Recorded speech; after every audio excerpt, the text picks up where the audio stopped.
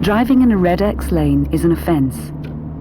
Red X's are there for a reason, to protect you and others from danger. The lane may be blocked by a broken down vehicle, or road workers, or the lane may be needed for the emergency services. So if you see a red X, change lanes safely. Highways England, connecting the country. Good afternoon, it's Guy Watts here with you on Love Sport Drive this afternoon. Posh Boys on Love Sport Drive, but no Johnny Burrow for the next couple of days. You're going to have to bear with just me and Martin Allen, a special guest who's sitting opposite me. What are you laughing at, Martin? What a relief Johnny's not here. Don't say that, he might be listening. Blimey. He will be listening. And he's on holiday, isn't he? Hear that? Yeah, he's on holiday. He's down in Devon. I've just been on holiday as well, so I can't begrudge him it too much. We've got a fantastic show. No Johnny, but we do still have a fantastic show. We're going to be talking, of course, all about the new pair of sporting knights, Sir Geoffrey Boycott, Sir Andrew Strauss. We're going to be hearing from Sir Geoffrey himself. He joined Love Sport earlier on today. We're also going to be talking to Matthew Hoggard a little bit about those guys. We're going to be talking more about the Ashes. We're going to be talking about England ahead of their game against Kosovo tonight. All that and much, much more, so stay with us.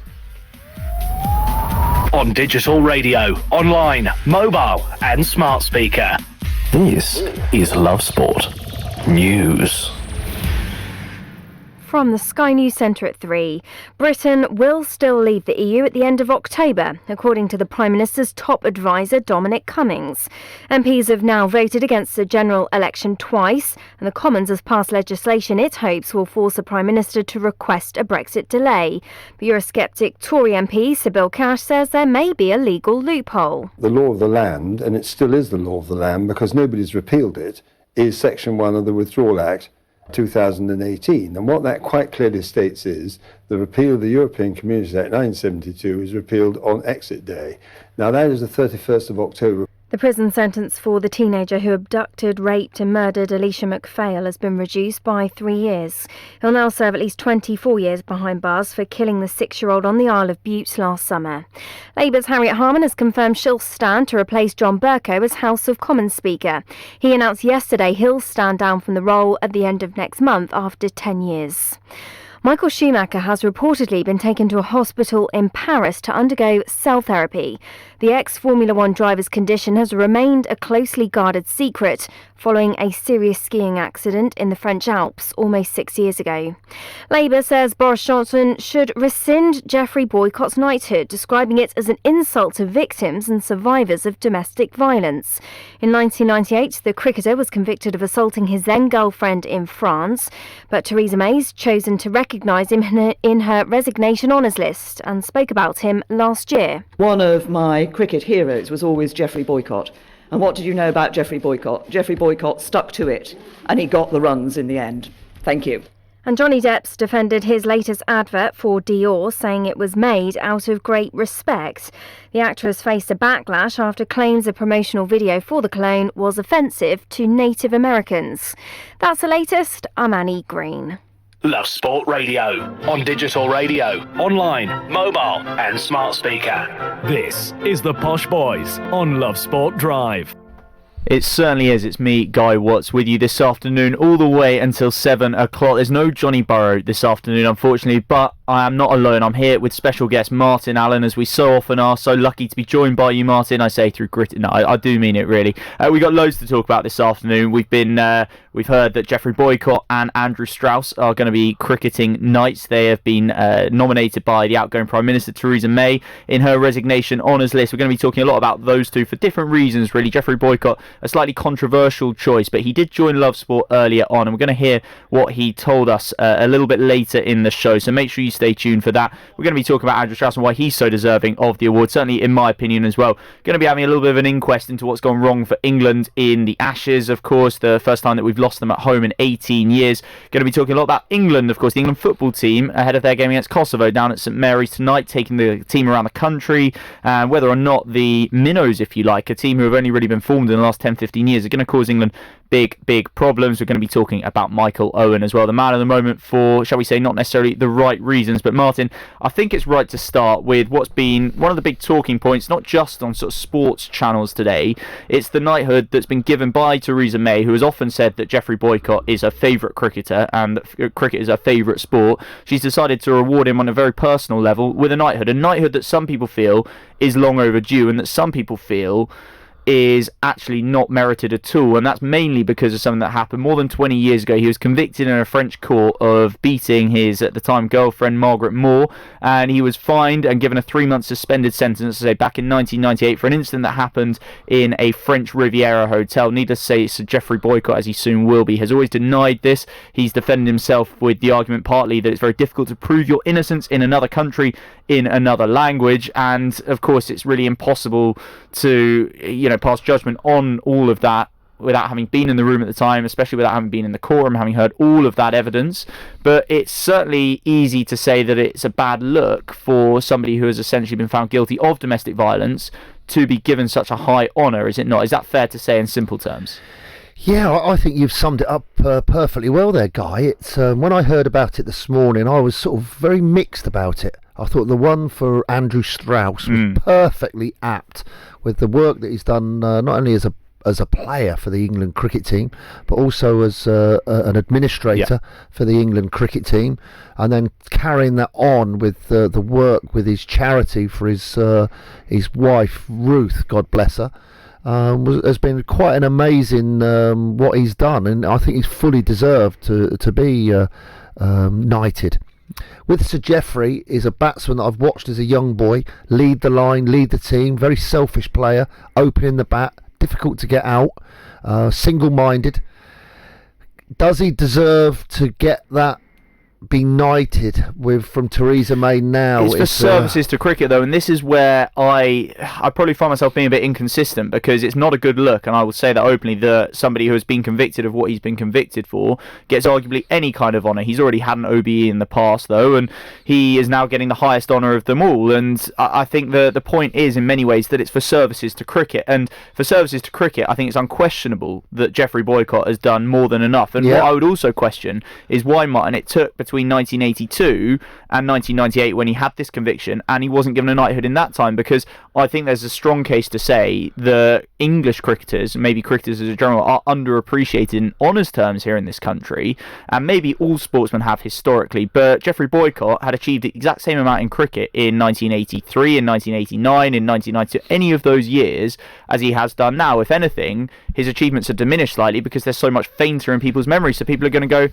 oh yeah, he was good, but how good was he? Was he really deserving of it? And you look at his record, more than 100 tests for England, an average of 47.5, opening the batting against some of the best bowling attacks we've seen on uncovered pitches all around the world, a career that lasted 18 years at international level, and you think, well, you know, even if I never saw him play, those numbers make clear that this was a special batsman. I mean, more than 150 first-class centuries, a first-class average of more than 55.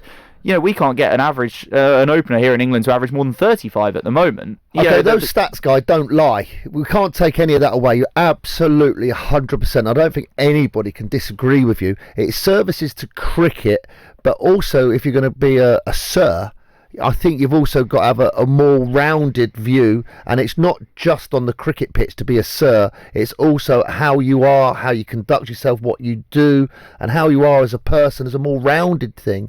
And the incident that apparently took place, he was found guilty. I know it wasn't in this country, which makes it more difficult, especially all those years ago when it was in court in France. Oh gosh, it's one of those, Guy, I cannot sit here and say there's no way because of what happened that he should have that.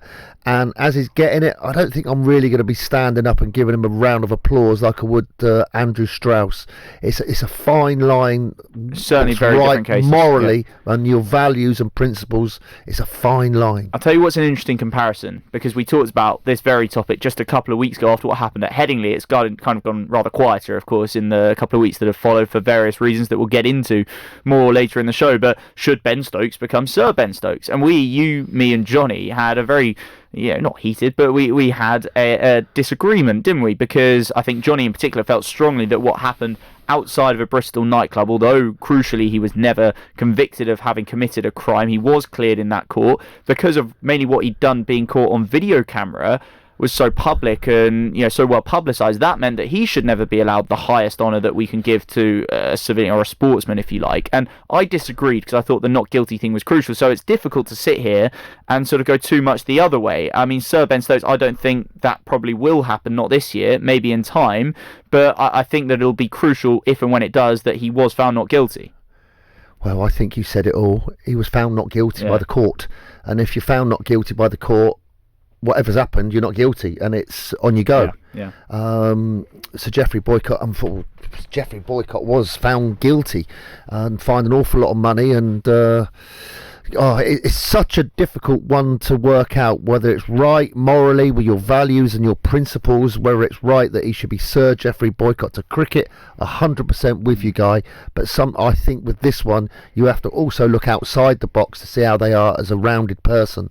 And for me, not 100% happy with it, to be honest. All right, no, I see where you're coming from. It's certainly one that has divided opinion all day, really, in the 24 hours since the news was broken, or less even. It's been one that's caught some strong opinions. I'd be interested, actually, if you want to get in touch with us and give us your sort of thoughts in summary, whether you think it's right or wrong, whether or not you think that there's a good comparison that we can use that helps us out a little bit. 02 08 70 20 558 is the number to call. Another controversial character of England's cricket past, Ian Botham, of course. That attracts a bit of controversy. He was knighted eventually in 2007, similarly long after his playing career to soon to be Sir Jeffrey Boycott, but he was awarded it for charity work. And what's interesting about the Andrew Strauss one is, I guess, a little bit like with Ian Botham, but maybe more in Andrew Strauss's case for services to cricket than services to charity, because the charity stuff has come a lot later.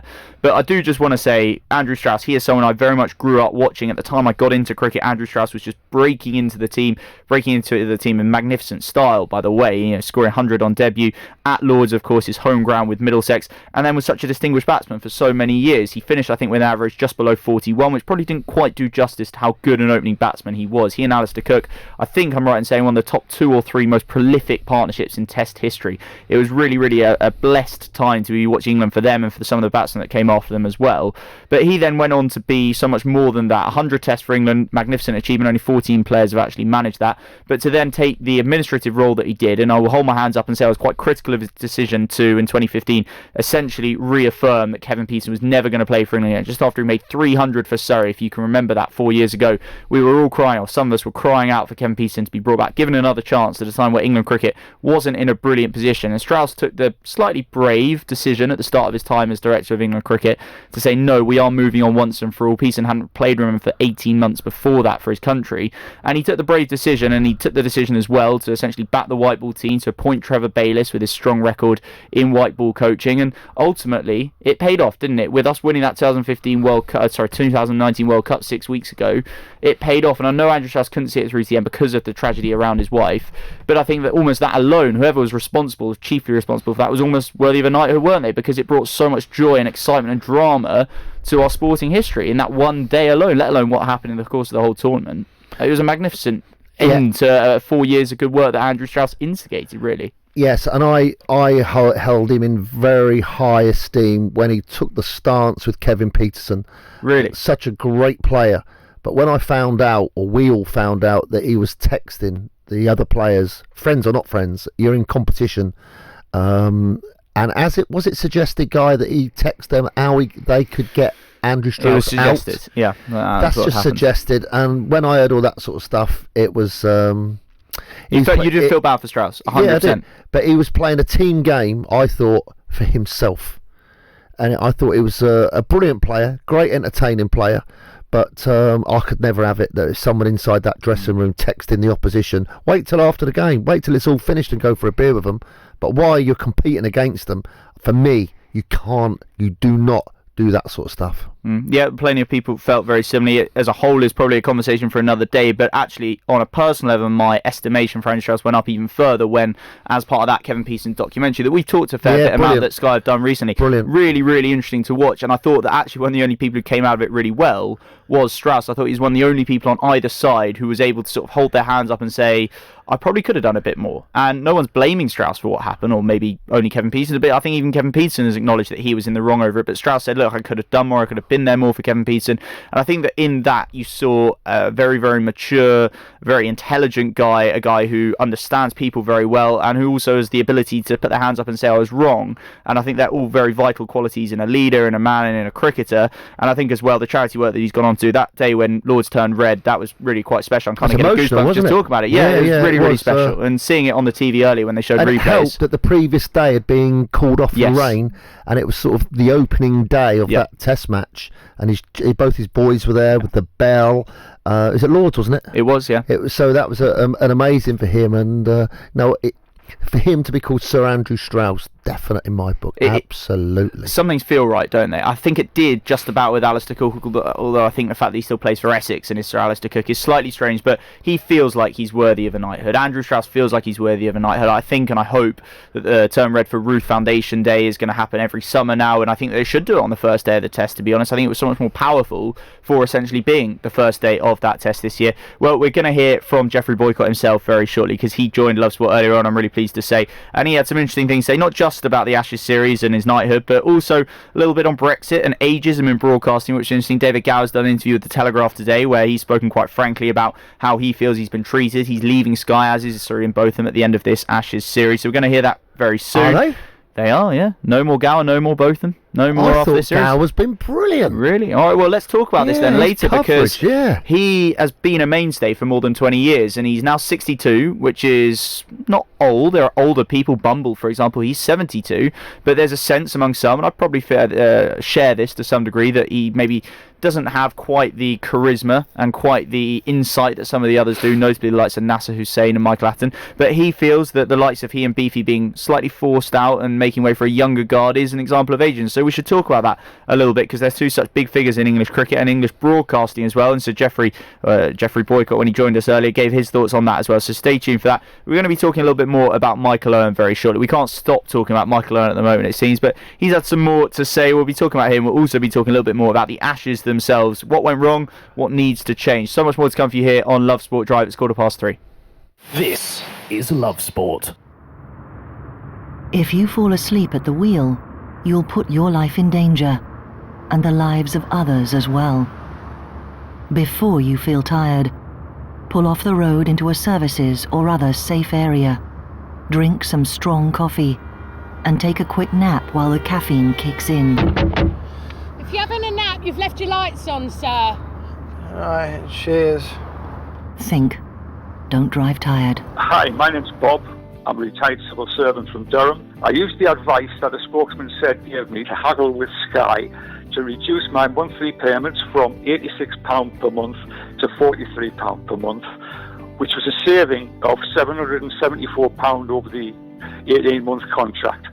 A nice little result, if I say so myself, but it was only due to a spokesman said on his brilliant advice that I was able to do a deal for the new contract. With a spokesmansaid.com, fighting for you, saving you money. If you see somebody showing any of the signs of a stroke, you don't have to think about it, you just dial 999. Use the FAST test. F. Face. Has their face fallen on one side? Can they smile? A. Arms. Can they raise both arms and keep them there? S. Speech. Is their speech slurred? T. Time. Time to call 999 if you see any one of these signs. Act fast, make the call, dial 999. Whoa! Look how much saturated fat is in these chocolate biscuits. It's surprising how much is in our food and drinks. For us kids, eating too much saturated fat can lead to harmful fat building up inside, which we can't see, increasing the risk of heart disease or stroke when we get older. So be food smart. Download the free Change for Life food scanner app and start making healthier choices today. If you mess with the USA, I guarantee there'll be hell to pay. This is Love Sport. It's Love Sport Drive with me, Guy Watts. Special guest Martin Allen with us this afternoon all the way until 7 o'clock. And I feel like, although he's not in the room with us, he's not actually been on the show at any point in the last couple of weeks, but Michael Owen might as well have been in some ways, because we talked so much about him. First there was the stuff about Newcastle and how he didn't think it was a big club and how he wished he hadn't had to pay for them for 120 grand a week for all those years, and Alan Shearer got a little bit annoyed. We'll talk about that again a little bit later, by the way, because Michael Owen has today come out with his England team of the last 20 or so years since he made his debut. Alan Shearer's in it, so he must have rated him as a player, even if he doesn't rate him as a person. But first, I want to talk. Team? His team, well, we'll do it a little bit later, Mark, so Okay. we're going to do ours, but it's essentially the team from Euro 2004 with one or two added and taken away. Alan Shearer, for example, being one of those. The highlight, if you like, for some people who are desperate to jump on anything Michael Owen does or says as a reason to mock him with, is that David Beckham seems to be being deployed as a right wing-back. But I, for one, think actually that's quite a good suggestion. But as I say, we'll talk about that a little bit more later on. I think if David Beckham were to come through now, he'd be a right wing-back or a right back. I don't think he'd make it as a winger now, but we'll talk about that later. But Michael Owen has been talking a little bit today about the struggle to come to terms, if you like, with normal life after retirement from football. He retired quite young, remember. He retired at the age of sort of 33 or so. And I think it's probably fair to say with Michael Owen, he'd been semi-retired, at least in his own mind. He's practically admitted as much as the last 6 or 7 years of his career. So the retirement moment didn't come till I think 2014 when he was at Stoke. But it felt like for him he'd been on the wind down, well, if we're really brutal about it, since he was probably 18, since that goal against Argentina almost, but certainly since about sort of 2000, 2001 when he was named European Footballer of the Year. But Martin, I wanted to get your thoughts on a few of these particular quotes. He talks about being on at a figurative cliff edge in 2014 at a time when his behaviour that he maybe got away with as a player, particularly in his own family and personal life, was no longer the right or acceptable way to behave, if it was when he was a player, which is a separate issue. And I was wondering if you could relate to that at all. He talks about how he became a nightmare for his family, his wife in particular, to deal with, how he started taking out all his frustrations, emotions, anger and resentment on his wife and kids. Oh yeah, I can very much relate to all that, having been a player and been through virtually the same as what he's talking about. Been through that myself. And then being in management, the amount of players that you end their careers, 31, 32, 33, 34-year-olds that don't get new contracts. They've got children, they've got no income, they've got no education, and they're staring at many, many years ahead without an income and trying to find a way to take their family on holiday or to put petrol in the car. And then on top of that, the game that you play on a Saturday, that buzz of coming out at that stadium, up through that tunnel and walking out into whether it be 3,000, 5,000 or those years at West Ham, 22, 24,000. Every other week you're coming up into that and you're a performer in the public eye. It's a massive, massive feeling. Winning games, you're on a massive high. You don't get to sleep till 3 in the morning. Losing games, you don't get to sleep till 4 in the morning. And all of a sudden, the buzz of a Saturday morning, Saturday afternoon has gone out of your life.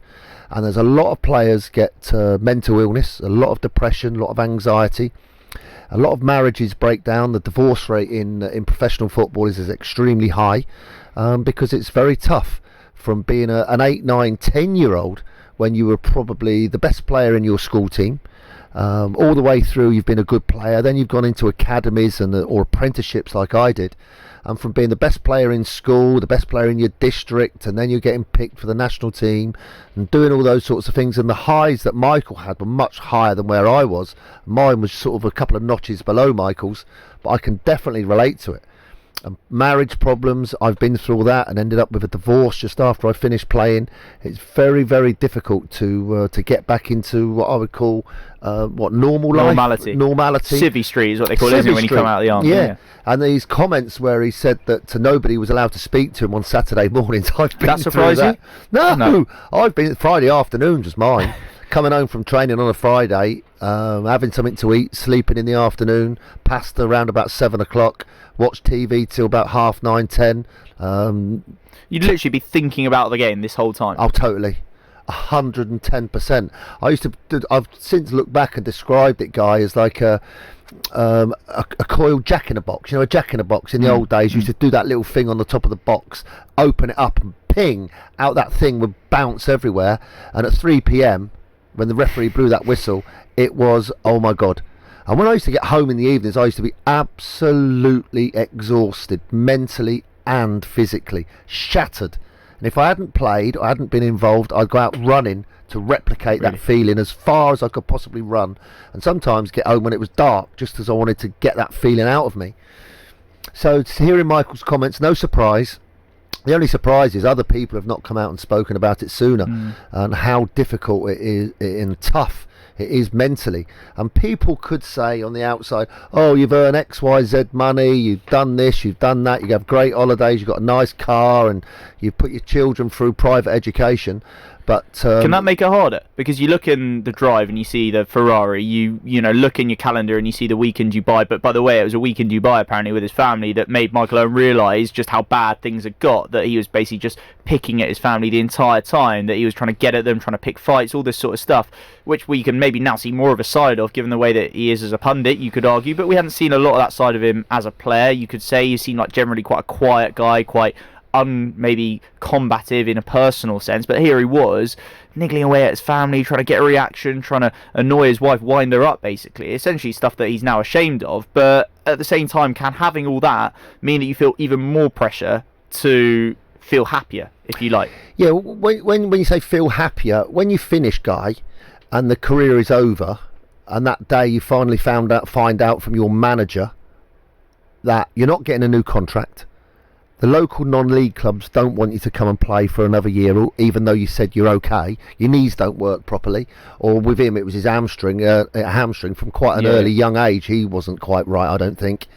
And that buzz and that excitement and that happiness, and it's also the same for your family, because your wife, or Michael's wife, would probably have gone to football to watch him play, and she'd have had the buzz of what would have been happening on a Saturday and seeing him score goals and to enjoy those nights of him scoring goals, playing well, and being at times a national hero. He was.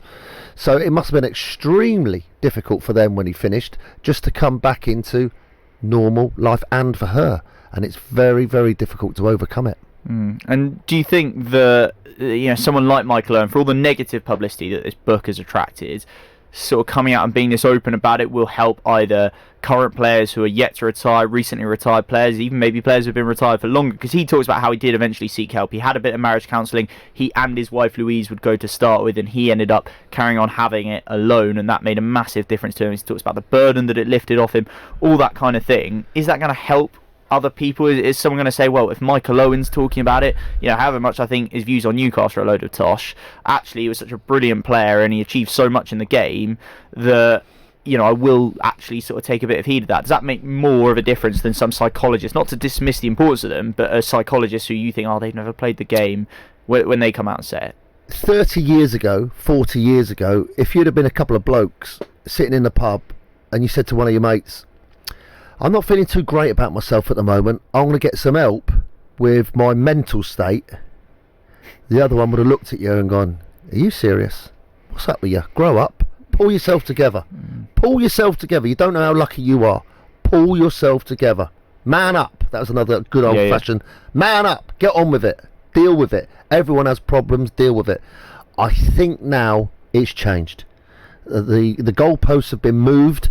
People do realise that mental illness, it doesn't matter how much money you've got, it doesn't matter how many kids you've got, how much money, how much your watches, your car, your massive great big house. If you're a performer and you're on that stage, and we see it with pop stars, don't we, who get into extremes of alcoholism and gambling and drugs and lifestyle, it's just crazy. It can, and the higher you get up, the bigger the fall and the more difficult it can be. As I said earlier, it's tough times. But nowadays, from the help of the League Managers Association for managers and coaches, and the PFA, although they get criticised, they're a brilliant help. They certainly helped me when I finished playing with my knee injury, and my dad had just died, and I'd just been through a divorce, and I lost my career.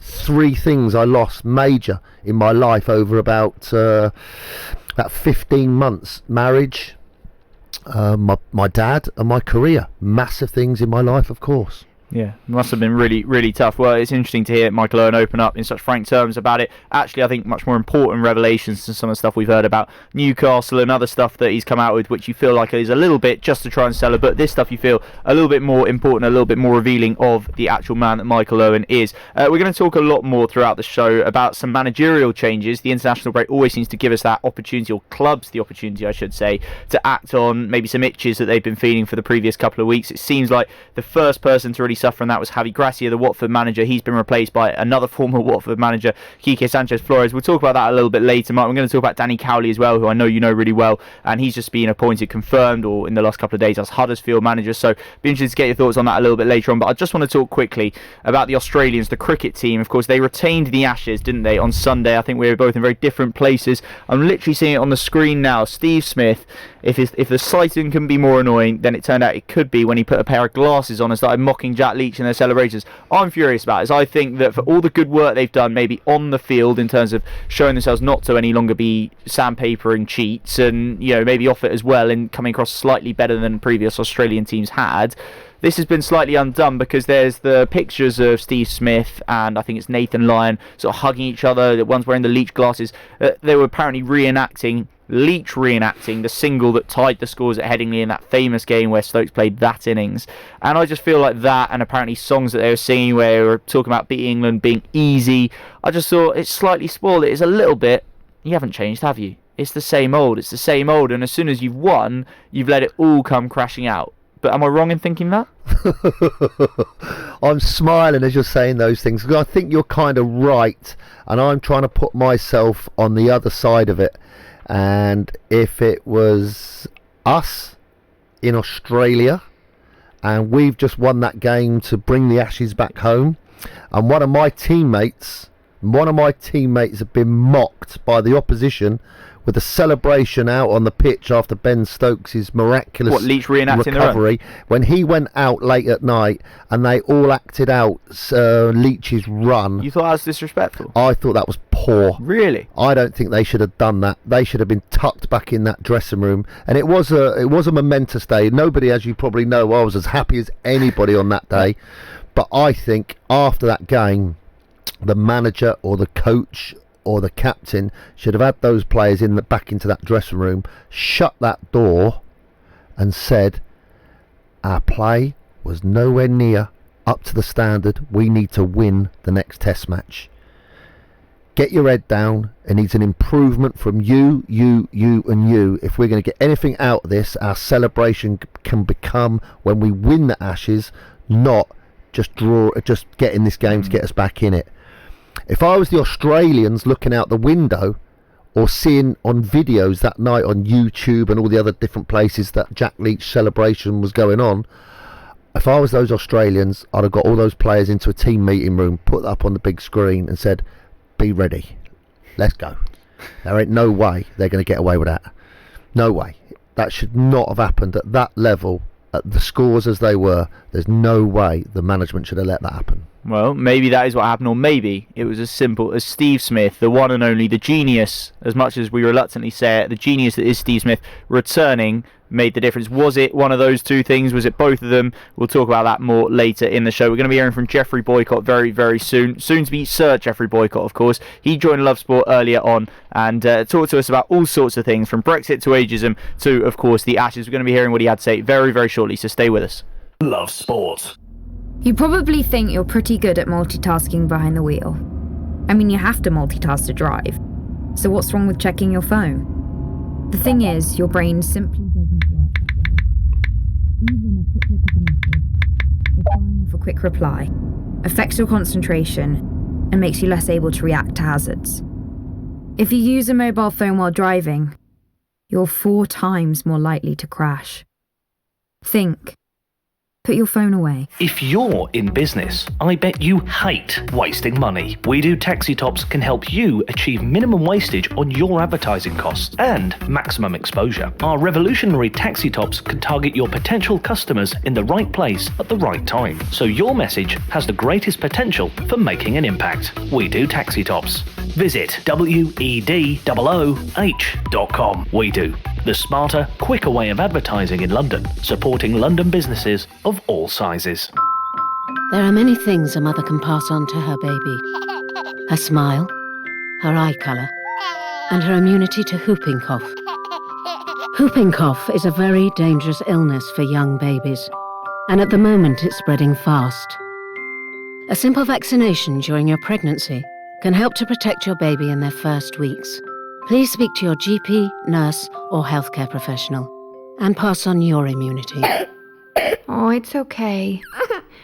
Let's face it, when your kids are ill, you'd do anything to help them feel better. But remember, antibiotics aren't always needed. You might not realise it, but taking antibiotics when you don't need them puts you and your family at risk of a longer and more severe illness. Help keep your family well. Always take your doctor's advice on antibiotics. Search NHS antibiotics. All better. This is Love Sport.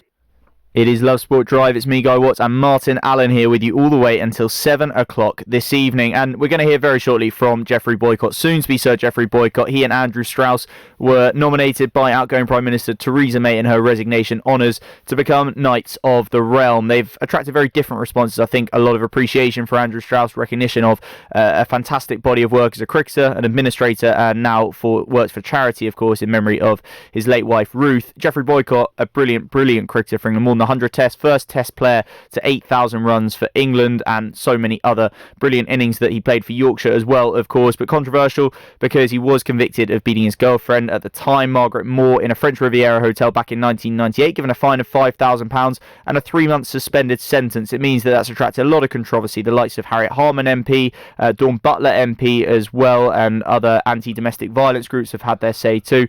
But we're going to hear from Geoffrey Boycott himself, who spoke to Love Sport earlier on, and we spoke to him about all sorts of things, really, as you can with a man like Geoffrey Boycott, and we spoke to him about Brexit and ageism as well, of course, with David Gower and Sir Ian Botham leaving Sky at the end of this current Ashes series amidst accusations on some parts of a bit of ageism there.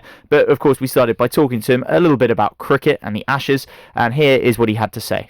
Look, I think the Ashes has always been iconic because it's traditional, it's history, and it's been going on, it seems, forever, and we can relate to all the great names of English and Australian cricket who played it, because that's all there was. There wasn't 20 over cricket, there wasn't 50 over cricket when they played. So when Australia come here or we go there, yeah, we're interested. Everybody's up for that and see how we go. On top of that, 4 years ago, when we played the World Cup in Australia, seems a long time ago, we were absolute rubbish. I think most people accept that. We struggled to win games. We won hardly any. We were out of the competition early. And the people who run the game, Andrew Strauss came in, they got a new coach who was good on one day. That's why he brought him. He said we had to focus on winning the Champions Trophy, which is going to be held in England, which was 2 years ago now, and the World Cup, which was going to be held in England, because he was right in that respect that if England had played so badly at home with all home crowds, there'd have been hell on. Not just the media, but the public. So they focused on that, they did good, and we came forward, and we were the favourites to win the World Cup. We played great cricket, a different brand of cricket, that's the key. We just changed the way of playing and got into the modern era. We were favourites, and it was a slight hiccup in the middle. That's life, that's sport, when we might not have made the semis, but we did, and we won it. And we won it when the game, the final, was unbelievable. You couldn't have written a story like that. I mean, you'd have needed a writer of some imagination to write the script for that one-day final with the super over and everything, and we were losing that, and then we won it with Stokes, and all that has created a wonderful factor for cricket throughout the country. Everybody's lifted up. And then, on top of all that, suddenly, we've had a fall because we haven't played very well in the Ashes, to be honest. We've had our odd moments. We've had two players who played iconically well. Stuart Broad's bowled brilliantly throughout the series, and Ben Stokes has played beautifully, absolutely outstandingly. And we've had odd players and odd bit here and there, but if we're really honest, we've been outplayed by Australia. They should have won the series 3-1. They beat us at Edgbaston. They beat us, should have beat us at Headingley, really, but Ben played something out of this world. And then they've just beat us at Old Trafford. So they really should have won 3. We should have won 1 at Lord's when we drew it. There was rain and everything, and so they wanted a lot of play. We ran out of time. And if you're honest about it, they're better than us. They played better as a team. We've had our individual moments. I mean, I can remember the fast bowler, the young lad Geoffrey Archer bowling quick at Lord's. Magic. But it's been bitty, hasn't it? And look, I've watched it all from Test Match Special. I love commentating on Test Match Special. I love the cricket. I love being there. But in some ways, it's a touch disappointing. And so now I'm going to go to the Oval for match on Thursday for Test Match Special, watch it, enjoy it. But in some way, a bit of sadness because the Ashes have gone. And actually, the Aussies were, when you looked at the names before the start of the series, you thought, hang on, there ain't much to choose between these two teams. And we had a real chance. But if we're brutally frank, the powers that be, from Chief Exec, Chairman, Andrew Strauss, the captain, the coach, we didn't plan for the Ashes like we planned for winning the World Cup. We planned for 4 years of World Cup, and we got our reward. We won it. We sort of let the Ashes happen. It was coming. It'll be all right on the day, and we've been found out, unfortunately. Absolutely, Jeffrey. It's Patrick Christie's here. Great to get you on. Great to have a chat with you. I'm normally handling more of the political stuff as opposed to the sporting stuff, but it's. I know you're a very forthright guy, very straightforward guy, which makes me wonder what you make of our current political situation, Jeffrey. It's, by anyone's standards, it looks like it's a little bit of a car crash, doesn't it? What's your take on where we are, not just with Brexit, but with the fact that we're calling for a general election, we can't get a general election. I just want your take on all of that, really. I'm not an expert. I just always felt that we lived in a country of democracy. We're the foremost democracy in the world. We believed in free thinking and free speech. And it was about the people. That's why we all got a vote. We're all equal, we're supposed to be. We get a vote. And we send people to Parliament to run the country, hopefully, for the betterment of everybody in the United Kingdom. And it seems as if many MPs are setting themselves up above the will of the people. The will of the people is 52%, 48% to leave. And therefore, there's a majority of the politicians, whatever reasons, they can make any excuses, any reasons they want. They can, I'm sure, in their heads they've worked it all out and convinced themselves of the rights and wrongs of what they're doing. They've decided that the will of the people is wrong. The people were idiots, what they voted for, that we're all stupid, and we shouldn't have voted for Brexit, and they're going to sort it all out and make sure that we don't leave. So that seems not right to me. I don't know. Look, I'm trying to simplify it because at the moment nobody can govern, can they? It's just I totally agree. Right. So one other area, which is, and I read David Gower's interview in the Telegraph today. Fascinating interview, to be honest. He's been in today, has he? Yeah. It's worth reading, mainly because what he alludes to, and of course you being 78 and me being no youngster myself, he refers to ageism in broadcasting, with both him and Ian Botham, both having their being given their bus pass by Sky, but they're on the way out and they want to reshape it. Do you come across that in broadcasting at all? Oh, I think it's there. Not just now. I remember when there were some BBC newsreaders, ladies, who got demoted from the news in the evening, the absolute peak times, to the morning slots and the lunch. I can remember about that. And it's difficult to prove, isn't it? It's happening, but how do you prove it? Unless somebody writes a letter, unless somebody speaks out in front of a witness or two, it's very difficult to prove. You can think it, you can believe it, but proving it. And that's how the law in England, you have to prove things, don't you? I think there's ageism in all walks of society now. My grandma. I think it's around. It's there. Oh, massively. My grandma's older than yourself, Jeffrey. And the fact is now, even if it's basic things like she wants to just go and check what her heating bill is and stuff like, she's being told she's got to log in online and do all this stuff, and it's just so inaccessible for people of a certain age. And to be honest with you, it makes me quite angry. But look, in terms of you getting your knighthood, long overdue, as Calvin rightly said.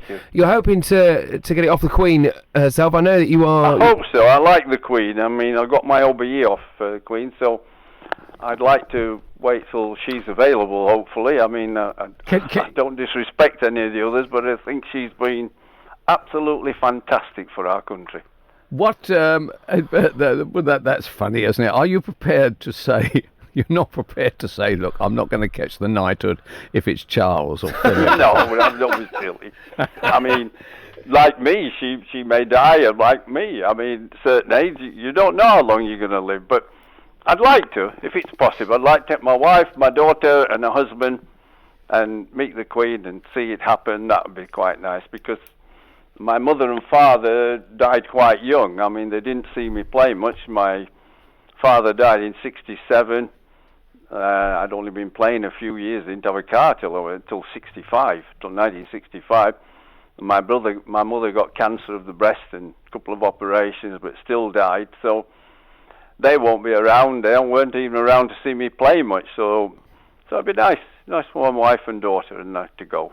Well, fantastic, and look, it's thoroughly deserved as well. British institution that you are, it's going to be great to see you getting the honour that you deserve. I'm sure everyone here at Love Sport feels the same way as well. Thank you. And just what you said there about the royal family, of course, does it hurt you a little bit when you see the way that people just seem to be so critical of them these days? We've had a lot of fallout with this Meghan and Harry stuff, haven't we? I mean, is it something that you wish we'd all kind of keep our mouths shut and show a bit more respect, maybe? I think it'd be nice for people to remember that none of us are perfect. None of us. Look at yourself in the mirror, wherever you are. And if you're expecting the royal family, or me, or anybody who gets a knighthood to be perfect, you're crackers. We're not. We're all flawed. What we hope to be is flawed diamonds, if we can do something that is good for society or what. But we're not perfect. Nobody is. And instead of just criticising everybody and expecting them to be absolutely perfect is an impossibility. Food for thought there from soon-to-be Sir Geoffrey Boycott, who spoke to Love Sport Radio earlier on. Fascinating to hear what he had to say. For me, mostly about the cricket, of course, although I think he speaks very frankly and with some good logic about certain other matters as well. I was really interested to hear what he had to say on the ages. I'm looking here at the front of the Daily Telegraph sports section today. Axed Gower takes parting shot at Sky, a slightly sensationalised headline, but they had an exclusive interview with the man who's fronted the Sky Test coverage, England Test coverage, for the best part of the last 20 years, who will, to a lot of people's disappointment, be leaving the role at the end of this series. It's primarily going to be taken by Isha Guha, I believe, a former England bowler. She's just 34 years of age, so 30 years younger nearly than David Gower. Sir Ian Botham's going to be leaving as well. And he talks about how he's felt ever since he had a tap on the shoulder from someone at Sky a couple of years ago, that he feels like he's been reapplying for his job because he was taken off the one-day coverage, and he feels like he's maybe upped his game a little bit, which isn't necessarily the worst thing in the world, to be kept on your toes. And he said something actually, and I've not been a massive fan of David Gower over the time that I've been watching cricket. I think in comparison to the likes of Atherton and Hussain in particular, he doesn't have that same level of insight. He doesn't have maybe the ability to go between the serious and the humorous as well as they do. But he said something after Ben Stokes' incredible innings at Headingley a couple of weeks ago on Sky that I thought was really quite powerful. So we'll just hear what he had to say just quickly. That was the most extraordinary performance, just to use that word again, I've seen from anyone ever, both as a player and as a broadcaster over the last 40 years. To dominate proceedings like that, to control proceedings, to take all the risks that could easily have failed, to come out on top, to be there for that moment, that takes unbelievable skill, unbelievable courage. Yeah, I just really like hearing that. I think he summed it up as well as anyone did, and for someone who I've not been a massive fan of, it made me think maybe we're going to miss him a little bit more than we think we might when he is gone. But he's not a Sir. Sir Ian Botham is. He's also leaving Sky. But what we want to know today is who would unite, which sports person would unite if you had the power to, in light of the news about Geoffrey Boycott and Andrew Strauss becoming Knights of the Realm in Theresa May's resignation honours. Who would unite? I've got a list of a few British sporting knights in front of me. So Trevor Brooking, Andy Murray, Ian Botham, Dame Kelly Holmes, Dame Jessica Ennis-Hill, Dame Tanni Gray-Thompson, although I think she's got another political title now, Alex Ferguson, Alistair Cook, Viv Richards, Mo Farah, Ben Stokes, maybe one day, David Beckham, maybe one day, Lewis Hamilton, he deserves one in my opinion. Someone else who I'd put on that list, Johnny Wilkinson, and Martin Johnson for that matter as well. They'd be some of my nominations. Who would you have? 0208 70 20 558. Who is a knight waiting to be tapped on the shoulder by the Queen's Sword? We'd love to hear what you have to say. Get in touch with us on WhatsApp between now and 7 o'clock. Me and Martin Allen here with you. Until then, stay with us. It's all in the name. Love Sport Radio. If you fall asleep at the wheel, you'll put your life in danger, and the lives of others as well. Before you feel tired, pull off the road into a services or other safe area. Drink some strong coffee, and take a quick nap while the caffeine kicks in. If you're having a nap, you've left your lights on, sir. Right, cheers. Think. Don't drive tired. Exercise. It doesn't have to mean lycra or a fancy gym membership. All you need is 10 minutes and you. Because a regular 10-minute brisk walk is a great way to get more active. Whether that's walking to the shops or getting off the bus to stop early. Picking up the pace and getting your heart pumping can make a real difference to your health.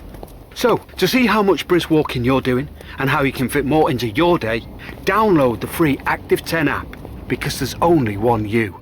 Hello, I'm Tim from Bolsover. I'm a retired teacher. I was looking for a better electricity deal from my parents when I got an email from a spokesman said it was a fixed deal for 2 years, which was better for my parents, less for them to worry about. And when I had to look at the sums, I had to recheck because I couldn't quite believe it. They were going to save over £900 each year they were on that deal. Needless to say, we signed up pretty quickly. With a spokesmansaid.com. Fighting for you, saving you money. I love my brother.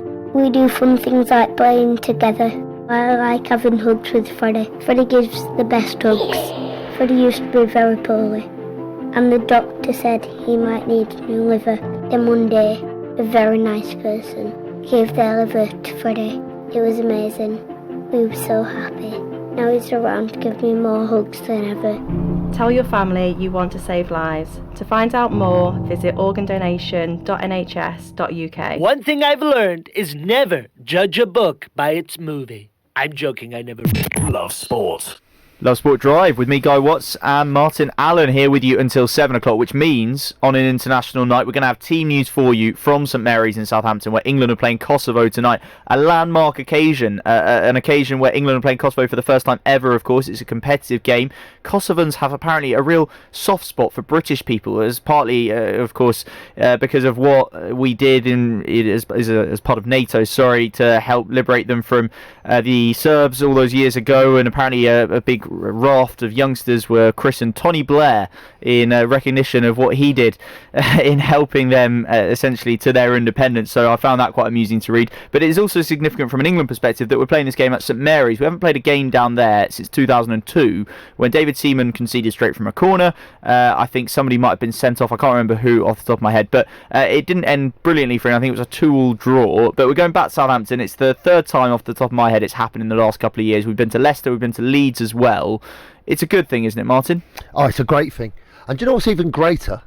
The fact that we've got young, speedy, skillful, sexy soccer players playing the sort of football that we've marvelled at from all over the rest of the world for 20 or 30 years, saying how come we're stuck playing 4-4-2 with a big centre forward and one dog in midfield and one good player in midfield, two wingers that get up and down the pitch and some fullbacks that are good tacklers, and all of a sudden we're playing formations like the South Americans and the Italians and the Spanish, and we've got the players now, we've got the players that are just so young, so exciting for the future. And you can see, Guy, a little while ago I said we are gonna win the World Cup. What, the England football team? Yes, Guy, you still don't believe it.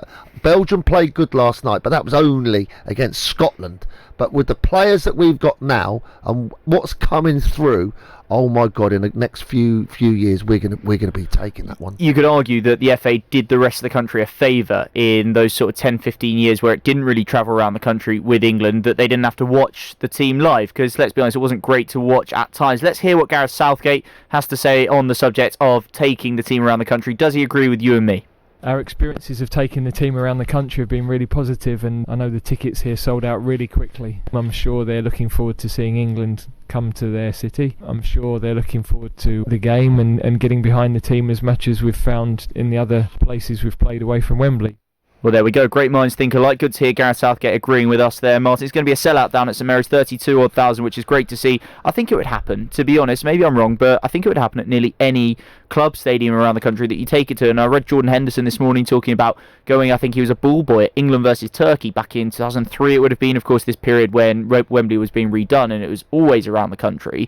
And that sort of thing, I think, helps. I mean, Jordan Henderson would probably have been a footballer, an England footballer anyway, but it helps to build that engagement, doesn't it, that we've seen so much improvement on since the World Cup in particular, but under Gareth Southgate as a whole. And I think this can only help. It feels like the nation's team rather than London's team, doesn't it? It does, but it's very, very exciting to see the players that we've got. Yeah.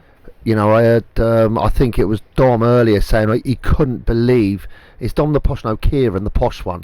He said, I can't believe that Sancho's not playing on the wing. He said, you know, he should be playing instead of Rashford.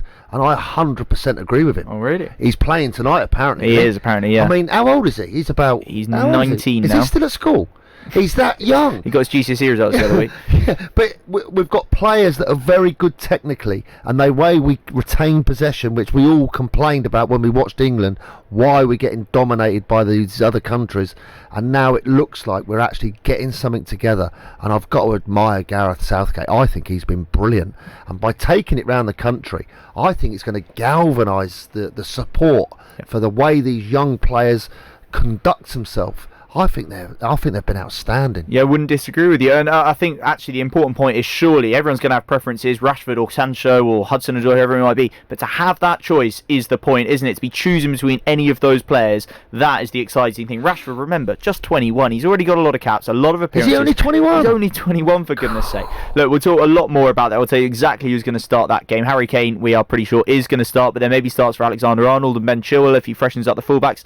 I want to just move on because while the international break happens, Martin, it's a worrying time, not for Gareth Southgate at the moment, maybe for Steve Clarke, admittedly, but it's a worrying time for club managers, and Javi Gracia found that out at the weekend to his cost, didn't he? The man who guided Watford to a first FA Cup final in 35 years, a record finish of 11th place in the Premier League era, he's gone. He had a 4.5-year contract less than a year ago, and now he's gone. Were you surprised? Is this ruthless modern football at its finest, or is this actually a smart, sensible decision based on bad form at the end of last season, bad form at the start of this one? Well, I think the owners of Watford have taken the pathway of short-term managerial appointments, get them in, give them an impact, and get them out, get the next one in, and it's worked for them. No one, I don't think anybody can deny the fact that they're a good mid-Premier League team now. I would say Troy Deeney has been their catalyst striker, leader. The midfield player they've got is a very good player there, Doucouré. Yeah. And for the recruitment, which I think is mainly done by the owner. The owner plays a big role in it, yeah. Of Football Manager, the game. Yeah. He finds players for Watford because he's a supporter. And a lot of his players, like Richarlison, came over from Brazil through him to join Watford. I think their recruitment has been absolutely brilliant. So is there a case to say, just quickly, is there a case to say that if you've got the players there, if you keep bringing in the new talent, as they're good at identifying, that you do need to regularly refresh that manager to keep the players on their toes, keep the new impetus coming, and this is a fairly sensible decision. There isn't much loyalty, and why should they make an exception? Well, going back to that, they won through to get to the FA Cup final, and then from that game onwards they didn't win any games, I don't think. Quite often you will see before an FA Cup final, before big games, players ease off the gas. They were mid-table, they were comfortable, they weren't going to go down, and you can see the mindset goes differently from wanting to win games to just looking forward to the Wembley game. So you can see how they've lost those games. The final at Wembley, they were totally outclassed by Man City. I don't think anybody could argue with that. But it didn't look very good on the manager because of the nature of the defeat. Starting back this season, Troy Deeney's missed, I think, 1 or 2 games through injury. I think he's had an operation, which if he's had an op and not had it in the summer, you could probably guess that he wasn't feeling great for the first 2 games. And it just hasn't gone right. It's not clicked, has it? It's just gone a little bit stale, maybe. But also, the other side of it is that they've brought back Quique Sanchez-Flores. And if only I was sitting with someone who knew what it was like to go back to a club, maybe even more than once. Oh, is that Martin Allen? I'll be talking to you about that a little bit later on, Martin, because you've been manager of Barnet, of course, no fewer than 5 times. So we'll talk about that. We're going to talk loads more about England, talk loads more about cricket as well. So stay with us here on Love Sport Drive. This is Love Sport. My mum and dad say that I don't need lots of sugar. I'm sweet enough already. So we used the Change for Life food scanner app to find out how much sugar is in our food and drink. It's surprising how much we found. So I put my detective hat on to find the healthier choices. Woohoo! Found one, Mum! You can be food smart too. Download the free Change for Life food scanner app today. If you fall asleep at the wheel, you'll put your life in danger, and the lives of others as well. Before you feel tired, pull off the road into a services or other safe area. Drink some strong coffee, and take a quick nap while the caffeine kicks in. If you're having a nap, you've left your lights on, sir. Right, cheers. Think. Don't drive tired. How are you? How are you really? Modern life can be busy, and sometimes it's easier to look after others before looking after yourself.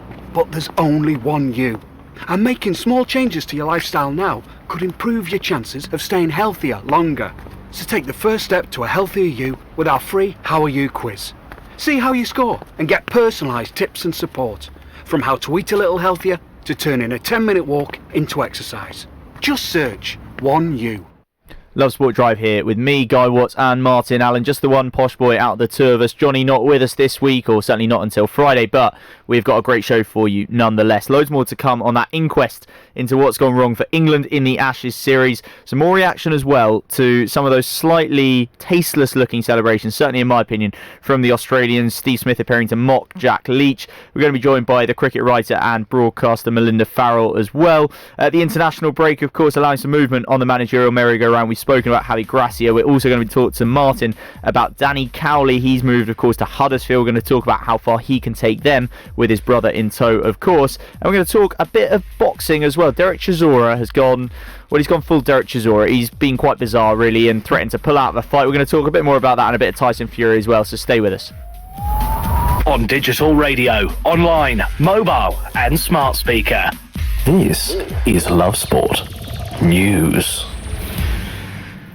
From the Sky News Centre at 4. Labour says Boris Johnson should rescind Geoffrey Boycott's knighthood. The cricketer, who's been recognised in Theresa May's resignation honours list, was convicted of assaulting his then-girlfriend in France in 1998. The former PM is a cricket fan and Boycott is one of her favourite players.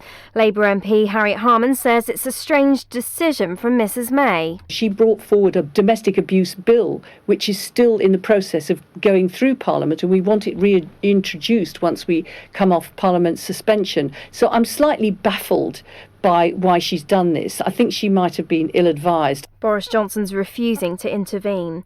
A terrorist who vowed to kill all Muslims before trying to murder a man with a 12-inch kitchen knife in West London has been jailed for more than 18 years. Kingston Crown Court heard 50-year-old Vincent Fuller from Stanwell carried out the attack a day after the Christchurch mosque shootings.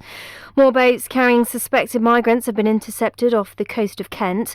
Among those waiting to be rescued are up to 20 people on an inflatable in the English Channel.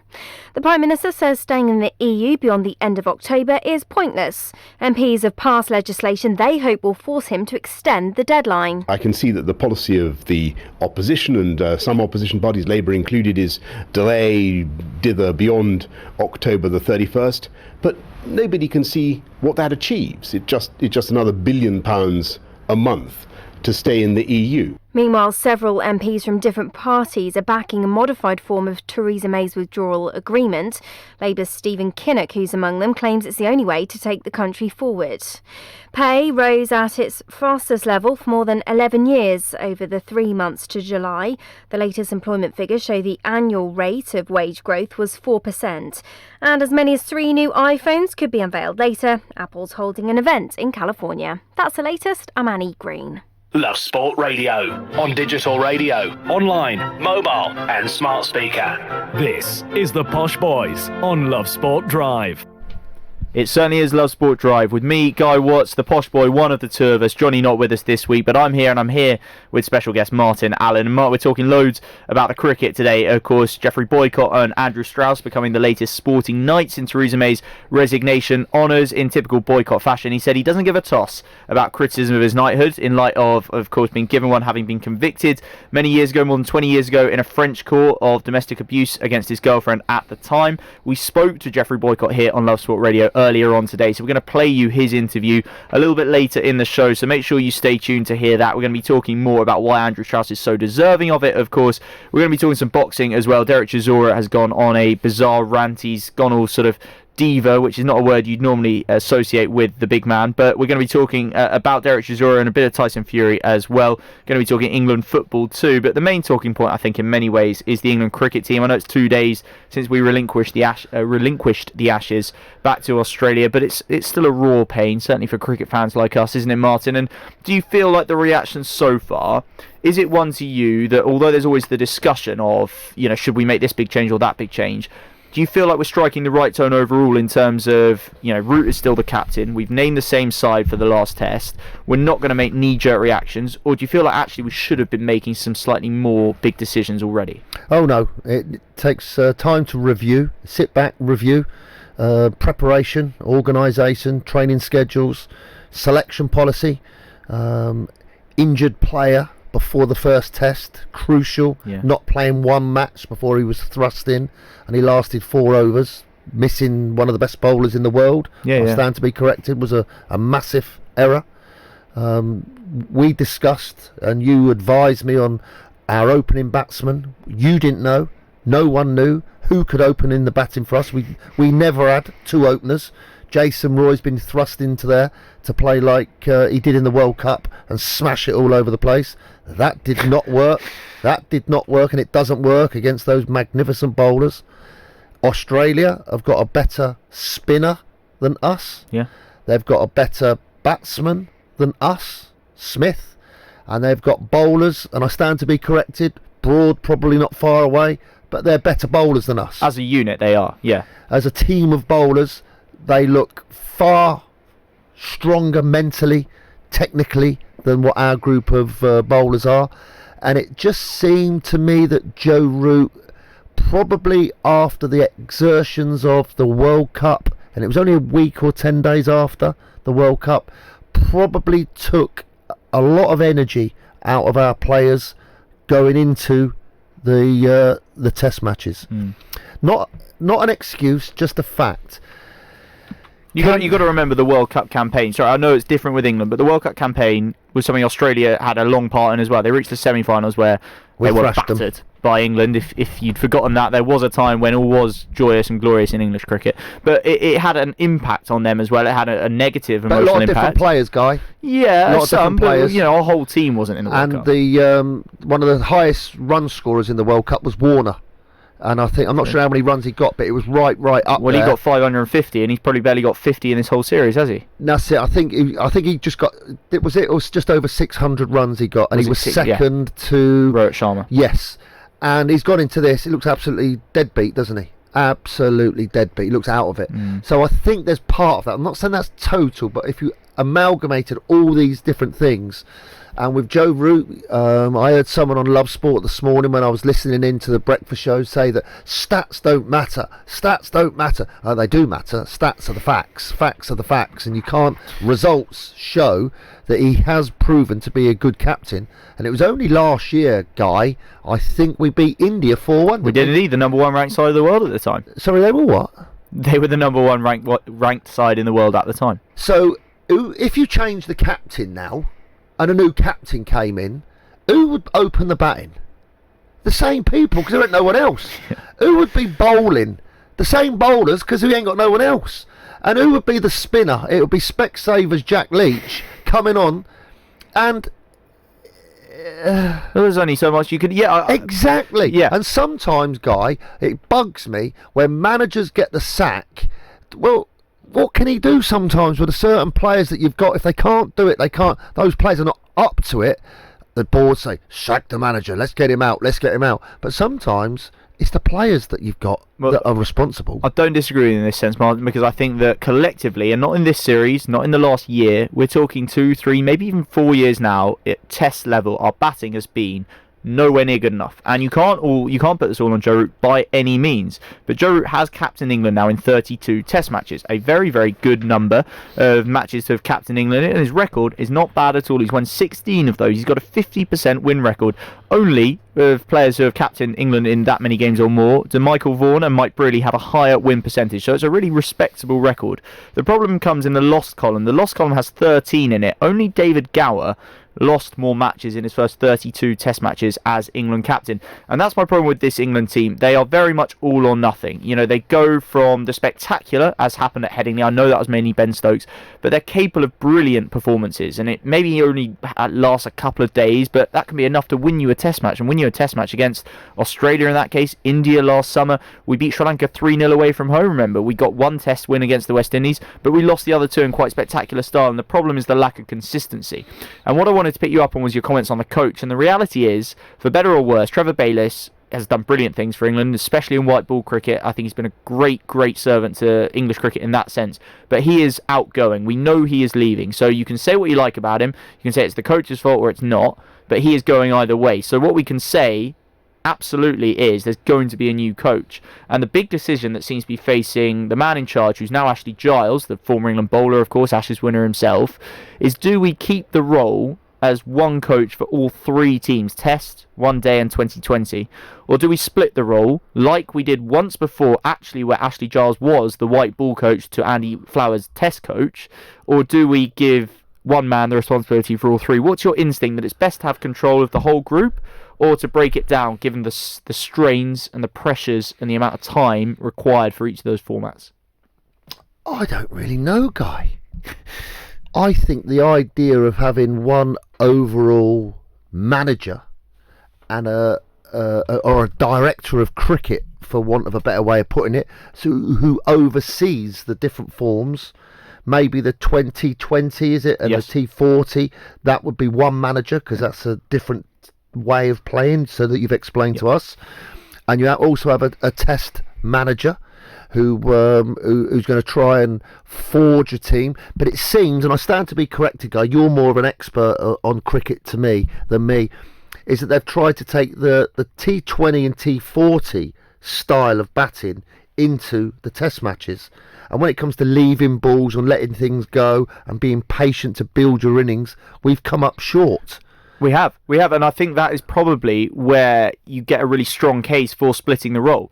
You get that strong case because you can say, or as an outsider, it's easy to imagine that it's difficult that you have Trevor Bayliss 1 week standing up in front of them going, right boys, express yourselves, play your shots, good pitch here, let's rack up 400, and the next week he says, right, dig in, grind it out, let's bat 2 days, and you think, oh, hang on a minute, he loved me when I weighed 200 off 100 balls last week, so maybe this week I can get away with throwing the bat a bit again. You can't at test level. Okay. And as a coach, and you've got a player that can play T40, whatever you call it, one day cricket, one day internationals, or go and play in the IPL and earn XYZ thousands of pounds to change life-changing money, or stay back in this country and get in the nets and practice in March, technical scores in March in this country, when you've got mates who are now in 4s and 6s off of decent length balls and just smashing it all over the place for a quick result. What would you do? I know what I'll be doing. I'll be getting out there thinking, I ain't standing there practicing here with Geoffrey Boycott and learning how to play that sort of cricket. I don't want to do that. I want life-changing money, and it is life-changing money to go and play in these competitions. And there's another one now coming up in West Indies, isn't there? Well, they've got the Caribbean Premier League, they've got the Big Bash in Australia, we've got the 100 coming up here in the UK. By the way, announcement today, Stephen Fleming, the former New Zealand captain, he's going to coach the Nottingham side in the 100, so we knew that was going to happen. Where's all our English blinking coaches? Martin, they're nowhere to be seen, absolutely nowhere to be seen. All 8 of the men's franchises. Stephen Fleming, what's he done? He is a brilliant coach, in fairness, but he's not homegrown, is he? He's done great things in the IPL. Fantastic coach, but no. like all the other male coaches, coach for the men's franchise that they've announced, not English. It's a bit frustrating, although that's probably a debate for another day, but the problem is that it's never been something that English coaches have had much of a chance in, so you do want it to be high profile, and you want the competition to be high quality. Therefore, you also want the best coaches, so you can sort of see it from the ECB's point of view, but we can talk about that a bit more later. I wanted as well to go on to a debate partly that we'll have a little bit later too, but it's about cricket, I think, being behind the times compared to other sports. I remember watching during the Ashes a good documentary that was on TV. It was about the England Ashes tours in the 1980s, and in about sometime in the late 80s they appointed for the first time a general manager of England cricket. They didn't even have a sort of overseer of the England cricket team. They had a coach, and they had the team and the captain, and they were sort of packed off, and they said, right, sort yourselves out. Mickey Stewart, the father of Alex Stewart, was brought in to do that, and he did that for several years, and of course we've had a lot of different people have that role since then. But I feel like in any other sport, if you had two versions of it as different as Test cricket and 2020, there would not even be a debate. You know, if there was a game of football that was played over 90 minutes and a game of football that was played over 10 minutes, and you had a different maybe number of players, a different type of ball, and a different kind of crowd entirely, you'd say, well, of course we'll have different coaches. It's two different games. And in Test cricket or in international cricket, it doesn't seem to be so much a part of the debate. And in football, increasingly, we're seeing more open-mindedness towards taking on ideas from other sports. You know, Liverpool have had a throwing coach. Brentford, I see today, have appointed a set pieces coach, and there was a bit of scepticism at first, but I think you're now seeing actually that there are marginal gains, if you like, things to be gleaned from other sports, and cricket, I feel, is showing itself to be a little bit stubborn and backward. Is that fair, do you think? Well, I don't know. Surely the cricket have got bowling coaches, spin coaches, fielders coaches, batsmen, slogger batsman coaches. You do have those things. They must have all that. You do have those things, but isn't there a difference between how you teach batting, for example, in a one-day team to how you teach it in a test team? I mean, there just is. There's such different skills. Yeah. And is it time that you had a one-day batting coach and a test batting coach? I mean, let's be honest, the resources that the ECB have available should give them enough to pay enough of those coaches decently to give different skills. You can't expect, for example, Graham Thorpe, the current batting coach, to be a brilliant T20 batting coach. He barely played the format, but he would be, well, he has been the test batting coach and hasn't gone brilliantly, in fairness, but you would expect him to be able to give good test batting advice. I just think it seems a bit backward, and basically if Mike Atherton argues for something, as he has done for this in the paper today, then I'm normally with him, and he says it's time for the role to be split, and I know it's something that Ashley Giles will be reluctant to do because he was part of the previous experiment, but I think it's also time to accept that. Why would he regret that? Why would he? Because if he's seen it go wrong and work badly, that's his experience, isn't it? That's the first thing he's going to think of. Yeah. He's got to be looking at ways of changing it, though. Yeah, it's his job, isn't it, to say we can do it better. The person at the top has got to look at himself. He's got to. There's got to be some fundamental changes. You know, we discussed at length about Anderson playing in that first game after 4 weeks of not playing a game and not having a match to prepare for that first test match. That was scandalous at that top level. Who's answering to that? That's all gone quiet and been brushed under the carpet. And it was decisive. Make no mistake, that was decisive. I'm not saying we'd have won the Ashes. I'm not saying that they'd even still necessarily be alive, but I do think that there's a much better chance that they would have been. If we'd been able to have an attack of Anderson, Broad and Archer and one other, then I think that'd be a different series. I don't think we'd have spent so long talking about the superiority of the Australian attack, which we have because they've been brilliant, but if you throw James Anderson into that mix, then it is a different equation entirely. I agree with you, Guy, but on review, if you're looking back and you're sitting in a meeting, you've got to say, how did he get picked without playing in the game, and why was no game put on for him to play at match pace? You'd have to.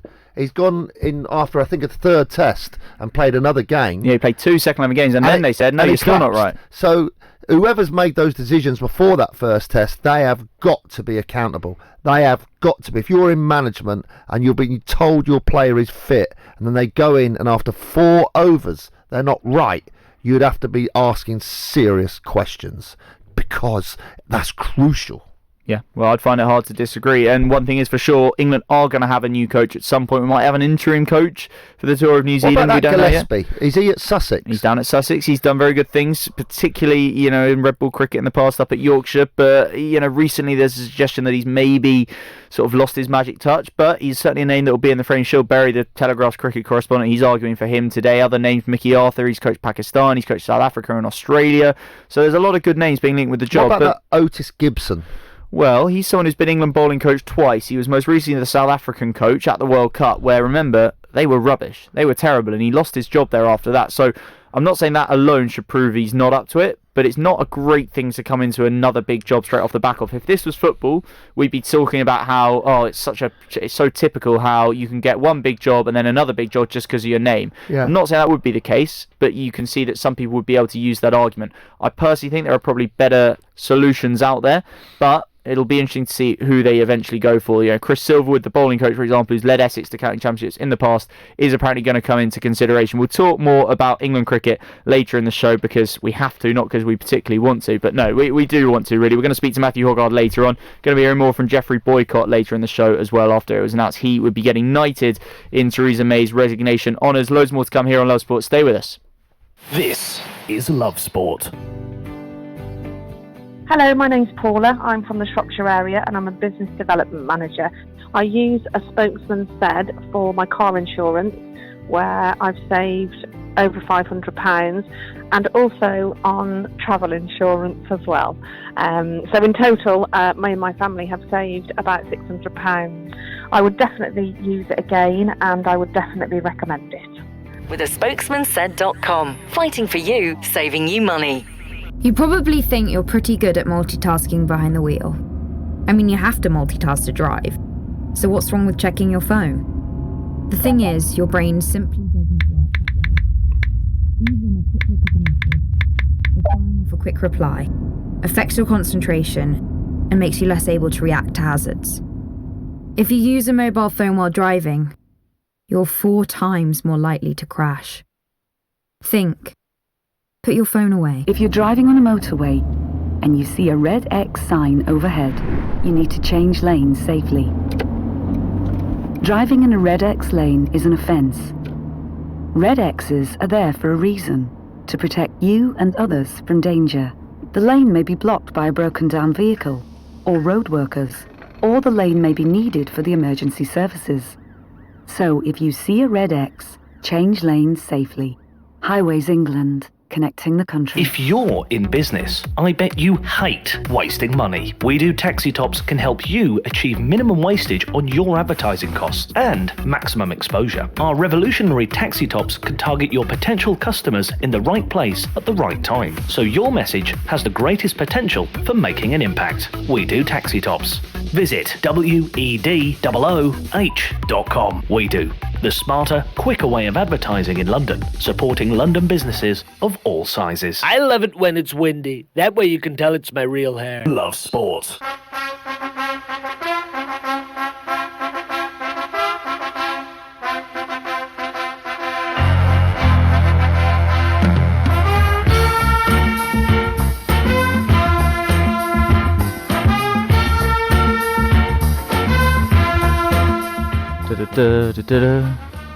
Come on, Martin. Come on.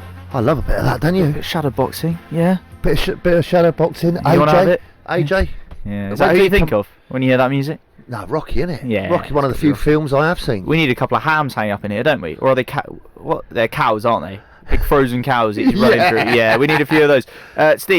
Steve, yeah, if you're listening, we need the big frozen cows up in the studio so we can really get into it for next time. You're probably wondering why. We are going to be talking a bit of boxing in a moment. We're going to be talking Derek Chisora, going to be talking Tyson Fury as well in a bit more of a serious way. But we're going to be talking first about Michael Owen. And the reason we're playing Rocky music to talk about Michael Owen, he's done a video as part of his publicity for his new book, which you may or may not have heard about a million times. He's got a new book coming out. As part of that, he's done some videos, done like a fact or fiction with Michael Owen, which is as dull as you can probably imagine it to be. But as part of that, he's answered some people's questions, which included his claims that he's only ever watched about 8 films. And he says, oh, that is true, actually. Yeah, I've only watched 8 films. He's only watched 8 films. Yeah, do you want to know what they are? Obviously, one of them's Rocky. Can you guess what some of the others might be? No, I'm useless at films. No, alright, fair enough. Well, here's the ones he could name. He says Rocky, Cool Runnings, Ghost. I don't even know what that is. Ghost? Yeah, that's where that pretty lady shaped that clay pot on the wheel. Yeah, that's a nice film. That's a good film. Paris just said in my Unchained Melody. Do you know what I mean by that? No. As in what the relevance of that is. Paris, do you want to explain to us what on earth you're on about? Alright, he's going to. Unchained Melody, as in the song that Robson Green covered, and I don't think originally sang. It was the Righteous Brothers, wasn't it? Must be used in that film. Anyway, I haven't seen that. Heat? Do you know Heat? No. Alright, I think that... Is that a Scorsese film? Maybe. Anyways, watched Jurassic Park twice, apparently. I don't know if he's counting that literally bad twice. film. Not What? into that. No. Jurassic Park is brilliant. Is it? Yeah. That's the dinosaurs running Yeah. around. Oh, I love all that. No, not for me. Oh, right. Okay. Well, you're as bad as Michael Owen. Then. Do you like films at all? Yeah, Shawshank Redemption. I like that. Oh yeah, Niche, the #1 ranked film of all time on IMDb Top 250. I like Waterboy. What's that? That American football one where that little boy's the water boy. With Adam Sandler says Paris. Yeah. Well, any film with him is in near your top 10. No, I don't. You're I not, really you're got not a film buff. 10. No, but I like Waterboy. I like that. The one I saw recently, which was double scary, and I still have nightmares about it. My wife took me, saying it's a nice film, was called Greta. Right. Oh my God. What's that? Scary. Okay. Scary. So, if it's actually scary, I once screened in the cinema at, what's that Daniel Radcliffe one? The Black Widow or something. No, it's not called that. Woman in Daniel Black. Radcliffe is Harry Potter, isn't it? Yeah, but he did another one. It was really scary. I screened in the cinema. It was a bit embarrassing, actually. Do you know what I can't stand? What? Star Wars. No, I don't like that. All those things walking around, talking to each other, and I sit there and I think, what the hell is going on? And I just look around and think, sleep time. Yeah. And go sleep in the cinema. They're all about 3 hours long as well. And I'm with you on that one, Mike. We finally found a bit of common ground. Well, Michael Owen claims he's only watched 7 films in his What life. are the other films? What What's he's his watched. others, yeah? Well, the ones that he could name, that he could remember watching, are Rocky, Cool Runnings, that is a good film. Yeah, it's a good film, yeah. Jurassic Park, twice, Ghost and Heat. They were the only ones he could list. So a strange selection as well. Don't him and his wife ever go to the cinema? Box of popcorn. Clearly not. If they do, he falls asleep straight away. But yeah, Mind you, if he started talking, she'd probably fall asleep. That's a good point. Can you imagine Michael Owen as an actor in a film? They'd both be asleep. Yeah, everyone would be asleep. Yeah, no, please don't go casting many films. I hope he hasn't got designs on a film career like David Beckham apparently does. Yeah, we were talking about Michael Owen earlier, weren't we? Because he has had a lot of something interesting to say, talking about in his retirement how basically he, wasn't a good person at all, wasn't happy with how he was, struggled with the frustration, the resentment, the, I suppose emptiness that you have in your life after retirement. It was interesting talking earlier about that. I think we'll talk a little bit more about it later on because it is interesting stuff. I think it's something that a lot of footballers, I imagine you, Martin, you say yourself you struggled with it a bit. Would it be fair to say that most footballers, all footballers struggle with that to some degree, or is it easier now with the opportunities to go into coaching and punditry and all that sort of thing? Are there more things to go into than, say, in your day and before that? No, I'm not sure there actually are. I'm not sure it is easier to make that transition from a performer and from playing to run of the mill 9 to 5, 6 days a week jobs. I know several players that find it very, very difficult to actually get work, find work. So the landscape gardeners, barmen, what is there to do?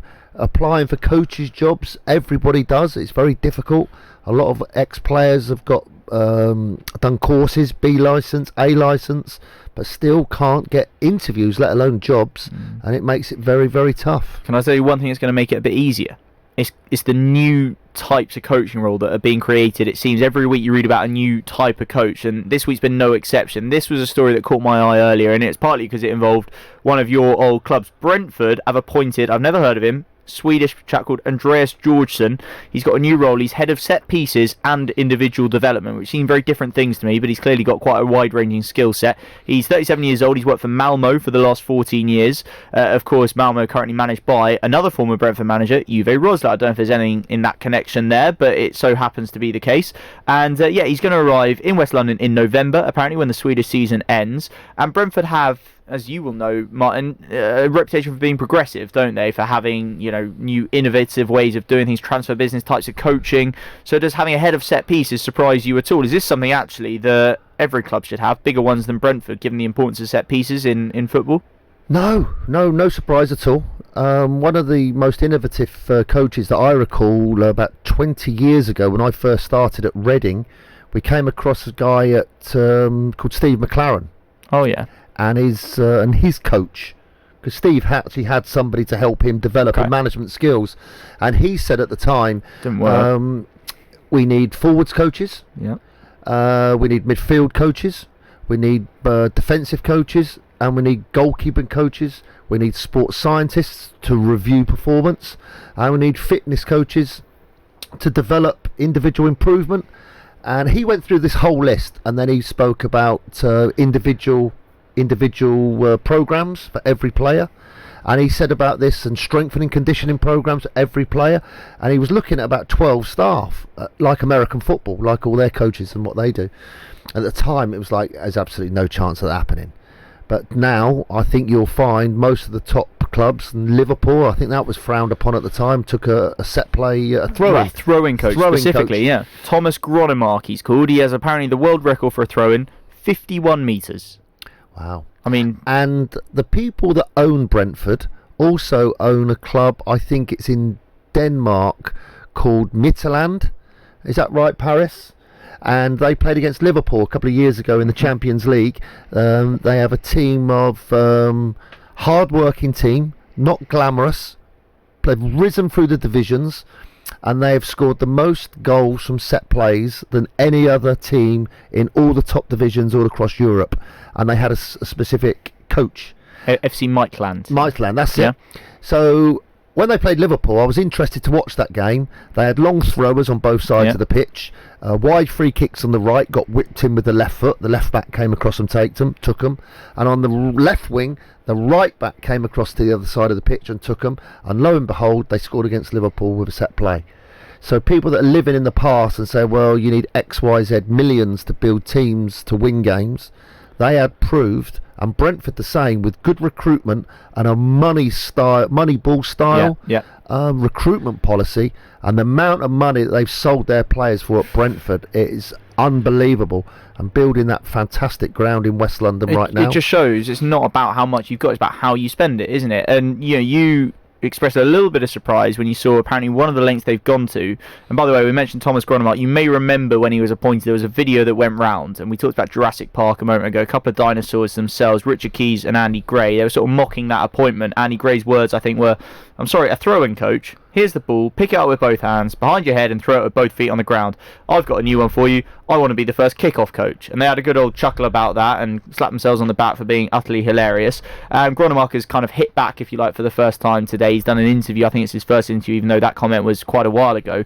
He said, it didn't bother me. I actually feel a little bit sorry for Andy Gray. It was a bit like they were talking in the pub after drinking 10 pints. It was unprofessional. Some people hoped I'd be angry, but I wasn't. I can laugh at the fact I'm a throwing coach. I know it's a funny job. And so here's a guy that actually is able to essentially see the fact that it's unusual, it's a little bit different, but as he says, why would a world-class coach like Jurgen Klopp want him involved if he didn't think there was some value in it? And well, maybe it hasn't necessarily led to loads and loads of goals, but being open-minded, as Gareth Southgate's been, he's taken in stuff from American football, from basketball as well, with our set pieces, and we've seen the benefit of that.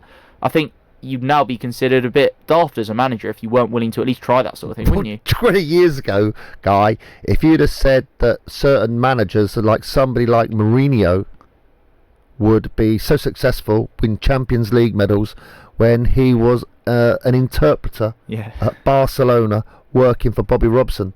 And he watched Bobby Robson and he picked up the skills, and his dad was also a manager as well, I think Mourinho's dad. Yes. So he went round as a little boy watching his training sessions. If you'd have said that somebody that had never played top level football would do what he would do, you'd said impossible. There's absolutely no chance of that happening.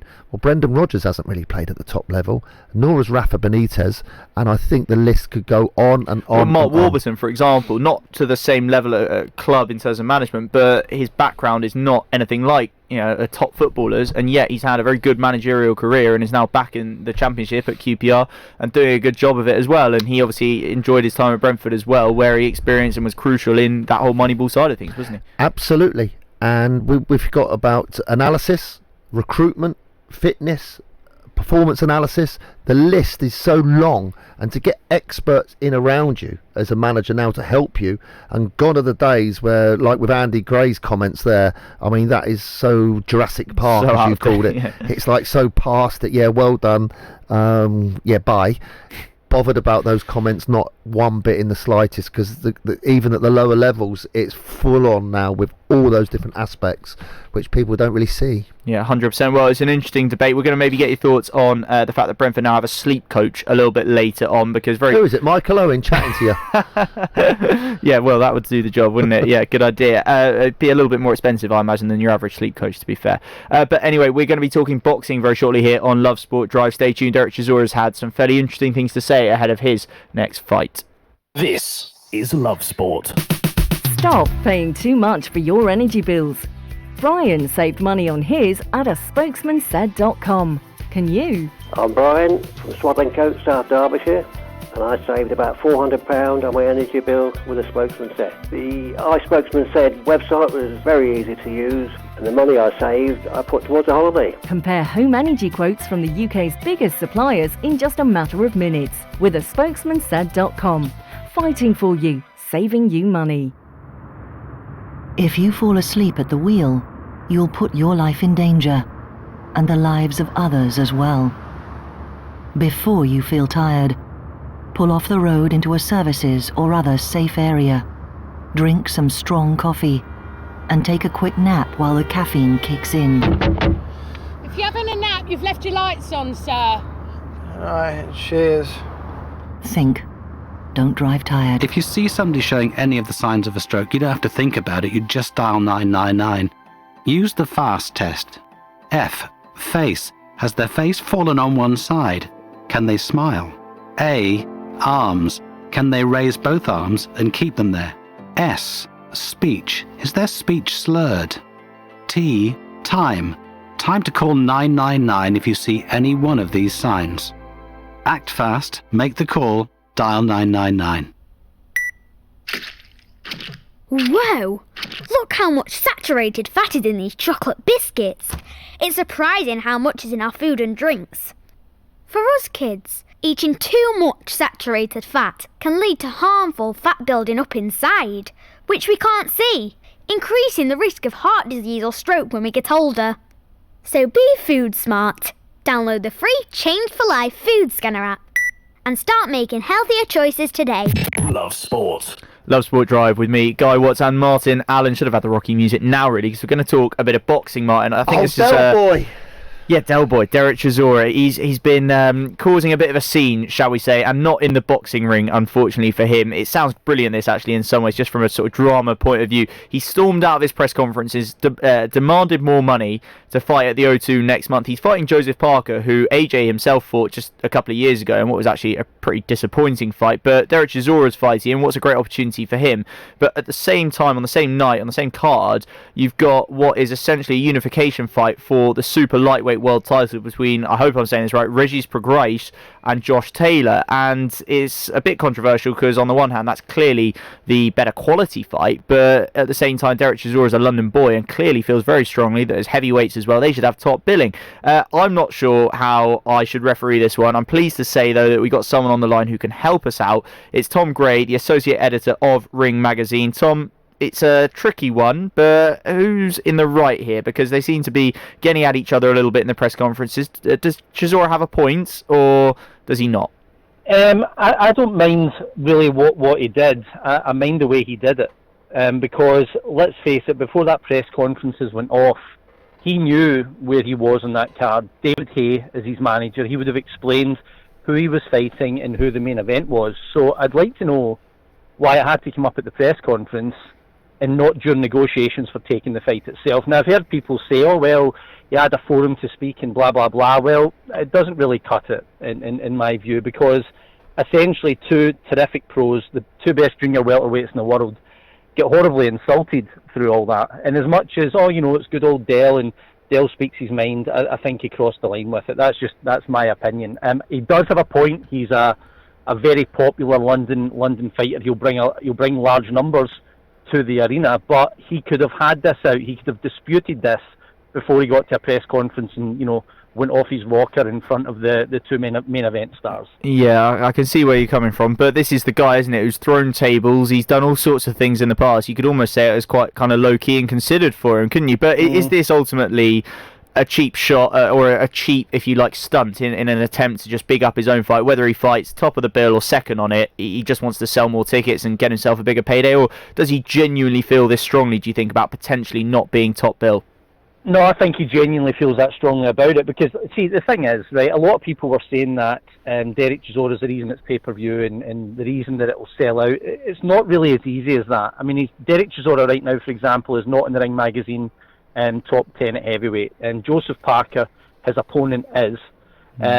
So, you know, it's not like, I mean, if he was fighting Tyson Fury or he's fighting Andy Ruiz, then you've got a point here. But there's no world title on the line. The winner could go on to do something really, really big. But you know, he has been put on the show for the reasons that he is saying, and don't think for a minute that Sky, DAZN, the World Boxing Super Series, Matchroom, all of them knew, you know, to put Derek Chisora on the show is going to bring extra numbers in. So no, he does have a point, and I think he does feel strongly about it. That show will sell out, would have sold out without him doing that, is essentially what I'm trying to say. So I don't really see the need for a cheap publicity stunt. Okay. Tom, I was going to say, has he done it, and has it been set up just to sell tickets? Because it seems that way, as what you're saying, he already knew, and then he's gone into that press conference and stirred all this up, because bad publicity is good publicity as well, isn't it? Yeah, listen, I wouldn't completely write it off, but I think that you know, Chisora was obviously, you know, maybe he's taken the fight, and then a couple of people have got in his ear and said, look, think about this, you're a heavyweight, why are you not the main event? I mean, this could have built up in the lead up to the press conference, and that's why he's felt the need to speak. I got the feeling that he's went in and done it off his own bat. I don't think they've all sat round the table looking to do it. You could see that I mean, if we're going deep and everyone in that room knew that was going to happen, or all the main players at the top table, you know, Regis Prograis looked mortified and spoke up on it when he was essentially being insulted. Josh Taylor wouldn't have been too pleased. You know, I just don't see I can't see it being, you know, made up and set up in that manner. I think Chisora's seen a good moment to voice his displeasure, which he's very good at. And let's face it, how many people were in the room that were going to tell him to shut up? Not many. Yeah, fair point. I certainly would have. No, I certainly wouldn't have. That's a fair point. I wanted to ask, though, I can't repeat much of what Derek Chisora said, typically colourful language, shall we say, but one of the things he said was basically that no one cares, let's put it that way, about the Muhammad Ali Trophy, the World Boxing Super Series, which, by the way, the fight between Taylor and Prograis is the final of in the super lightweight division. And I thought, actually, the comment where he says no one cares about the little guys anymore, having watched Lomachenko versus Campbell, as I'm sure you did, and a lot of boxing fans did a couple of weeks ago, seen a great spectacle, probably a better spectacle than I've seen boxing throw up, and I don't watch all the big fights, but I watch quite a few of them in a while. I think that's really disrespectful, isn't it? And disrespectful to people within his own sport. Oh, I was at the Lomachenko Campbell fight, and you know, how many Londoners were in that main event? None. Okay, so that's a Ukrainian versus a kid from Hull. So don't get me wrong, it's the best fighter in the world at the time, and that had a good undercard as well. So no, I mean that's a load of nonsense. I mean, you know, Taylor and Prograis are junior welterweight champions. The vacant Ring Magazine Championships at stake. It's the final of the World Boxing Super Series. It's a massive event, and you know, the guys, heavyweight is the glamour division. It's the division that everyone knows. Like, there's Anthony Joshua fans that don't even watch boxing, and I get that. But to dismiss the lighter weight divisions in that manner, I mean, he was building his own case. I'm not even sure Derek Chisora believes that. Let's put it that way. You know, to dismiss guys of that caliber is just silly. But no, I mean, it is disrespectful. But I think that Chisora was just, by that point, had maybe lost his way a bit and didn't really mean a lot of the things he was saying. And Tom, lastly, there's another fight coming up soon in the heavyweight category. Of course, Tyson Fury up against the little-known Otto Wallin. I think he had just a few hundred Twitter followers, didn't he, a little while ago? I imagine it's gone up slightly, but not massively. And that's speaking as someone who only has a few hundred themselves. So I'm not having a pop at him per se for that, but it doesn't seem quite right for a big heavyweight clash. But that's coming up. I mean, without kind of going into the real, you know, nuts and bolts of it all, is there any chance that we see a repeat of what happened with Andy Ruiz and Anthony Joshua, or is Tyson Fury at a different place, and is he coming up against a less capable opponent? Yeah, that you just basically summed up exactly what you've got. I mean, Andy Ruiz, as much as he was an underdog, and you know, I picked Anthony Joshua to win that fight, and as most people did. I don't know one single person that picked Ruiz, but this fella Wallin from Sweden is completely undistinguished. There's nothing on his resume whatsoever to suggest that he's got a prayer. And what it's not a fight, it's an event. I mean, Tyson's already proven in his last fight that, you know, he went out there and blasted out another no-hoper in a couple of rounds, and you know, everybody loved it. It's a Tyson Fury show. It's not a fight, and this won't be a fight. So it's just an exhibition, and a lead up to Tyson's next big fight, which would be hopefully against Wilder in early 2020. He does love a show, doesn't he, Tyson Fury? All right, well, Tom, it's been great to speak to you. Thanks for filling us in on the Derek Chisora front and the Tyson Fury front. Thanks a lot for your time. That was Tom Gray, Associate Editor of Ring Magazine, speaking to us there. And we've just seen, Martin, haven't we, on the screen, that Derek Chisora press conference was one thing. Not great for broadcasters, though, because you have to beep out about every second word, if not more. One of the even better press conferences, certainly for a broadcasting perspective, was the one held by the Kosovo manager. Of course, England are playing Kosovo for the first time ever tonight down at St Mary's in a European Championships qualifier. And it's fair to say that he gave a quite lively press conference. He said at one point that his aim tonight was to make things as difficult for possible as for England. It's a tactical pressing. In a crazy game, it's go, return, go, go, go, go, go. I want to win the ball. I want to disturb. And perhaps he lose the ball and we score. That was Bernard Chalendes. I think I'm right in pronouncing it that way. Bernard Chalendes, the Swiss manager of the Kosovo national team, a Swiss version of Martin Allen, you might say. With his he sounds madder than me. It's going to be interesting tonight, seeing him in the technical area at St Mary's. Whether he's going to get up there and give it plenty.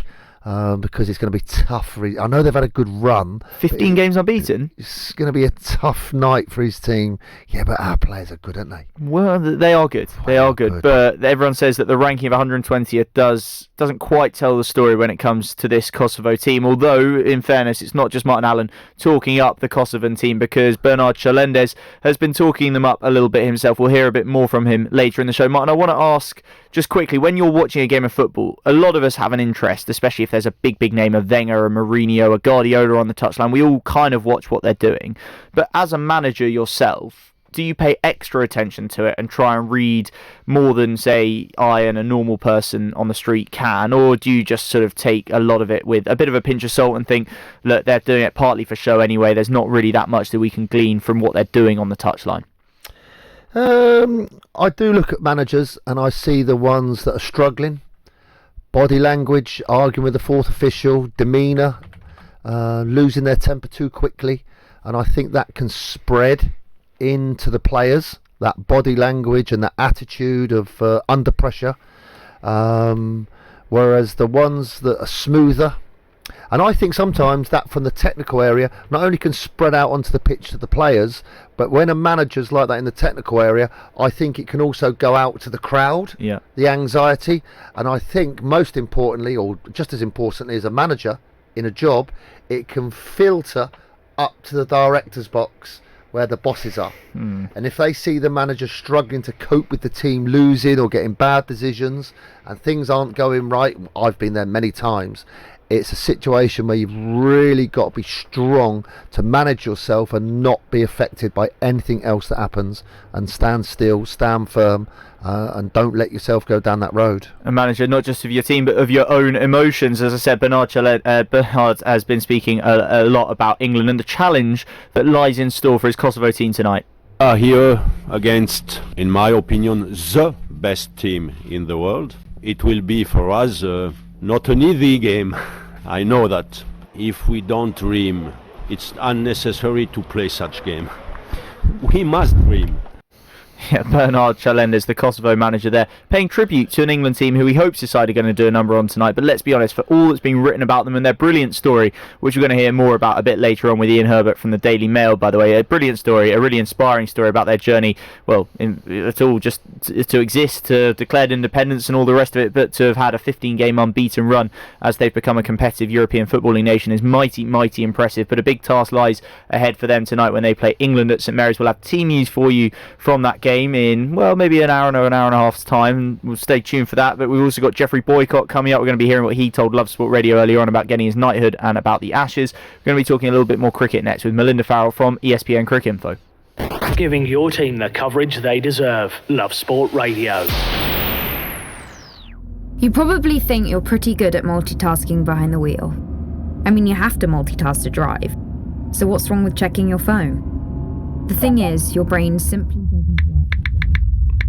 Even a quick look at a message or firing off a quick reply affects your concentration and makes you less able to react to hazards. If you use a mobile phone while driving, you're 4 times more likely to crash. Think. Put your phone away. There are many things a mother can pass on to her baby. Her smile, her eye colour, and her immunity to whooping cough. Whooping cough is a very dangerous illness for young babies, and at the moment it's spreading fast. A simple vaccination during your pregnancy can help to protect your baby in their first weeks. Please speak to your GP, nurse, or healthcare professional and pass on your immunity. Can you save money on your car insurance? Chris did with a little help from a spokesmansaid.com. Getting real people, real savings. I'm Chris from Leicestershire, a truck driver. I went on a spokesman's set, which was very straightforward and easy to use for an old git like myself, and saved over £300 on my car insurance. Find quotes from over 100 leading insurance providers at a spokesmansaid.com. Fighting for you, saving you money. Oh, it's okay. Let's face it, when your kids are ill, you do anything to help them feel better. But remember, antibiotics aren't always needed. You might not realise it, but taking antibiotics when you don't need them puts you and your family at risk of a longer and more severe illness. Help keep your family well. Always take your doctor's advice on antibiotics. Search NHS antibiotics. All better. England is the wettest country around, but what do you expect if the Queen's going to reign for so long? This is Love Sport. It's Love Sport Drive with me, Guy Watts, and Martin Allen. We're here with you until 7 o'clock. We're talking a lot of England cricket. Unfortunately, it's not the way we'd like to be talking about it. But there is an unchanged squad. It's been announced for the 5th and final test of the Ashes at the Oval. The Ashes are, of course, in Australia's hands, at least for the next couple of years, but England can still draw the series. We've made no change, as I say, to that 13-man squad. There could be a change to the 11 if Ben Stokes is unfit to bowl. Trevor Bayliss explained that decision earlier. It was certainly discussed, but look, I think over the last 3 or 4 years, one of the things we spoke about was that we really want to give everyone an opportunity, to prove themselves. You might see some changes, through the winter. Well, we're certainly going to see one change, and that is going to be in the coaching department. That was Trevor Bayliss, the current England coach, the man who has been in the role for the last 4 years, but he's leaving at the end of this series. And joining us now to talk a little bit about who might take over is Melinda Farrell, journalist and presenter for ESPN Cricinfo. Afternoon, Melinda. What are your thoughts on the outgoing Trevor Bayliss and who should maybe follow him? There are a lot of names, glamorous names, being linked with the job, but who would you say is the best candidate to take over for England? Well, I mean, it's a tricky one because they haven't actually started the process of, like, the formal process of the I guess, advertising and interviewing. They've obviously sounded some people out. And as you said, there are a lot of names in there. They won't, what for me will be interesting will be the timing of it. I think there's probably a couple of scenarios. Either they go with someone in-house, in which case, you might see it all happen fairly quickly if it's sort of someone within the ECB setup who's in an assistant role right now. Or else, if they do go further afield and seek a coach from outside, then you may see an interim coach, I guess, appointed, which you'd imagine would come from within the setup at the moment, while they search for and make sure that the right coach is available. But, Trevor Bayliss, it was interesting today at his last sort of pre-match press conference, I guess. He's been doing sort of a fair bit of media today. He was a little bit emotional. It was a nice moment. We gave him a present. It came from those in the press box. And I actually saw a little glisten, I think, in his eye. It was actually quite emotional, which I guess says a lot about what this post has meant to him. And he leaves with the World Cup, which is, I guess, in many ways, what he was brought on to do was to improve that England side. He's had more moderate, I guess, success with the Test side, and I don't know. It seems like now it's an opportunity for England to assess where the balance has maybe fallen and the emphasis and what they've prioritised. With losing an Ashes series at home. And they have said, Ashley Giles has said that he does think that there's a chance to, maybe refocus and rebalance, that they've gone a bit too far one way. I think losing an Ashes series at home, I mean, they could draw the series itself, but not the way this series has gone, it feels like it's perhaps a good point to look at the cycle. And I think it won't be a surprise to see a few new names and perhaps some younger players come in, especially for that first series against New Zealand, which, as you know, it's not included in the Test Championship points table. So that is a real opportunity to perhaps flood some players and set a target like they did with the one-day team in the wake of the very unsuccessful 2015 World Cup. You mentioned the word balance in there, and does that have to be the key for whoever takes over next? Because we've had Trevor Bayliss, who, although he might not necessarily want to admit it, does have this kind of reputation as a white ball specialist, and has maybe proved himself to be one with this England team. And now we're suddenly talking about needing to prioritise the testing. But do we actually need to just be thinking about getting the balance right and having, whether or not it's one coach or multiple ones, equal importance given to both, so that England can try their best, as difficult as it is, to remain a force in both forms of the game? Because it's not been really the case over the last few years, has it? Well, it hasn't been the case for a lot of countries. I mean, South Africa, I think it was in about 2012 when they were number one in all three formats. I think they're the only side that's ever managed to be number one in all three formats. So I think that's a very difficult thing. And England play more than any other side. You look at the Test Championship; they're playing more tests in this cycle than any other team. Look, it's a bigger question, I think, than just within the team itself. It's within the whole setup. You've had a brilliant summer this summer when it comes to English cricket, and there's much to build on. But yet next summer, you feel that the emphasis is going to be very much on the 100. And whatever you do at a domestic level has to have a knock-on effect at the international level. They're not just separate beings. And the talk of separate coaches as well, I mean, that's been tried in the past and it hasn't really worked either. Was that conclusive though, would you say? Was that a good enough, long enough experiment to say we shouldn't go back to it? Well, look, I think it's a really difficult thing to do, because if you get coaches who have different ideas, then I think it can be quite difficult to reconcile that. There's also a feeling, for me, during this series has been, whose team is this? So say with the one-day team, it was very much Owen Morgan's team. And I think Trevor Bayliss worked really well in that environment because he's a very laid-back person, and you just felt that it was Owen Morgan's team. And he got the team he wanted, and he got the style of play that he wanted. You don't really get the same feeling with this England team under Joe Root. It's, whose team is this Test team at the moment? Whether there's been sort of, talk about who's had the final say in batting positions as they've shuffled them around. For example, the Jason Roy, Joe Denley experiment up and down. Joss Butler batting as a number 7, but still specialist batsman. Whose Test team is it? Is it Joe Root's team?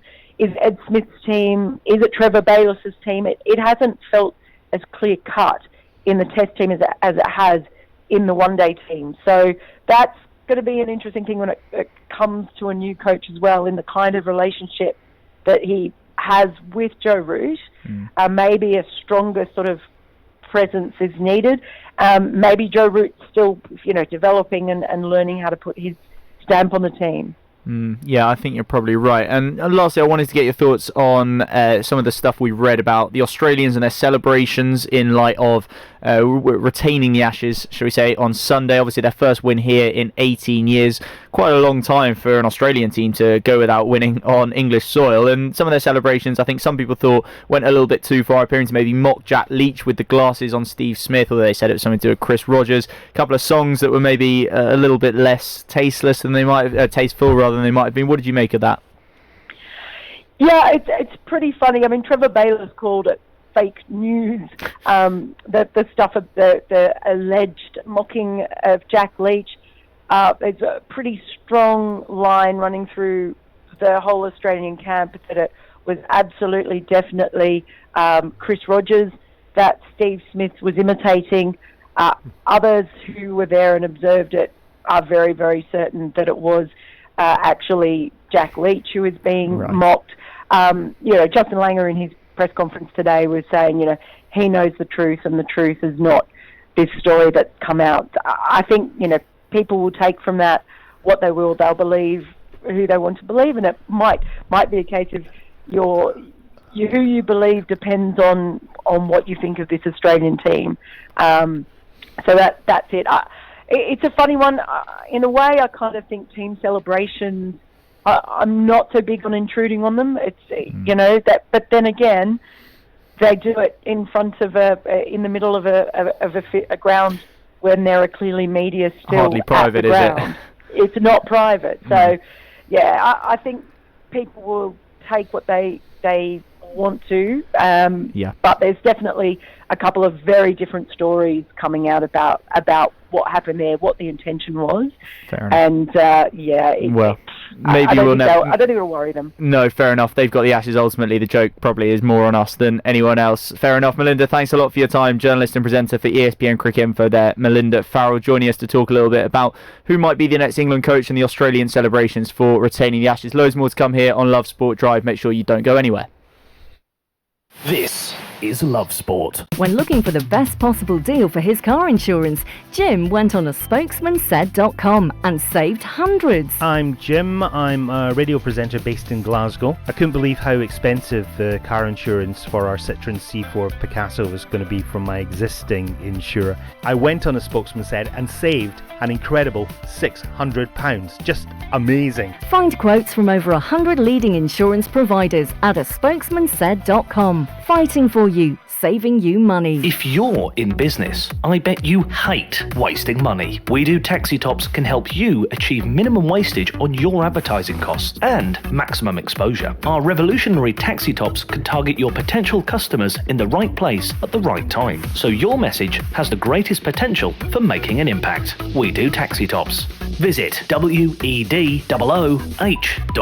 We Do, the smarter, quicker way of advertising in London, supporting London businesses of all sizes. If you fall asleep at the wheel, you'll put your life in danger, and the lives of others as well.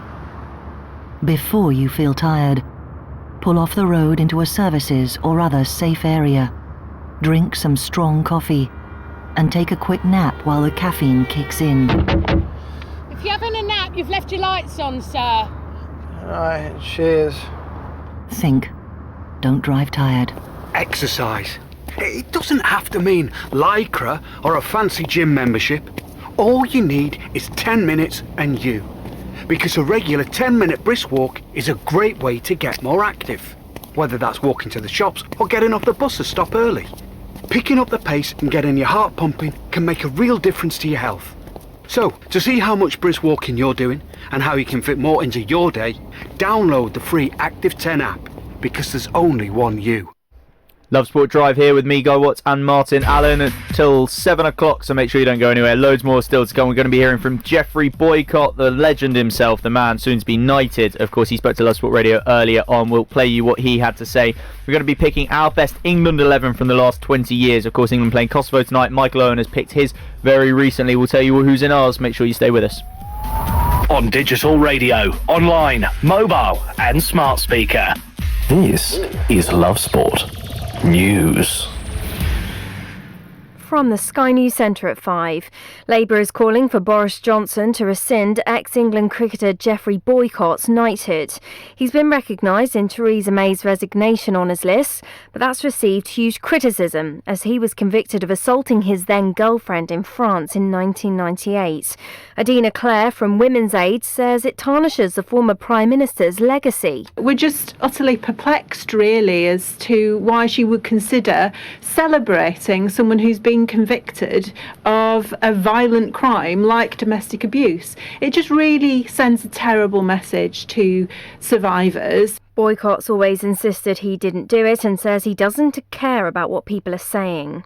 Elsewhere, Boris Johnson insists staying in the EU beyond the end of October is pointless. His comments coincide with several MPs from different parties backing a modified form of Theresa May's withdrawal agreement.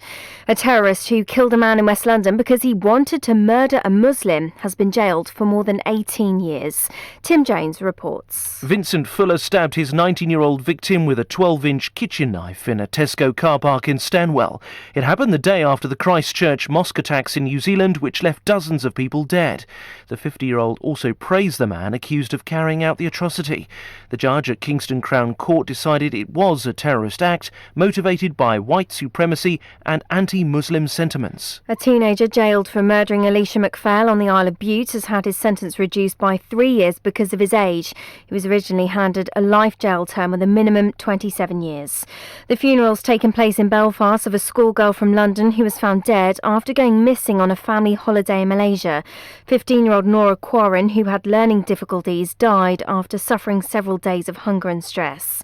And Marie Claire UK is going to stop publishing its print magazine. At the moment it comes out monthly, but it's changing to an online version. That's the latest. I'm Annie Green. Love Sport Radio. On digital radio, online, mobile and smart speaker. This is the Posh Boys on Love Sport Drive. It is the Posh Boys on Love Sport Drive minus Johnny Burrow. Johnny is not with us for the next couple of days, but he will be back on Friday. Until then, it's me, Guy Watts, here with special guest Martin Allen. We're having a great time. We've got 2 more hours to go. Loads coming up in the next couple of hours. We'll have team news for you from Southampton, where England are taking on Kosovo for the first time ever in a European Championship qualifier, of course. Kosovo on a 15-match unbeaten run. That, to me, has banana skin written all over it, shall we say. Matthew Hoggard is going to join us too around about 6:30 to talk about his good friend and former teammate Andrew Strauss, who has been, it's been announced today, knighted in Theresa May's outgoing resignation honours, along with another legend of English cricket, Geoffrey Boycott, soon to be Sir Geoffrey Boycott, a title that some people feel he should have had for a long time. There were rumours a couple of years ago that he was going to have the honour bestowed on him, only for it then to be taken away by what Boycott described as a job's worth in Westminster. The controversy, and there has been some controversy about this, surrounds essentially the fact that he was convicted in 1998 of domestic abuse violence towards his girlfriend at the time, Margaret Moore, in a French Riviera hotel. He was fined £5,000 and given a 3-month suspended sentence. It, of course, has stained his reputation ever since, but he has been given this knighthood. It's right, I think, to emphasise for services to cricket. He made over 100 test appearances, was the first Englishman to 8,000 test runs, had an absolutely remarkable record, averaged 47.5, opening the batting on uncovered pitches against some of the best fast bowlers to ever live. You know, you don't have to be a Geoffrey Boycott fanboy to be able to see that what he's done, especially in the context of England's current struggles on covered pitches and against arguably less good bowling attacks, all the more impressive. And it's a debate that we'll have a little bit later on in the show, but I'm delighted to say that here on Love Sport Radio, Sir Geoffrey Boycott joined us earlier on, and we talked to him about all sorts of things. We talked about Brexit, if you can believe that, but you probably won't be surprised to hear he's got some quite strong views on it. Ageism in broadcasting. David Gower and Sir Ian Botham are leaving Sky at the end of this series. They're 16 years younger than Sir Geoffrey, but Sky have deemed their contracts not worthy of renewing. He had some strong thoughts on that as well. But we started, of course, by talking to him a little bit about the cricket, the Ashes, and in particular what has made this series such an engaging one. Look, I think the Ashes has always been iconic because it's traditional, it's history, and it's been going on, it seems, forever, and we can relate to all the great names of English and Australian cricket who played it, because that's all there was. There wasn't 20 over cricket, there wasn't 50 over cricket when they played. So when Australia come here or we go there, yeah, we're interested. Everybody's up for that and see how we go. On top of that, 4 years ago, when we played the World Cup in Australia, seems a long time ago, we were absolute rubbish. I think most people accept that. We struggled to win games. We won hardly any. We were out of the competition early. And the people who run the game, Andrew Strauss came in, they got a new coach who was good on one day, that's why he brought him.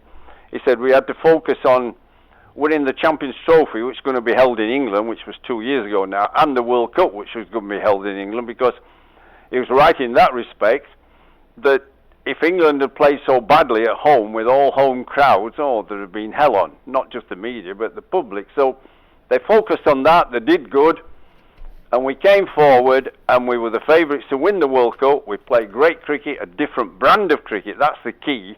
We just changed the way of playing and got into the modern era. We were favourites, and it was a slight hiccup in the middle. That's life, that's sport. When we might not have made the semis, but we did, and we won it.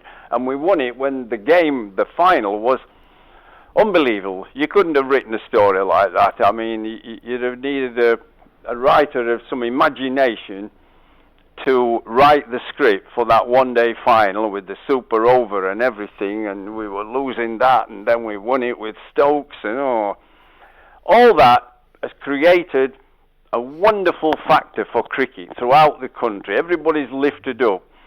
And then, on top of all that, suddenly we've had a fall because we haven't played very well in the Ashes, to be honest. We've had our odd moments. We've had two players who played iconically well. Stuart Broad's bowled brilliantly throughout the series, and Ben Stokes has played beautifully, absolutely outstandingly. And we've had odd players and odd bit here and there, but if we're really honest, we've been outplayed by Australia. They should have won the series 3-1. They beat us at Edgbaston. They beat us, should have beat us at Headingley, really, but Ben played something out of this world. And then they've just beat us at Old Trafford. So they really should have won 3. We should have won 1 at Lord's when we drew it. There was rain and everything, and so they wanted a lot of play. We ran out of time. And if you're honest about it, they're better than us. They played better as a team. We've had our individual moments. I mean, I can remember the fast bowler, the young lad Joffrey Archer bowling quick at Lord's. Magic. But it's been bitty, hasn't it? And look, I've watched it all from Test Match Special. I love commentating on Test Match Special. I love the cricket. I love being there.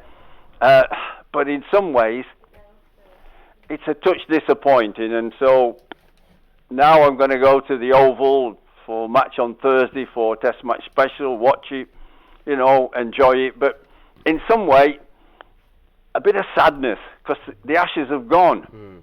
And actually, the Aussies were, when you looked at the names before the start of the series, you thought, hang on, there ain't much to choose between these two teams. And we had a real chance. But if we brutally frank, the powers that be, from Chief Exec, Chairman, Andrew Strauss, the captain, the coach, we didn't plan for the Ashes like we planned for winning the World Cup. We planned for 4 years of World Cup, and we got our reward. We won it. We sort of let the Ashes happen. It was coming. It'll be all right on the day, and we've been found out, unfortunately. Absolutely, Jeffrey. It's Patrick Christie's here. Great to get you on. Great to have a chat with you. I'm normally handling more of the political stuff as opposed to the sporting stuff, but it's. I know you're a very forthright guy, very straightforward guy, which makes me wonder what you make of our current political situation, Jeffrey. It's, by anyone's standards, it looks like it's a little bit of a car crash, doesn't it? What's your take on where we are, not just with Brexit, but with the fact that we're calling for a general election, we can't get a general election. I just want your take on all of that, really. I'm not an expert. I just always felt that we lived in a country of democracy. We're the foremost democracy in the world. We believed in free thinking and free speech.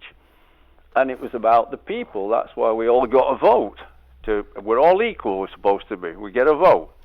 And we send people to Parliament to run the country, hopefully, for the betterment of everybody in the United Kingdom. And it seems as if many MPs are setting themselves up above the will of the people. The will of the people is 52%, 48% to leave. And therefore, there's a majority of the politicians, whatever reasons, they can make any excuses, any reasons they want. They can, I'm sure, in their heads they've worked it all out and convinced themselves of the rights and wrongs of what they're doing.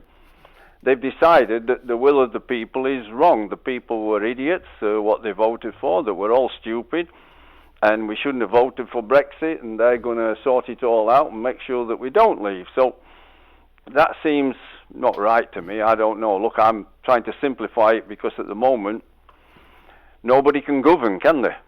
It's just I totally agree. Right, so one other area which is, and I read David Gower's interview in the Telegraph today. Fascinating interview, to be honest. He's been in today, has he? Yeah, it's worth reading, mainly because what he alludes to, and of course you being 78 and me being no youngster myself, he refers to ageism in broadcasting, with both him and Ian Botham both having their being given their bus pass by Sky, but they're on the way out and they want to reshape it.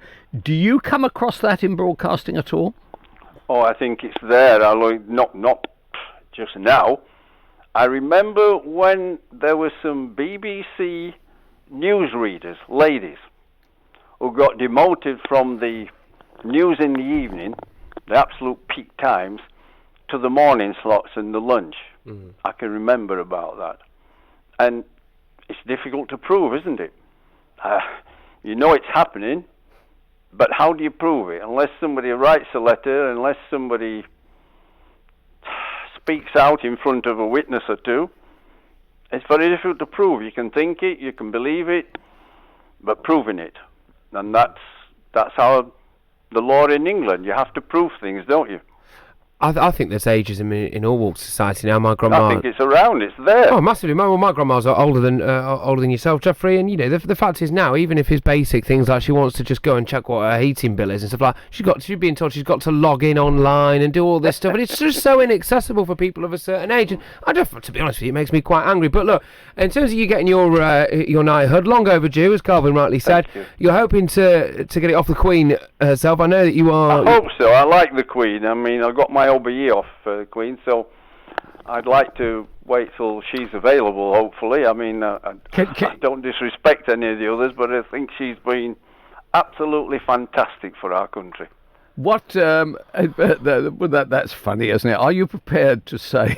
You're not prepared to say, look, I'm not going to catch the knighthood if it's Charles or Philip? No, I'm not silly. I mean... Like me, she may die, and like me, I mean, certain age, you don't know how long you're going to live, but I'd like to, if it's possible. I'd like to take my wife, my daughter, and her husband, and meet the Queen and see it happen. That would be quite nice, because my mother and father died quite young. I mean, they didn't see me play much. My father died in 1967. I'd only been playing a few years. Didn't have a car till 65, till 1965. My mother got cancer of the breast and a couple of operations, but still died. So they won't be around. They weren't even around to see me play much. So it'd be nice for my wife and daughter and that to go. Well, fantastic, and look, it's thoroughly deserved as well. British institution that you are, it's going to be great to see you getting the honour that you deserve, and to everyone here at Love Sport feels the same way as well. Thank you. And just what you said there about the royal family, of course, does it hurt you a little bit when you see the way that people just seem to be so critical of them these days? We've had a lot of fallout with this Meghan and Harry stuff, haven't we? I mean, is it something that you wish we'd all kind of keep our mouths shut and show a bit more respect, maybe? I think it'd be nice for people to remember that none of us are perfect. None of us. Look at yourself in the mirror, whoever you are. And if you're expecting the royal family, or me, or anybody who gets a knighthood to be perfect, you're crackers. We're not. We're all flawed. What we hope to be is flawed diamonds, if we can do something that is good for society or what. But we're not perfect. Nobody is. And instead of just criticising everybody and expecting them to be absolutely perfect, is an impossibility. Sir Geoffrey Boycott himself speaking to Love Sport Radio earlier on today. He has, of course, been named as a knight in Theresa May's resignation honours. It's been controversial. It's provoked a lot of criticism, the Labour Party in particular, anti-domestic violence groups quite understandably opposing it. And I have to say I see exactly where they're coming from. Of course, it doesn't look good to essentially honour, glorify, hold up as a hero or an example someone who has, as Geoffrey Boycott has, been found guilty of some form of domestic violence. On the other hand, this is a recognition for his services to cricket, and you could argue that not that many people have given more services to cricket, to English cricket in particular, than Geoffrey Boycott, soon to be Sir Geoffrey, the first English batsman to 8,000 test runs, 22 test centuries, 108 tests, a batting average of 47.5. incredible numbers, incredible statistics that, quite frankly, we'd give our right, left, and other arms and legs and everything for to have in our test team right now. To be honest, we probably wouldn't have lost the Ashes if we'd had Geoffrey Boycott in the team. And I think he made an interesting point right at the end. You know, whatever you think of the whole thing, nobody is perfect. Not one of us is flawless. We have all made mistakes. The royal family, Geoffrey Boycott, anyone else you want to pick out on the street. Everyone has done something wrong, and should that preclude you from some sort of recognition, a very high form of recognition for your entire life? Maybe, maybe not. I thankfully don't have to make those decisions, but it's been confirmed that Andrew Strauss as well as Geoffrey Boycott are going to be honoured with knighthoods as part of Theresa May's resignation honours the outgoing Prime Minister, of course, Theresa May. Now, very shortly, Martin and I are going to be picking our all-time, well, not quite all-time, our England football teams of the last 21 years. Michael Owen has named his since February 1998 when he made his debut. There's a few selections in there that I'd quibble with. I imagine, Martin, the same for you too. So we're going to be telling you who's in our team. We're going to be telling you who's in Michael Owen's team as well, of course. So stay tuned for that. We're going to have actual team news from England versus Kosovo before the end of the show here on Love Sport Drive. I believe in reincarnation. I've left everything in my will to me. Love Sport. I love my brother. We do fun things like playing together. I like having hugs with Freddie. Freddie gives the best hugs. Freddie used to be very poorly, and the doctor said he might need a new liver. Then one day, a very nice person gave their liver to Freddie. It was amazing. We were so happy. Now he's around to give me more hugs than ever. Tell your family you want to save lives. To find out more, visit organdonation.nhs.uk. This is Lionel, another very happy person who saved themselves money at a spokesmansaid.com. Hi, I'm Lionel from Peacehaven. I took note of what the spokesman said and I saved £484 per year on my energy, and I recommend everybody does the same. A spokesmansaid.com. Getting real people, real savings. Compare, switch and save with a spokesmansaid.com. Fighting for you, saving you money. My mum and dad say that I don't need lots of sugar. I'm sweet enough already. So we used the Change for Life food scanner app to find out how much sugar is in our food and drink. It's surprising how much we found. So I put my detective hat on to find the healthier choices. Woohoo! Found one, Mum! You can be food smart too. Download the free Change for Life food scanner app today. If you fall asleep at the wheel, you'll put your life in danger, and the lives of others as well. Before you feel tired, pull off the road into a services or other safe area. Drink some strong coffee, and take a quick nap while the caffeine kicks in. If you're having a nap, you've left your lights on, sir. Right, cheers. Think. Don't drive tired. This is Love Sport. All-time England 11.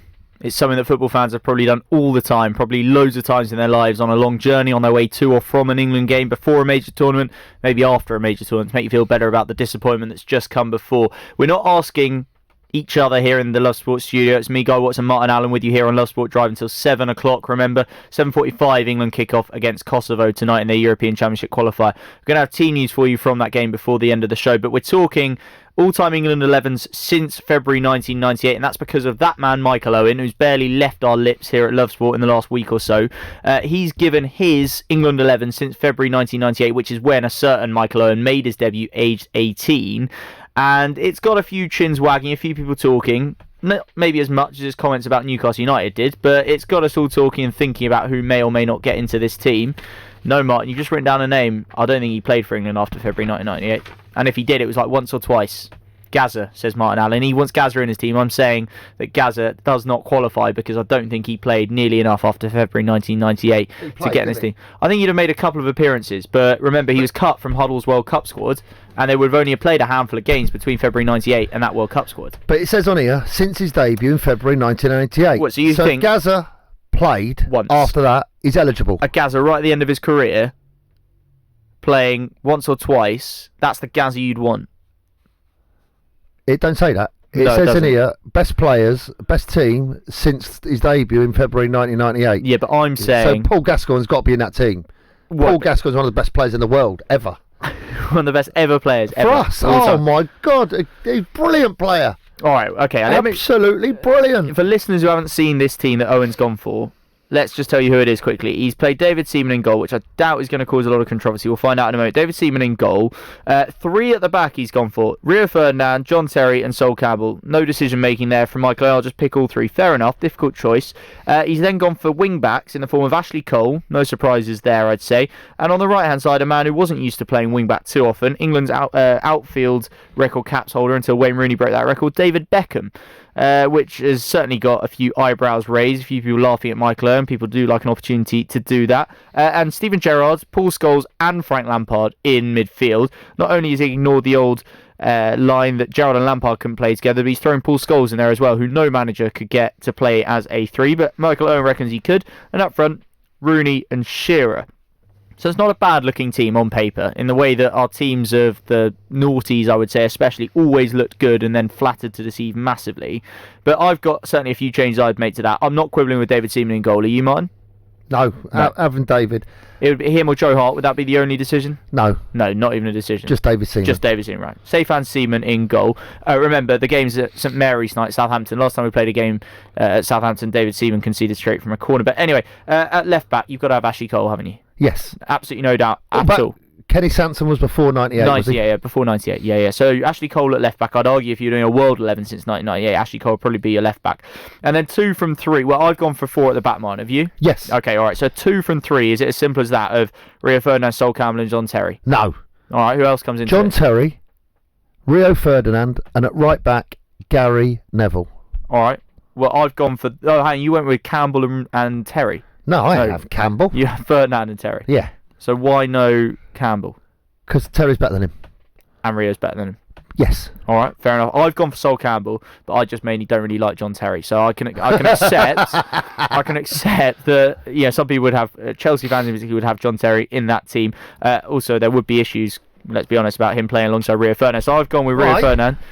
Well, let's just say that the Ferdinand family and the Terry family don't get on particularly well, do they, after the incident with John Terry and Anton Ferdinand? Yeah, I'm with you now. Rio and John never played for England together again after that. And Gary Neville, I would definitely have as right back. I wouldn't try and shoehorn David Beckham in there, although I definitely think there's an argument to say that were David Beckham to come through now, he would be, if not already a full-back, he'd be turned into a right back or a right wing back, because you just don't get a winger who plays on their normal side now who hasn't got electric pace, do you? No, they normally play inside a bit more now. Exactly. Playing there as a 3, playing on the inside, which he did start to play quite a lot for England anyway. And when we were losing, he'd normally go and play in the middle to try and create or make something. But and even for Manchester United, he never really played wide on the right. He came inside, and Neville went up the outside. He'd overlap a lot. Yeah, he certainly would. I think David Beckham as a right wing back could potentially work, but not in my team anyway. I've gone for a midfield. I've gone for a 4-2-3-1. In midfield, I reckon you can only have one of Scholes, Gerrard and Lampard, given it's an England team after all. And as much as I love Scholes, he's my favourite player ever, he did not excel for England. He did not play his best really ever in an England shirt, certainly not after his very early days. So I've gone reluctantly somewhat for Steven Gerrard, who is probably the player I maybe rate least out of those 3, but who I think played best for England. And that's how I've done my team. And I think that Steven Gerrard would make quite a good midfielder alongside Owen Hargreaves, who is the best holding midfield player I've seen play for England. And I firmly believe you would need a holding midfielder with the rest of the team that I've gone for. So I'm going for Hargreaves and Gerrard. And it's very difficult to find one, isn't it? Holding midfield player to play behind that lot, to keep it tight. With the discipline, with the anticipation, with the ability to read the game. Nicky Butt did it well for a while at the 2002 World Cup. He did very well. Owen Hargreaves did a similar job at the 2006 World Cup. I wouldn't say either of them were world-class players, but I thought they did their job very effectively. So that's what I've gone for. Who's in the middle of your part, Martin? Well, my 2 in playing in front of the back four are Frank Lampard and Owen Hargreaves.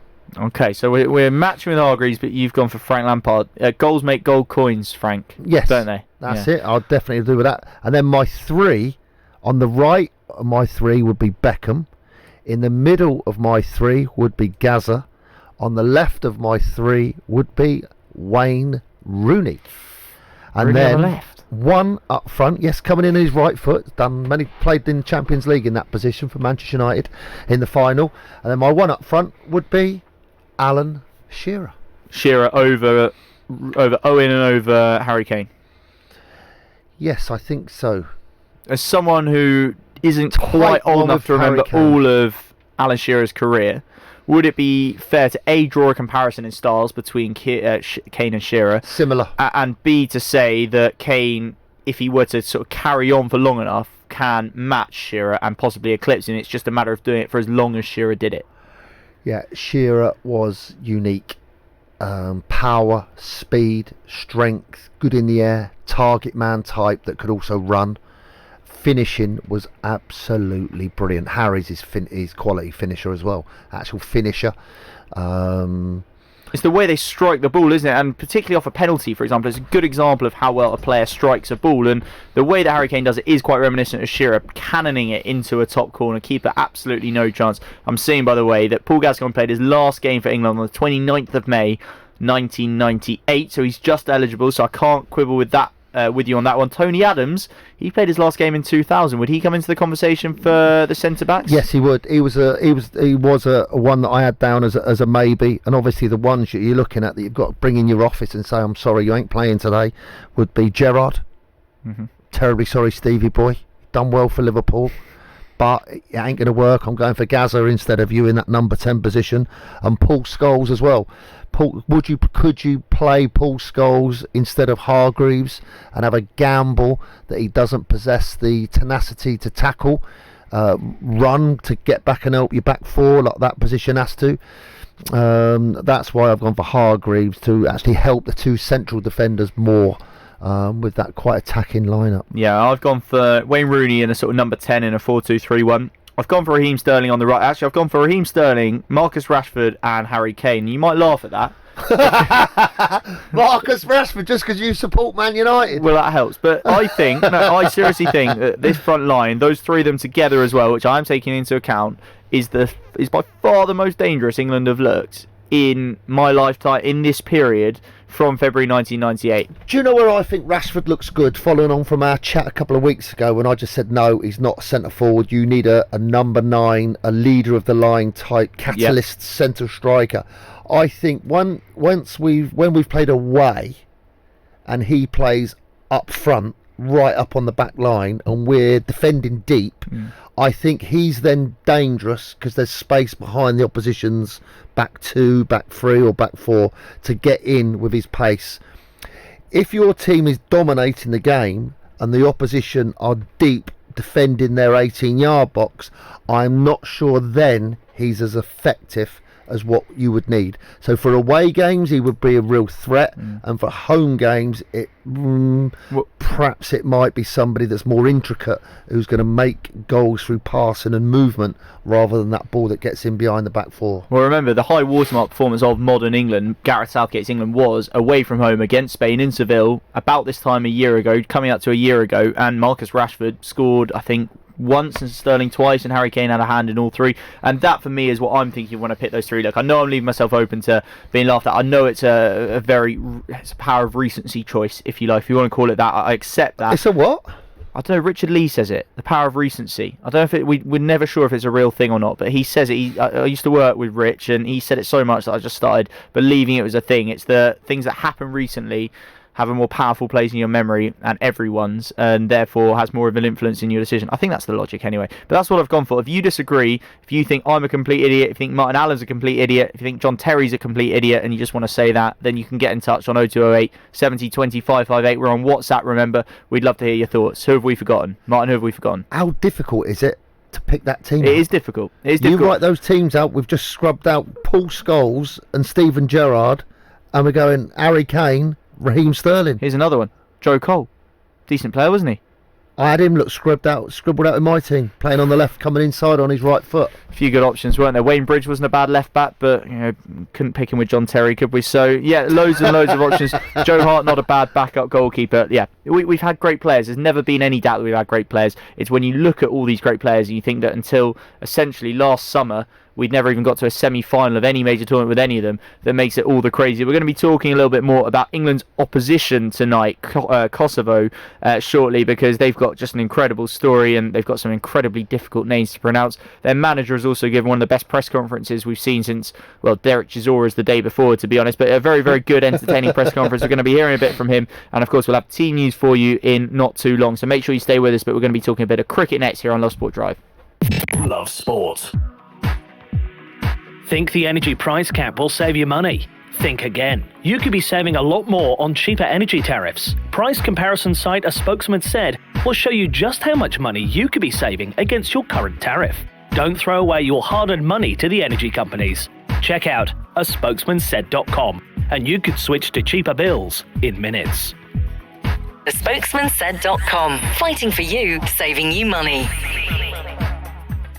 How are you? How are you really? Modern life can be busy, and sometimes it's easier to look after others before looking after yourself. But there's only one you. And making small changes to your lifestyle now could improve your chances of staying healthier longer. So take the first step to a healthier you with our free How Are You quiz. See how you score and get personalised tips and support. From how to eat a little healthier to turning a 10-minute walk into exercise. Just search One You. If you're in business, I bet you hate wasting money. We Do Taxi Tops can help you achieve minimum wastage on your advertising costs and maximum exposure. Our revolutionary taxi tops can target your potential customers in the right place at the right time, so your message has the greatest potential for making an impact. We Do Taxi Tops. Visit WEDOOH.com. We Do, the smarter, quicker way of advertising in London, supporting London businesses of all sizes. You probably think you're pretty good at multitasking behind the wheel. I mean, you have to multitask to drive. So what's wrong with checking your phone? The thing is, your brain simply doesn't work that way. Even a quick look at a message, or firing off a quick reply, affects your concentration and makes you less able to react to hazards. If you use a mobile phone while driving, you're 4 times more likely to crash. Think. Put your phone away. If you're driving on a motorway and you see a red X sign overhead, you need to change lanes safely. Driving in a red X lane is an offence. Red X's are there for a reason, to protect you and others from danger. The lane may be blocked by a broken down vehicle or road workers, or the lane may be needed for the emergency services. So if you see a red X, change lanes safely. Highways England, connecting the country. If it ain't broke, break it. This is Love Sport. It's a Love Sport Drive here with me, Guy Watts, and Martin Allen. We're here with you until 7 o'clock tonight. The big stories this afternoon, of course, Andrew Strauss and Jeffrey Boycott being given knighthoods as part of Theresa May's resignation honours. Bit of controversy around Boycott's, of course, but he says he couldn't give a toss. Classic Jeffrey Boycott. Domestic abuse charities and Labour say the honour should be removed from the ex-cricketer, who was, of course, convicted of beating his girlfriend in 1998. He's always denied the assault, and he later questioned why the issue had been raised by the media. And as I say, Andrew Strauss, the former England captain, has, of course, done some brilliant charity work and great work as an administrator in cricket since his retirement. He's also getting a knighthood. England's footballers have been described as the best team in the world ahead of their game with Kosovo. That's by the Kosovo boss, Bernard Chalendes. I don't know if he's sort of playing a bit of a mind game there, but of course the Euro 2020 qualifier between the two teams take place in Southampton tonight. Kicks off at 7:45. Team news, I expect, in the next hour or so. We'll bring that to you as soon as we have it. And England cricket coach Trevor Bayliss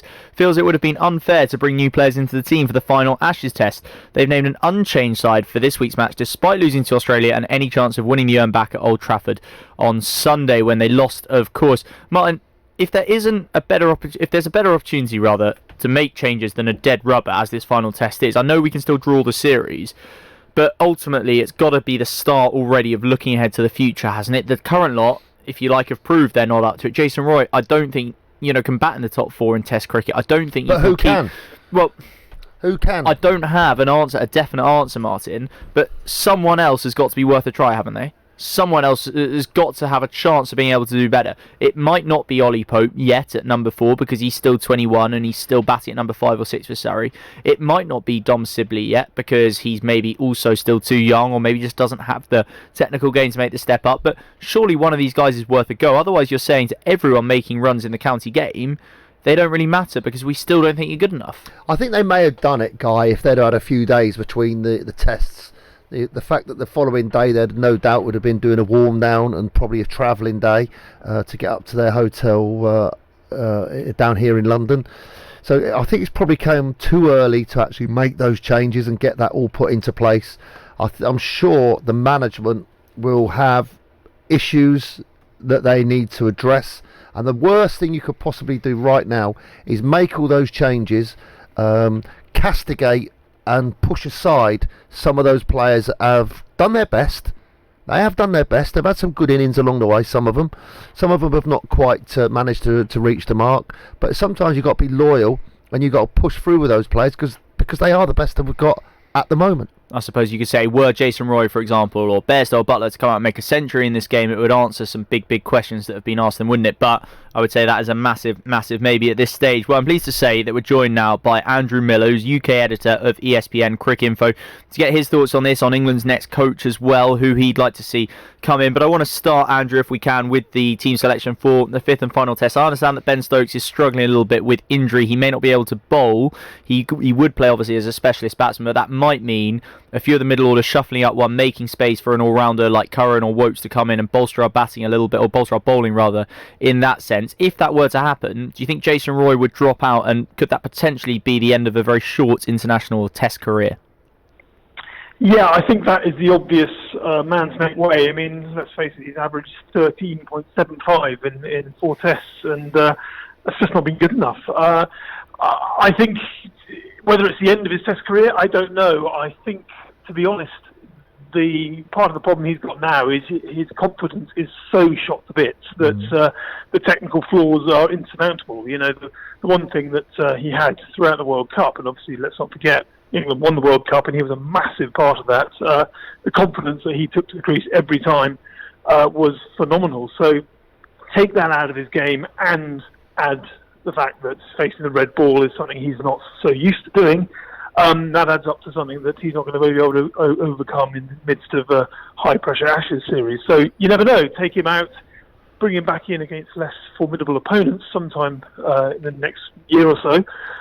He might be able to forge his career and get over this, but it's a huge setback, and it's symptomatic of an England side that you know, they won the World Cup, they have prioritised white ball cricket, and let's not criticise them for that, because you know that was their ultimate aim and they achieved it. But in so doing, they've left themselves in a massive hole for Test cricket, and I'm not convinced there are any quick fixes. No, I feel you're probably right, Andrew. It can't be easy for anyone to face that bowling attack, especially if, like Jason Roy, you've only played about 3 first-class games in the last 2 years. Something of the impossible job I think he was given. But if we are talking about changes, maybe as Trevor Bayliss has suggested for the winter tours, you know, the New Zealand series, obviously not even part of the World Test Championship, seems like another good opportunity for blooding some fresh faces. Who are those guys? Have you got anyone different to suggest than, say, Sibley, Crawley and Pope, who I feel like are the most commonly touted youngsters in the county game? Is there anyone else out there that you really like the look of, or are those 3 a pretty good bet out of everyone we've got to be looking to be the next generation of top order players?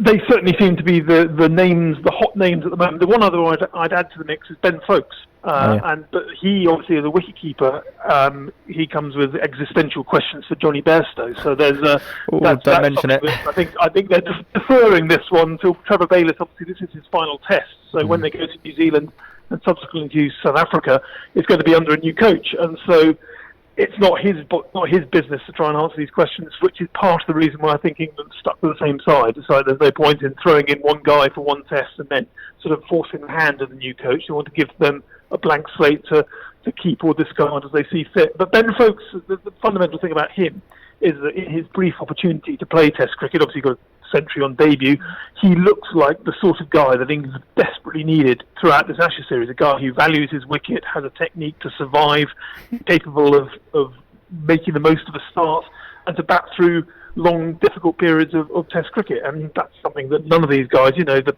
final innings at Old Trafford was symptomatic of a bunch of guys who've got a load of spirit, a load of talent, a load of bottle.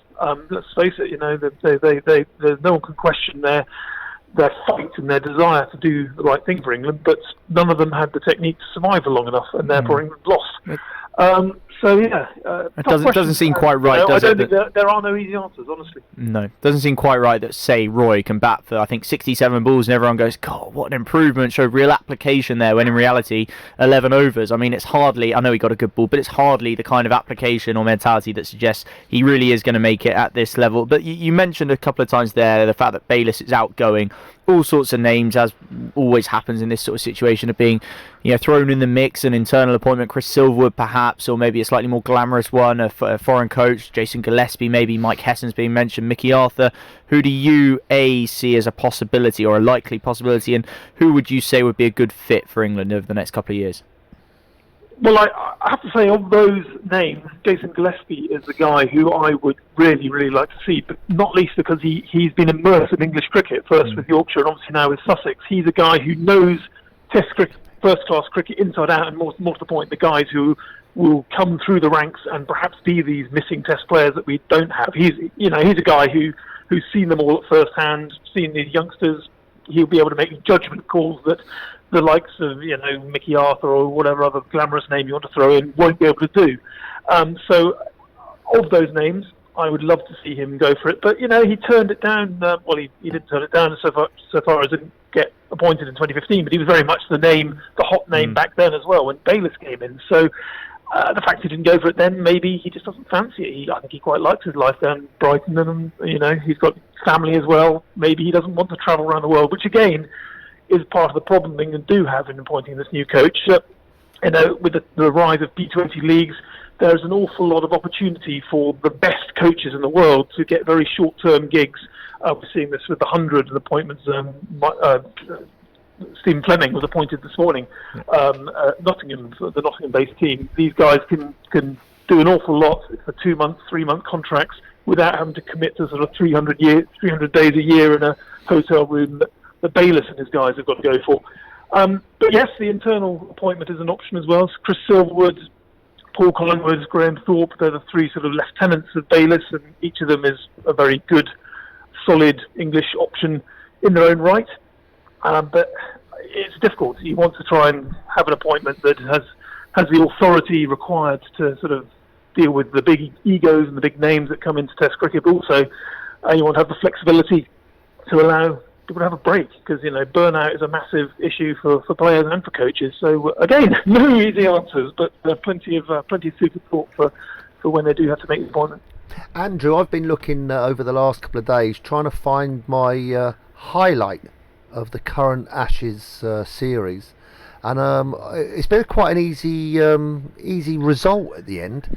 My favourite, and I wonder what yours was in a second, my favourite was when Nathan Fumble Lyon dropped that ball on that run out that would have won them the Ashes there and then, and we got through and won that test off Lyon's fumble. What's your highlight?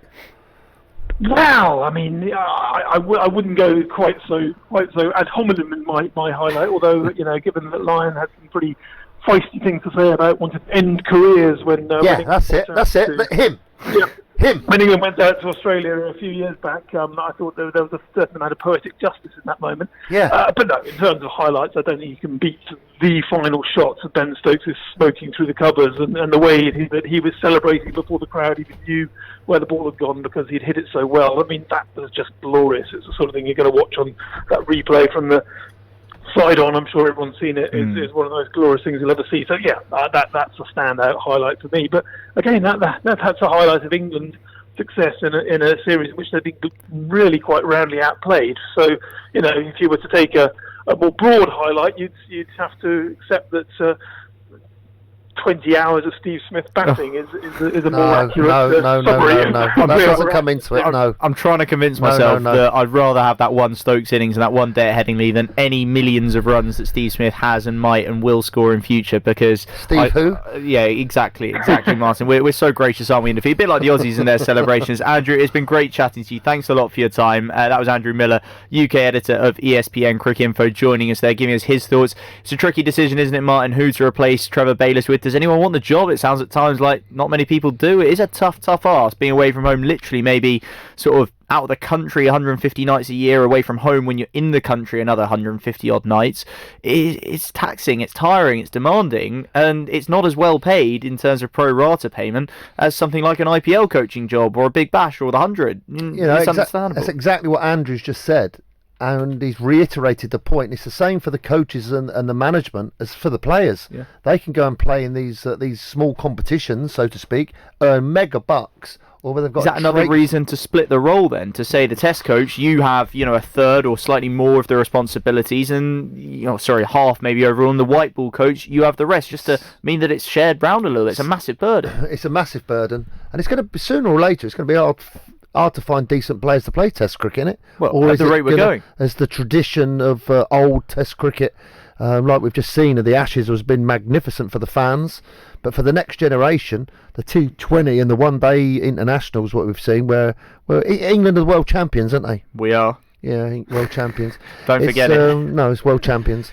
It's magical for all of us seeing that. But the Test cricket with Ben Stokes and the amazing recovery to win us that game, virtually single-handed at some points. Apart, perhaps it's going to fade a bit, Guy, over the next few years. Yeah, you can't replicate that sort of performance very often. No. I mean, Ben Stokes has arguably already done it twice in the space of 2 months, and that's more than most people can manage ever. But certainly it is looking like a bit of an uphill battle for the Test team at the moment. Andrew Miller reminding us, of course, Ben Stokes has come in and done well in the past, but he's not, I think, as much we'd like him to be a solution to the top order problems.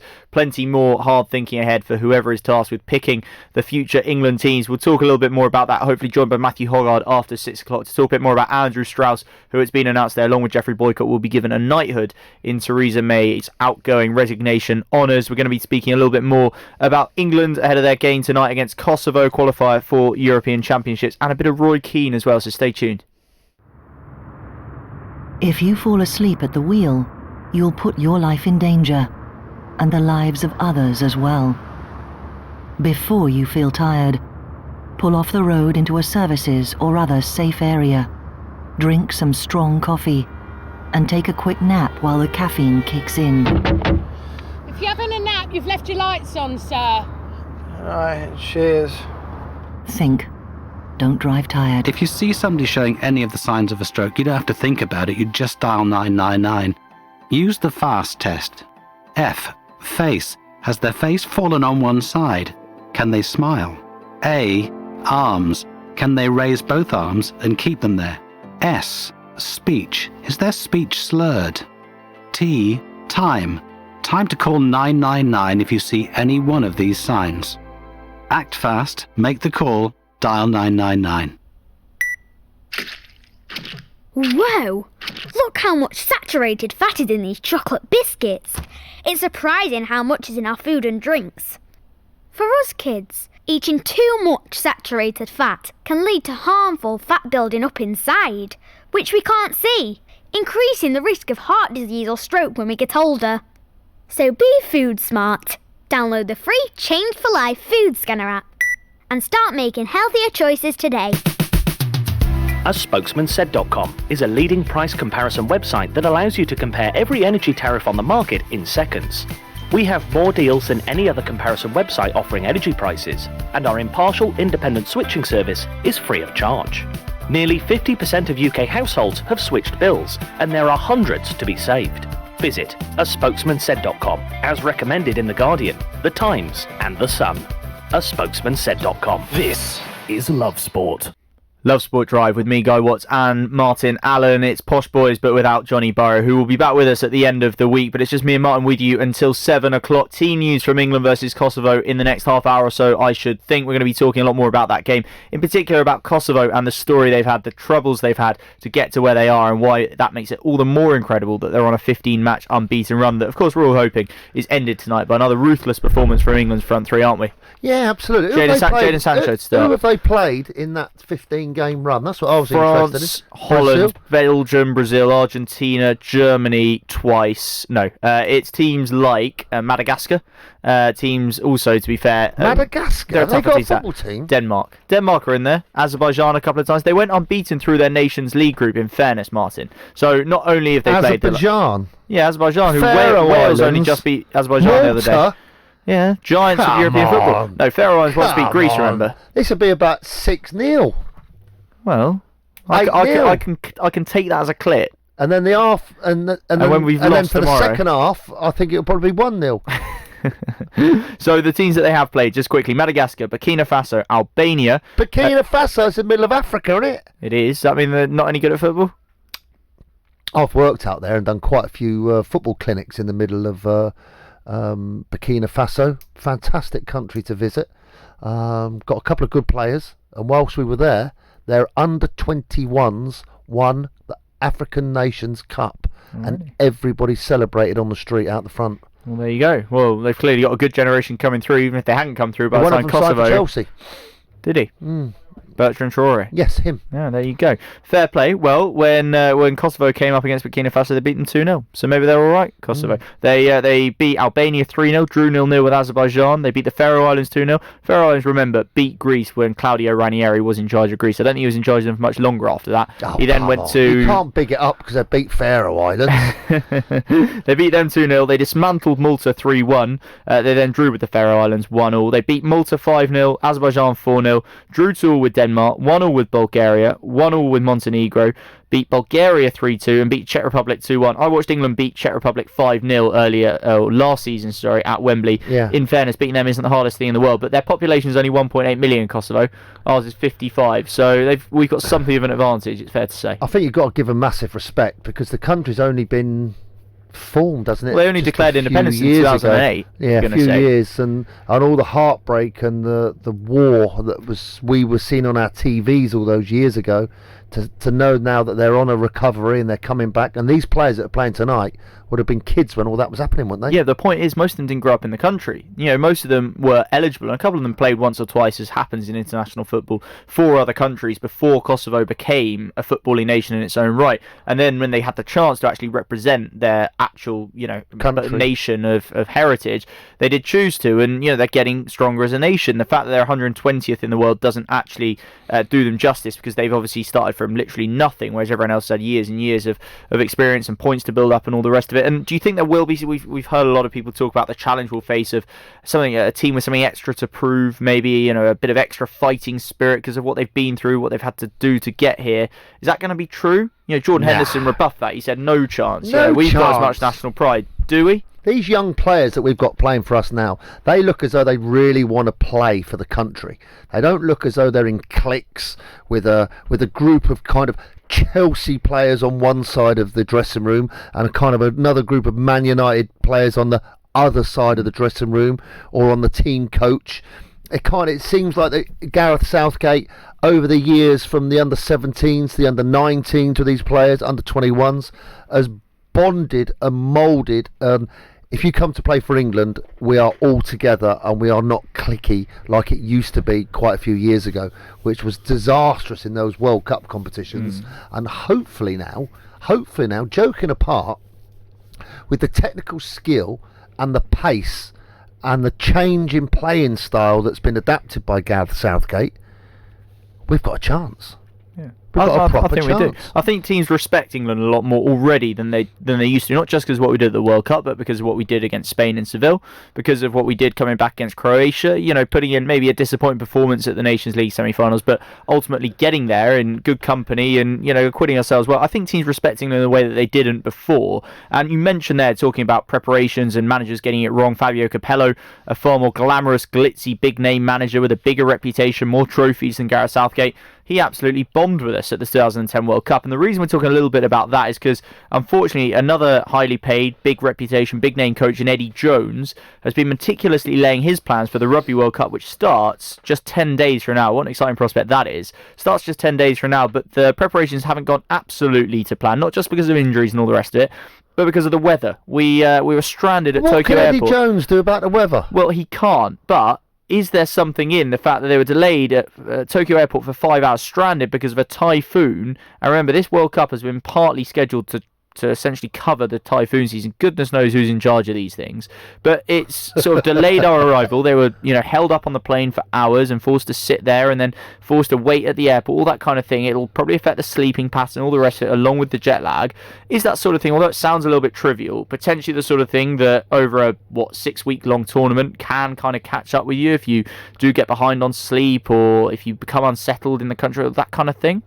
I think when it comes to those types of things, Guy, everything would have been set in place for the flight landing, for the baggage to be packed, arrival at the team hotel, half an hour later out on the training pitch to get the body flowing, to get the body moving, food, recovery time in the hotel swimming pool, light evening, early nights, early start the next morning, ready for training to get the players acclimatised and into playing mode as quickly as possible.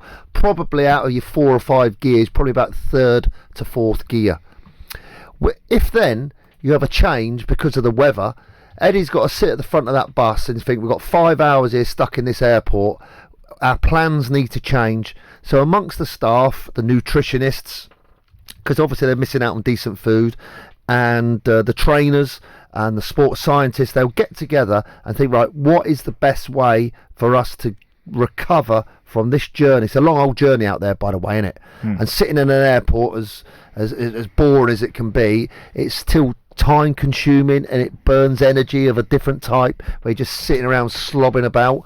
But the worst thing is not being able to get out on the training pitch straight away after that flight and get your legs moving. Because that actually has physiological effects, doesn't it? And these rugby players are extremely highly tuned, as we're reminded, when they regularly get injured because of what they're putting their bodies through. It reminds me, I'll tell you what it reminds me of a little bit, because it is weather related and it is completely out of the hands of the people in charge of organising it. How well paid they are. 2014 World Cup under Roy Hodgson, we went out to Miami to play a couple of warm weather, humid practice matches. The second of those was against Honduras. It ended 0-0. Obviously a bit of a disappointing drab performance, but interrupted and delayed for I think around an hour, 43 minutes I think it was in total, by a massive storm of rain that literally was too heavy to mean we could play on. And although there was nothing we could do, it was a sort of sign of what was to come. A World Cup where we went winless through the group stage, had one of our worst ever campaigns. Roy Hodgson somehow held on, but it set the wrong tone, didn't it? And I know that this isn't as dramatic or as consequential or anything like that, but I do just worry a little bit. And Paris was saying to us, it's typhoon season. Is there going to be a game where the conditions are crazy, where we're only up against Tonga but no one can catch the ball, and suddenly in a really tight game's 1-3-0, you just start to worry that something goes against you and it can scupper the best laid plans. As the saying goes, they go oft awry. Look, it's coming up to 6 o'clock, Mark. We'll talk more about this after 6. We've got loads more to come. Team news from England, Kosovo as well. Matthew Hogarth coming up too, so make sure you stay with us here on Love Sport Drive. Love Sport. You probably think you're pretty good at multitasking behind the wheel. I mean, you have to multitask to drive. So what's wrong with checking your phone? The thing is, your brain simply doesn't work that way. Even a quick look at a message, or firing off a quick reply, affects your concentration and makes you less able to react to hazards. If you use a mobile phone while driving, you're 4 times more likely to crash. Think. Put your phone away. Think the energy price cap will save you money? Think again. You could be saving a lot more on cheaper energy tariffs. Price comparison site A Spokesman Said will show you just how much money you could be saving against your current tariff. Don't throw away your hard-earned money to the energy companies. Check out aspokesmansaid.com and you could switch to cheaper bills in minutes. thespokesmansaid.com. Fighting for you, saving you money. There are many things a mother can pass on to her baby. Her smile, her eye colour, and her immunity to whooping cough. Whooping cough is a very dangerous illness for young babies, and at the moment it's spreading fast. A simple vaccination during your pregnancy can help to protect your baby in their first weeks. Please speak to your GP, nurse, or healthcare professional and pass on your immunity. Oh, it's okay. Let's face it, when your kids are ill, you do anything to help them feel better. But remember, antibiotics aren't always needed. You might not realise it, but taking antibiotics when you don't need them puts you and your family at risk of a longer and more severe illness. Help keep your family well. Always take your doctor's advice on antibiotics. Search NHS antibiotics. All better. Rugby World Cups in Japan in typhoon season. Football World Cup in Qatar, England tour in Sri Lanka in the monsoon season last year. Honestly, these sporting administrators, I do not know how they earn anything like the money they do. Barely a shred of competence between them, you do think sometimes.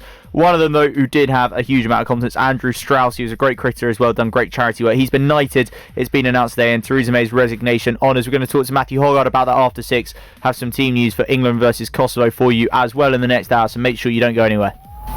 On digital radio, online, mobile and smart speaker. This is Love Sport News. from the Sky News Centre at 6.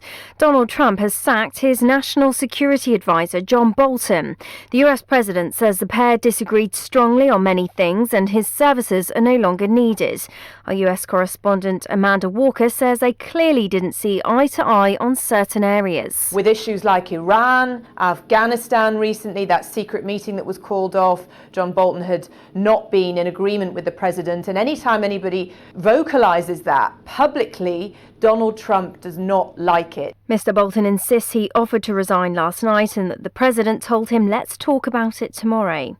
A white supremacist who tried to kill a teenager in what a judge described as a terrorist act has been jailed for more than 18 years. The 50-year-old stabbed his victim in West London a day after the mosque attacks in Christchurch in New Zealand.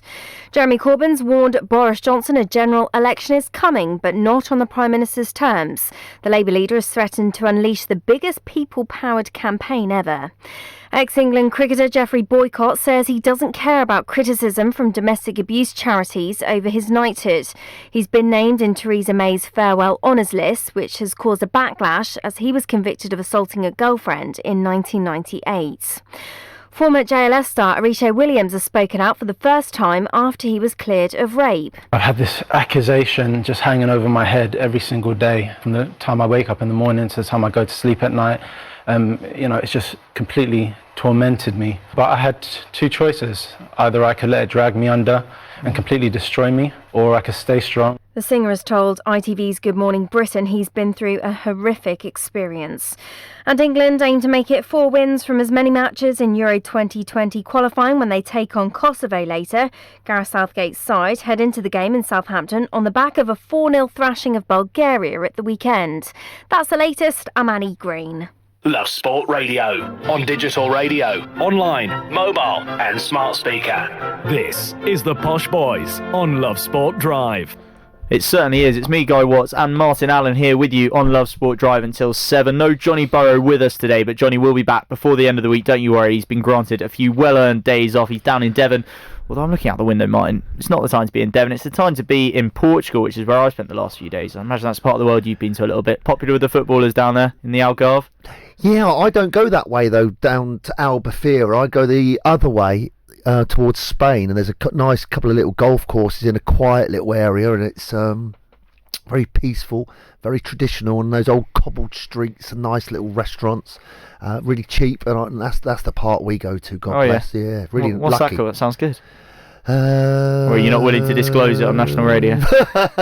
Keep your secrets to yourself. Well, a less well-kept secret is the fact that a few footballers, Gareth Southgate, I understand, among them, own some nice properties in, it's Valdolobo, isn't it, which is near where I was last week. A very, very nice part of the world indeed. Gareth Southgate, you would say, has well earned his house down there. He's done some fantastic work in all sorts of parts of football as the England manager, of course, in the last few years, but he's got a bit of a tough test tonight, Martin. He's got a feisty competitor in the opposite dugout, the Swiss Bernard Chalandes, I think I'm right in saying is his name. He's given quite a feisty press conference. We can actually hear from him in a second. I think he was talking about the opposition, talking about the England team, and talking about us in very flattering terms.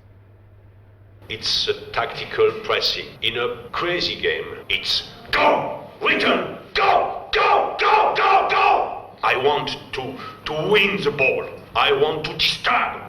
And perhaps you lose the ball and we score.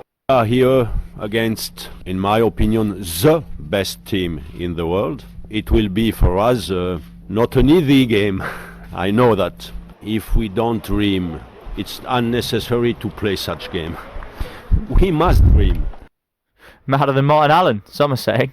That was quite an eccentric press conference, wasn't it? Will his players have seen that or heard what he said and have taken anything from it? Will they ignore, do you as a player ignore what your manager says? You say, oh, he's at it again. Or do you sit there and watch it and potentially go, oh, you know what, maybe we will do those sort of things he's shouting about? Well, he wants them to do, as he was trying to explain there, a high press. So instead of holding back in their own on the edge of their own 18-yard box, he wants his players to go out and press and get close and get tight and get tackles in.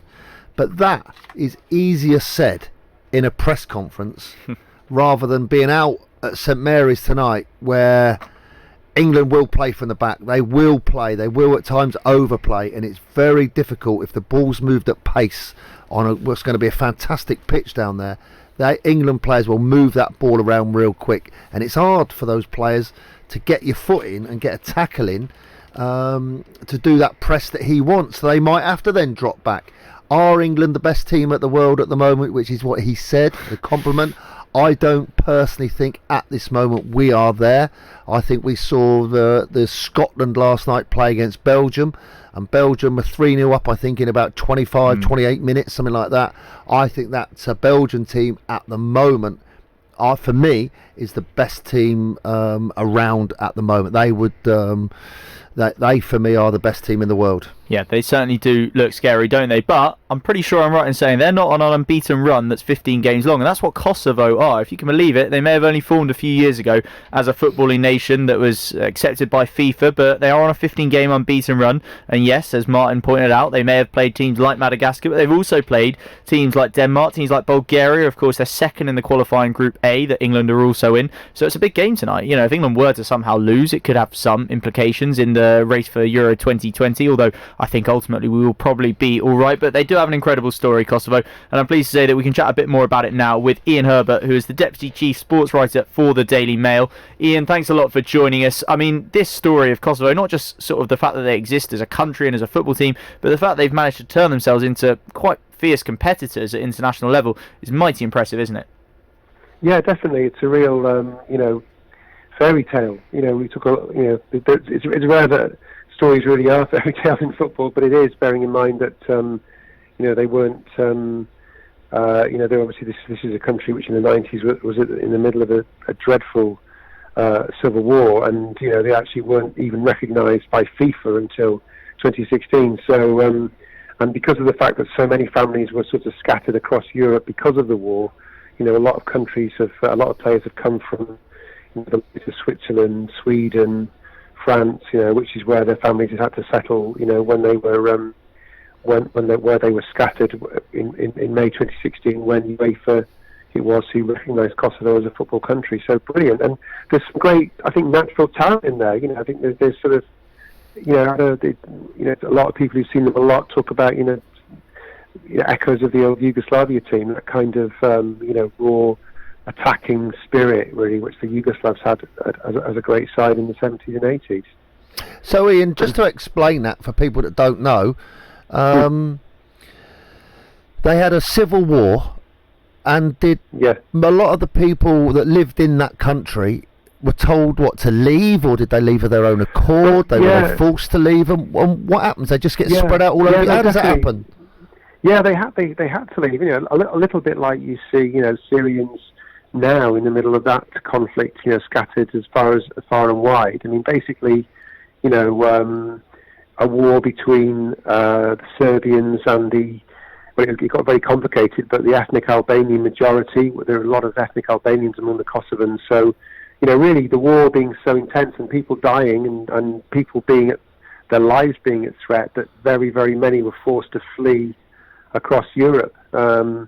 And try and settle elsewhere. And over the years, I spoke to quite a few Bosnians, for example, who also fled at that time. I'm thinking of Begovic, who obviously eventually played at Stoke, and which is just one of many who told an incredible story about how they'd had to sort of flee, and that their parents had to try and literally, they were in the last cars out of the country, really. So that's where they were, scattered far and wide. Dejan Lovren was another one who was kind of, I think his family might have settled in Germany, possibly. But then when the war ended and the kind of Kosovan state was formed, there were therefore lots of families who were really by then fully settled in Western Europe, who raised families there, and whose kids, I suppose, had benefited from the football systems in those countries. And you wrote today, I saw that the coach, Bernard Chalandes, travelled the world working like a bee to get some of those players who maybe were eligible for other countries. That's what Kosovan sports journalist talks of, how he did that. And Absolutely. And it seems to have kind of reaped rewards. Obviously, we're not talking about World Cup winners or anything like that, but for what they are, a country of 1.8 million people, for the history and lack of it, if you like, in a football sense that they've had, to have a 15-game unbeaten run, it's mighty impressive. And from what we're hearing, they're going to at least kind of try and stick it to England tonight. They're not going to come and sit back edge of the 18-yard, but they're going to try and do something a little bit to upset us, aren't they? And it may make it easy for England, it may not, but it should be at least an entertaining game, should it not? It certainly feels that way. I think whether this is relevant to the conversation, I don't know, but there's certainly a great affection that the Kosovans feel for England and for Britain as part of the, one of those countries that encouraged NATO to come and save them really from the Serbian warlords really who rampaged around the country. So there's a love of England, I think, among the Kosovans. That's for sure. And a sense of wanting to sort of do something here, demonstrate something in this country about the football that they play. So, and you're right, obviously some of those games were against, real minnows, but that was some victory over the Czech Republic at the weekend, and then against Bulgaria before then. So they don't feel like one of those kind of Faroe Island, Luxembourg kind of countries in Europe that we sometimes meet at European Championship qualifying stage. It feels like a country with some talent and some really good players. Vetat Muriki, you can tell from my pronunciation. I don't know who I'm talking about here, but certainly he's the Fenerbahce striker who they talk about, and Bersant Chelina, who's at Swansea, who's a former Man City academy player. A couple who apparently look like they could be very good to watch. Ian, what about our England team tonight? How excited are you on our young players coming through? Yeah, I mean, it's interesting, isn't it? I mean, I like the way that he's not allowing people to sort of rest on the laurels. I think Kyle Walker not being in the squad and Trent Alexander-Arnold getting the call, and it looks like Jadon Sancho's going to get a chance tonight, doesn't it?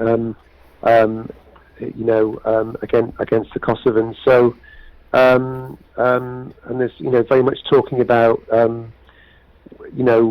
he's likely to be.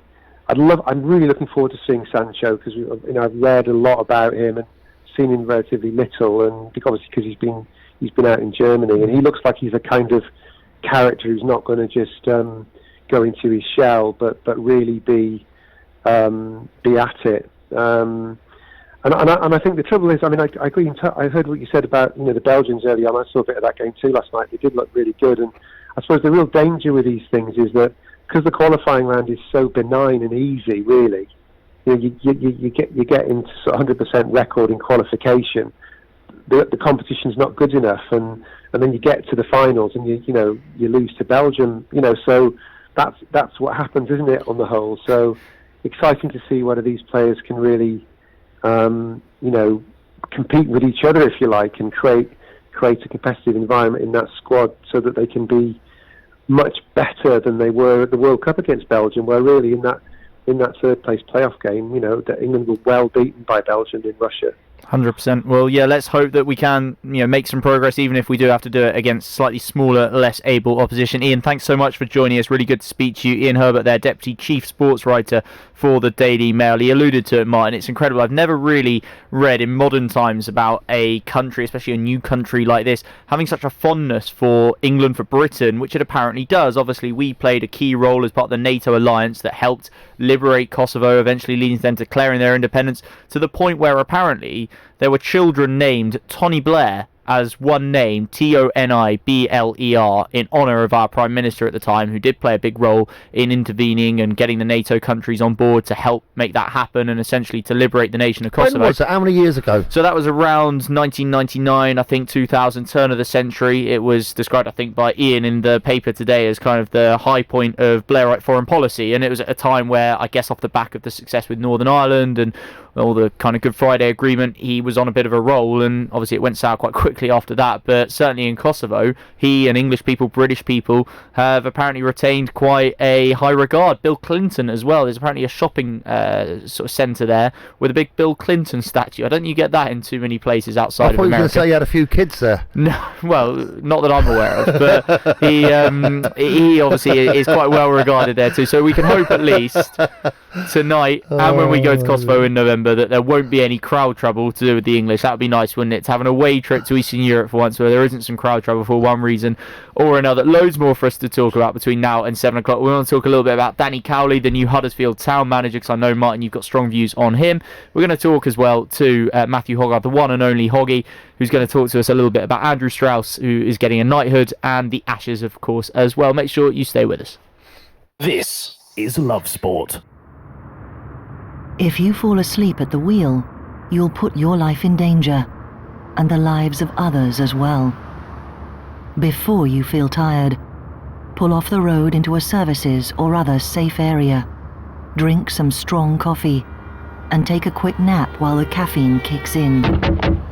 If you're having a nap, you've left your lights on, sir. Right, cheers. Think. Don't drive tired. Exercise. It doesn't have to mean Lycra or a fancy gym membership. All you need is 10 minutes and you. Because a regular 10-minute brisk walk is a great way to get more active. Whether that's walking to the shops or getting off the bus to stop early. Picking up the pace and getting your heart pumping can make a real difference to your health. So, to see how much brisk walking you're doing and how you can fit more into your day, download the free Active 10 app, because there's only one you. I love my brother. We do fun things like playing together. I like having hugs with Freddie. Freddie gives the best hugs. Freddie used to be very poorly, and the doctor said he might need a new liver.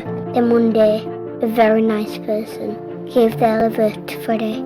It was amazing. We were so happy. Now he's around to give me more hugs than ever. Tell your family you want to save lives. To find out more, visit organdonation.nhs.uk. My mum and dad say that I don't need lots of sugar. I'm sweet enough already. So we used the Change for Life food scanner app to find out how much sugar is in our food and drink. It's surprising how much we found. So I put my detective hat on to find the healthier choices. Woohoo! Found one, Mum! You can be food smart too. Download the free Change for Life food scanner app today. I gave Kim Jong-un the upper hand, but only a tiny one. Love Sport. Love Sport Drive, me, Guy Watts, and Martin Allen here with you all the way until 7 o'clock. Not long now until we get team news from England versus Kosovo. We know Jadon Sancho's going to start. How exciting is that? That we've got a kid that good who doesn't even make the starting 11. We've got Phil Foden, by the way, scoring twice, not even making the senior team in the under-21s. We've got him not even playing for Manchester City. I think we all know he's the really, really special talent that, certainly in a midfield sense, that we've got coming through, isn't he? Yeah, and Mason Mount. Mason Mount? Is he better than Mason Mount? Well, at the moment, you'd have to say Mount's ahead of him because he's playing first-team football for a good Premier League side. But he can't be far behind, and he's a year or two younger as well. James Maddison didn't even get on the pitch against Bulgaria at the weekend. I mean, we can have options. That's the point. Yeah, he's a brilliant player. Yeah, and Harry Winks didn't start. I personally think Harry Winks should start probably every game when he's fit for him. I think he's unique in what he can offer, but he didn't. Gareth Southgate knows what he's doing, and he deemed Winks, Henderson, and Barkley. Rice, Henderson, and Barkley to be the midfield three. He may do that again. We'll tell you what he's gone for very shortly. It should be in the next 15 minutes or so that we get that team news confirmed. Expecting Trent Alexander-Arnold and Ben Chilwell's coming at fullback as well. Two more exciting players. Chilwell, what a good player. Yeah, I think he should be ahead of Danny Rose. Definitely. Yeah, okay, so you're hoping to see him start tonight? I saw him play at the end of last season at West Ham. Oh my God, what a player. Yeah, talented. Good in the air, good getting forward, good athlete, very good 1v1. Good delivery on him. Yeah. Good haircut. Very good player. Yeah. Mobile. Very good player. All right, well, we'll talk a little bit more about England, of course, when we know what that team is. As I say, it won't be long now. But I want to talk a little bit about Danny Cowley as well, another bit of young English talent, but in a managerial sense. It's been confirmed, and we've seen him in his tracksuit today, doing his first press conferences and all the rest of it. He's gone to Huddersfield Town. Now, I don't follow certainly League One and League Two football as closely as some people, as I know you do, Martin, but you don't have to be a close follower of it to know about the hype, if you like, if that's the right word to describe Danny Cowley and the kind of feeling that's followed him over the last few years, from taking Lincoln to the quarterfinals of the FA Cup where they played Arsenal, furthest ever that a non-league team had gone in that competition just a couple of years ago, taking Lincoln up to higher than someone like Sunderland in League One as they were this season when he left for Huddersfield. It only left me feeling a little bit surprised that he'd gone to Huddersfield, who were struggling so badly in the Championship. Would you not have thought, without disrespecting Huddersfield, that he could have gone somewhere better? I thought he could have gone somewhere better, but Huddersfield is a big club. I think it's suited to him. What I've been impressed with today in the pictures we've seen of him and his brother at Huddersfield, he's not stood up there with a flash suit on and looking super duper manager from the Premier League. He's gone up there with his tracksuit and his trainers on. Looks like he's ready to work and be straight on the training pitch, which is what he needs to do. I like that look that he's adapted. I felt that means I'm ready to do business as a coach and get on the training pitch as quick as I can, rather than large. Do you know what I mean? Look at me, look. Look at me, look. So that was the first thing. Big time, yeah. He is so down to earth. He is so humble. Him and his brother were both school teachers at schools in Essex, and I first came across them at a club called Concord Rangers, and they done very well there on a shoestring budget, and then they got a move from there to Braintree, where they were part-time, and they got Braintree into the playoffs in the National League, which is tough going. So there's a lot of most of the clubs in the National League are full-time, as everybody knows. So they've done a really good job there, and then from there they got their move to Lincoln. What they've done at Lincoln and the players they've brought in, and the way they treat their players, treat the staff, treat the supporters, communicate with everybody, it's a real modern day manager way, rather than being aloof and stuck above everybody. They're very, very popular on and off the field with everybody they come across, but they organise, and they're very, very clever at coaching and managing players and getting the best out of them. It certainly seems that way, and we're going to talk in a moment about the maybe growing trend of exciting young English managers kind of all through the Football League, because there are some names there all the way down to League Two who are capturing the eye and the imagination of people who don't normally follow that far down the football pyramid. So that's promising, but I just want to put you quickly with the Cowley brothers. Have they possibly taken a bit of a cop-out option? Because if Huddersfield were to say get relegated this season, they can say, well, we took over a team sitting joint bottom of the Championship, it was a tough job, and that's why we've gone down. Or that they would have been better off staying with Lincoln and seeing how far they could have taken them. Imagine if they took Lincoln to the Championship. Trust me, they don't do cop-outs. They don't deal in that. That ain't. They don't live like that. They don't work like that. They just are not like that as people.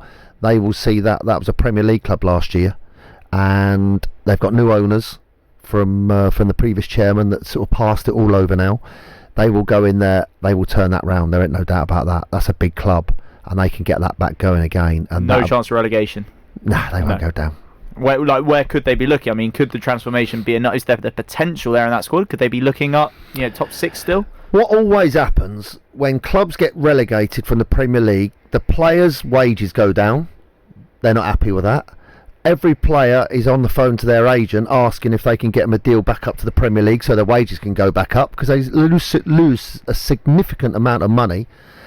Then, instead of going to play at Anfield or Old Trafford or White Hart Lane or Stamford Bridge, they've got to go and play in a Championship. And some of them are playing at clubs they've never even been to before, and they don't want to be playing there.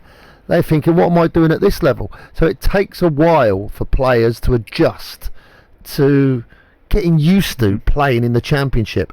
And for the new young manager that took over Mr. Wagner's job last year, and who had lost 7 on the spin when he got the sack, he struggled to change that mentality and that thought process and that mentality of the group from failed Premier League to rejuvenate those players. The Cowleys are taking over at a perfect time. They are full of character, they're full of banter, they'll get to know those players really, really well. In January, I would expect 3 or 4, 5 players to come into Huddersfield, probably from the lower levels, the best players, up to the Championship, to start seeing them kick on. People are going to want to work for them, aren't they? People are going to want to play for them. It's an exciting prospect. Yeah. I'm already sort of, if I'd seen Huddersfield on a game on TV, I had the misfortune of watching them play Fulham a few weeks ago, and you thought, blimey, was this really a Premier League game just last season? And the truth was, it wasn't really in anything but name, because they weren't good teams in the Premier League. But you thought, God, I won't be watching Huddersfield again. You might now, though, and you feel like players will want to go and play for the Cowley brothers. I think they've had a real coup there. Well done, Huddersfield. We'll be following that closely, but we'll be following quite a few managers. We are following quite a few managers, aren't we? Young English managers, and I'm just going to go through a few of them from the Championship alone. I know you got your eye on a couple below the Championship. Steve Cooper at Swansea, starting brilliantly. Lee Bowyer at Charlton Athletic. Who'd have had those two down as the top two teams in the Championship after 6 games? You've got Lee Johnson doing a good job still at Bristol City. You've got people further down. You've got maybe Nathan Jones, not doing so well at Stoke at the minute, but a highly rated young manager too. I know he's Welsh, but you know what I mean. British managers. Very good manager. Yeah. So is there an exciting crop out there that are being underappreciated? Are they getting the appreciation they deserve finally? Well, isn't it great that the Cowleys have gone from being school teachers 5 years ago and being part-time at Concord Rangers and now going up to a Championship club? And it's about time. It really is about time. More managers, English, British managers, got the opportunity to showcase their abilities. And like you say, Lee Johnson at Bristol City, he's done a great job. Lee Bowyer, he got promotion last year with Charlton. He sold his best player to Aribo, not Haribo, Aribo, to Glasgow Rangers, and they're doing it again. They're unbelievable a job that he's done. Who would have thought he could be a manager? Well, he's been a bit of a troubled boy through his career, and I think he'd be a very good manager because he knows all the little bits and pieces that players get up to. He's experienced it himself, and I think he'll have a really good career. I think Lee Bowyer will probably go to the very top. Really? Yeah, big very claim, good, isn't he? Big claim. And, as he pointed out, things can change and perceptions are way too simplistic at times. Who would have said 15 years ago that Jonathan Woodgate and Lee Bowyer would be managers of football clubs at all, let alone 2 football clubs in the Championship, and 2 big football clubs that have been in the Premier League in the last 15 years, a slight push with Charlton, but 15 years or so, and they've got fantastic opportunities there. We're going to have the England team for you very, very shortly. In fact, in just a couple of moments' time, we're going to have the England team to play against Kosovo, which has just come out, and we'll have that for you very soon. So there is a start for Trent Alexander-Arnold. I can tell you that. We know that Jadon Sancho is going to start as well. So we'll have the full team news for you very, very soon indeed. Just while we're on managers, Martin, your thoughts quickly on, I know this came up a few days ago, but it's the first time we've been here together, and I have to see what you think about it.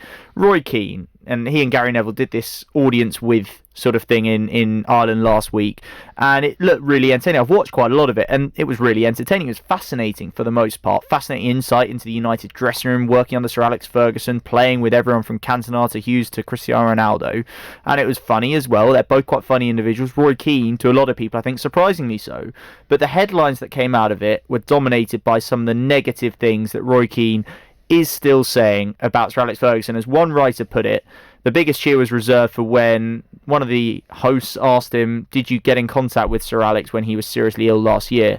Keane said no, and the crowd absolutely roared it as if he just scored the winning goal in the World Cup final.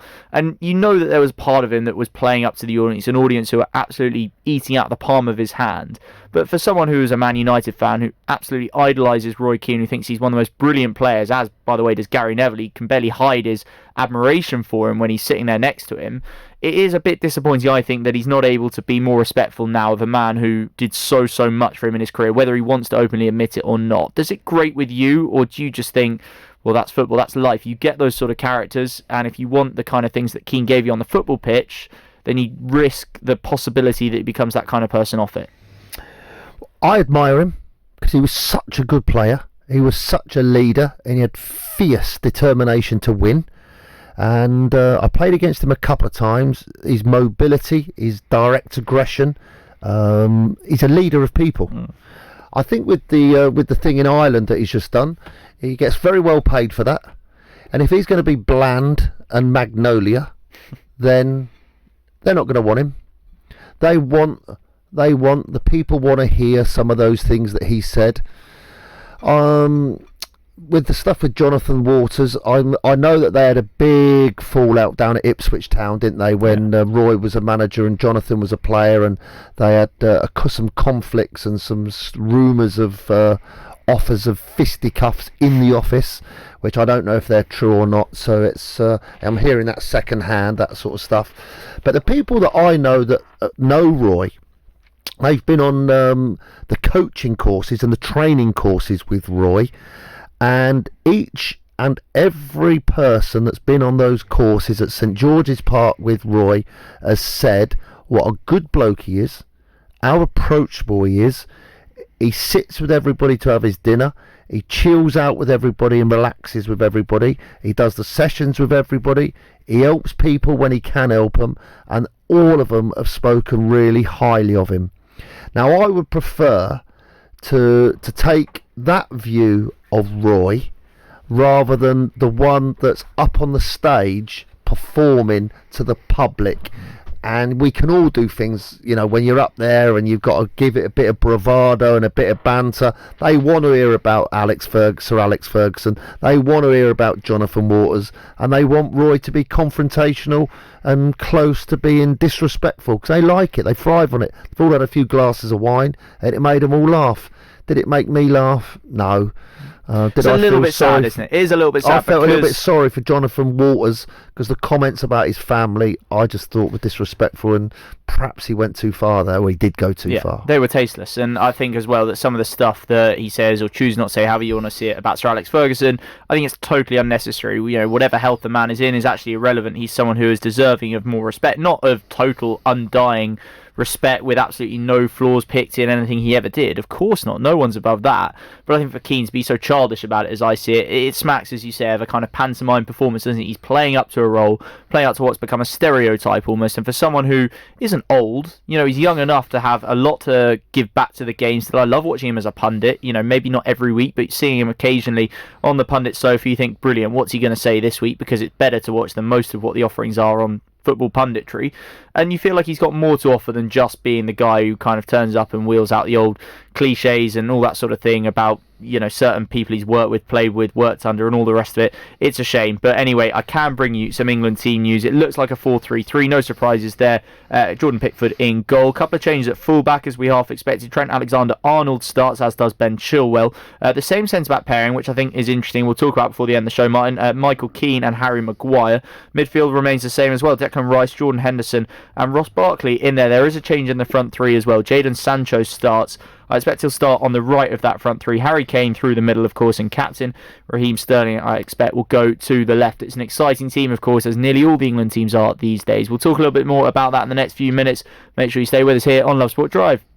This is Love Sport. Have you had enough of extortionate energy bills? A spokesman said could help you find the cheapest energy deals on the market. Don't take our word for it. There's hundreds of spokesman said customers who've saved big. Brian from Derbyshire saved £400 on his energy bills, and Tony from Northampton saved a massive £2,800 on his gas and electric. A spokesmansaid.com, the leading price comparison site where you can switch to the cheapest energy tariffs on the market in just minutes. thespokesmansaid.com, fighting for you, saving you money.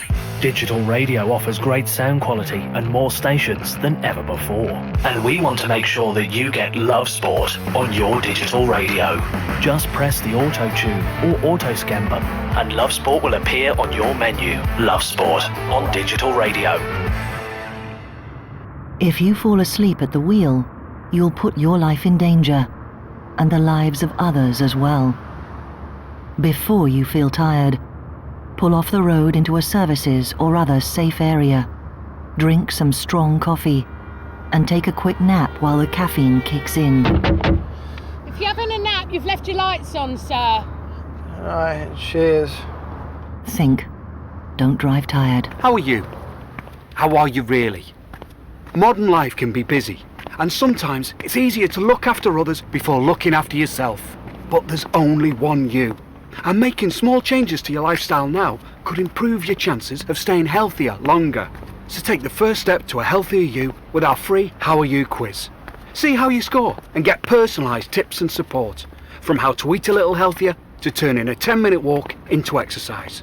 Just search One You. Have you had enough of extortionate energy bills? A spokesman said could help you find the cheapest energy deals on the market. Don't take our word for it. There's hundreds of spokesman said customers who've saved big. Brian from Derbyshire saved £400 on his energy bills, and Tony from Northampton saved a massive £2,800 on his gas and electric. A spokesmansaid.com, the leading price comparison site where you can switch to the cheapest energy tariffs on the market in just minutes. thespokesmansaid.com, fighting for you, saving you money. You probably think you're pretty good at multitasking behind the wheel. I mean, you have to multitask to drive. So what's wrong with checking your phone? The thing is, your brain simply doesn't work that way. Even a quick look at a message or firing off a quick reply affects your concentration and makes you less able to react to hazards. If you use a mobile phone while driving, you're 4 times more likely to crash. Think. Put your phone away. This is Love Sport. It is Love Sport Drive. It's me, Guy Watts, and Martin Allen here with you on Love Sport Drive until 7 o'clock. And we've just had some breaking team news from England versus Kosovo. It's of course taking place down at St Mary's, Southampton Stadium. The first time they've had an England international in 17 years. It's an exciting team, isn't it, Martin, for the crowd to watch. Now, I'll just run you through it very quickly once more. Jordan Pickford, Trent Alexander-Arnold, Ben Chilwell, Michael Keane and Harry Maguire in defence. Declan Rice, Jordan Henderson and Ross Barkley in midfield. Harry Kane, Jadon Sancho and Raheem Sterling up front. Plenty to be excited about, right? Oh, yeah. Bedding in these young players, giving them opportunities to showcase their abilities. Fantastic pitch tonight, big crowd, sellout, fantastic. 6 or 7-0, I reckon. There's a few other youngsters though that he could have given more of a chance to, aren't there? In that midfield, I know Rice is young, but I think it's fair to say that for the holding midfield role, he's kind of made that his own, hasn't he, already? So you could look, I would say, at both Henderson and Barkley and say that he could have in Maddison or Mount or certainly Oxlade-Chamberlain. I know he's not a youngster, but he's missed so much football. Was there not an opportunity there to give one of those guys a bit more time, try another blend in the midfield? Instead of who? Henderson? Well, Henderson or Barkley. You know, I think that if you look at Chelsea, for example, Mason Mount has been ahead of Ross Barkley in the pecking order, so why is Ross Barkley ahead of him in the pecking order for England? I'm not saying there isn't an explanation, but is it purely out of loyalty from Southgate? Is it that Barkley's been around for longer, that he had the shirt at the end of last season, or does he just rate him higher than Frank Lampard does? Yeah, I suppose you could say the same for Maddison. He's been outstanding for Leicester City. He would also probably go in, and maybe he would go in for Henderson. I think, the way I see it, I look at the options we've got on the bench, 18, 19 and 20 as they happen to be numbers-wise. Mount, Oxlade-Chamberlain, Maddison, I think that all three of them give you something slightly different to any of those guys on the pitch. I think that in Henderson and Barkley, I don't think we've got either of our sort of sparkiest players, and I don't think you want to pick two of them, not at this young stage, but I'd like to see one more of them. But maybe more of a concerning area remains centre-back, doesn't it? Because we both said to each other, who's the weakest player there? And we came up with the same answer, and it's Michael Keane. And that's not to sort of say he's rubbish, because he's not. It's a good England team. But he's someone who I would say, with Joe Gomez on the bench and Tyrone Mings maybe looking for a debut as well, is a little bit lucky to have started both these games. Just taking you back there, Jordan Henderson, he's captain of the European champions. Champions League winner. Yep. So we're talking about moving him out. He's a good player. And he's also a catalyst of the group. He's a kind of a captain style. Without the armband. Yeah. Yeah. He's a real go-to player, senior player that you'd want to have playing in your team. So the one probably question mark in there would be maybe he could have played another young lad and had Mason Mount in there. Did Mason Mount play the other day? He came on, didn't he? Last 20 minutes. So he'll probably get another 20 minutes tonight. So that's probably how he's going to do it. He's going to just drip feed him in rather than smash him straight in with all the games at Chelsea at the moment and the mental and physical that is. Just to bleed him in, bring him along nicely, and no doubt he'll be part of that team that wins the World Cup when we actually get to the final. What are you laughing at, Guy? What was the other one? Keane. I'm just saying, wasn't there a when we win the Ashes? Yes, of course. Well, if you go into so you were talking about the next series, were you? Yes. If you go into it and into any sport or anything you do with, if this and if that, then you're never going to go anywhere in life, are you? With this Keane one, he's played much better this year for Everton. Much better. I just wonder if there's a doubt about him. Has he got enough pace? Has he got enough pace to play at top international football to win us the World Cup? Which has got to be how these players are soon going to be judged. So are you not surprised then? Because I share that concern. I share that concern not just with Michael Keane, with Harry Maguire, who I rate extremely highly, was massively pleased when Man United signed him, even for 80 million quid. I thought it was a great signing, and I still think it will be. But neither of them are quick, are they? And I think in Joe Gomez, you know, you haven't got someone who's maybe as quick as Rio Ferdinand, because he was quite exceptional. He's quick. But he's fast. I mean, maybe he is as quick. I haven't seen their stats. You think he might be. But it doesn't matter. He's quicker, right? And he gives you something different. Why is he not playing? Gomez is very quick. He didn't start the season very well for Liverpool, by the way. True, he's been kept out by Matip a little bit. So he played against Norwich, but he didn't do great. but he is quick, mega quick. I would think that they'd be looking. It says a lot that Jurgen Klopp's played him in the first game, and that's how much he probably wants him in their team. He will go on and play top for Champions League top player. Maybe he just need a little bit more time. He's come back from injury? He's quite young as well. Oh, he is 21, I think, Joe. So he's another one of those 21-year-olds, but he will no doubt fit into that team. Mason Mount. There's an interesting one you brought up there, Guy, about that number 4 position, that holding defensive midfield player role. Some managers prefer, and there's not a right or wrong, it's just what you prefer. Some managers prefer a number 4 that can get the ball and have it at all different angles off of the back 4 and the goalkeeper, just to start play and set play up and change direction. Some managers prefer to have a holding midfield player that shields the back 4, protects the 2 centre-backs, is good in the air, good at defending set plays, and just gives it simple and keeps it rather than the next bit starting it, if that makes sense. So what we've got currently with Declan Rice, he gets it and gives it and keeps it rather than excels at playing with it. Does that make sense? Yeah, it does completely. Have we had, though, a player, and we did earlier on, if you missed it, Michael Owen has done his best England team since 1998 when he made his debut. We did ours, and we came up in our midfields with, you had Lampard, I had Gerrard, and the other player we had alongside those two, both of us, was Owen Hargreaves. And he was, if you like, in the mould of Declan Rice, in that he was more of a shielder, more of a defence player, a good player, but a guy who you could rely on to soak up some of those defensive duties and all the rest of it, and essentially give balance to the team, allow the freedom of the other midfielders to go forward. And I think Declan Rice does all that.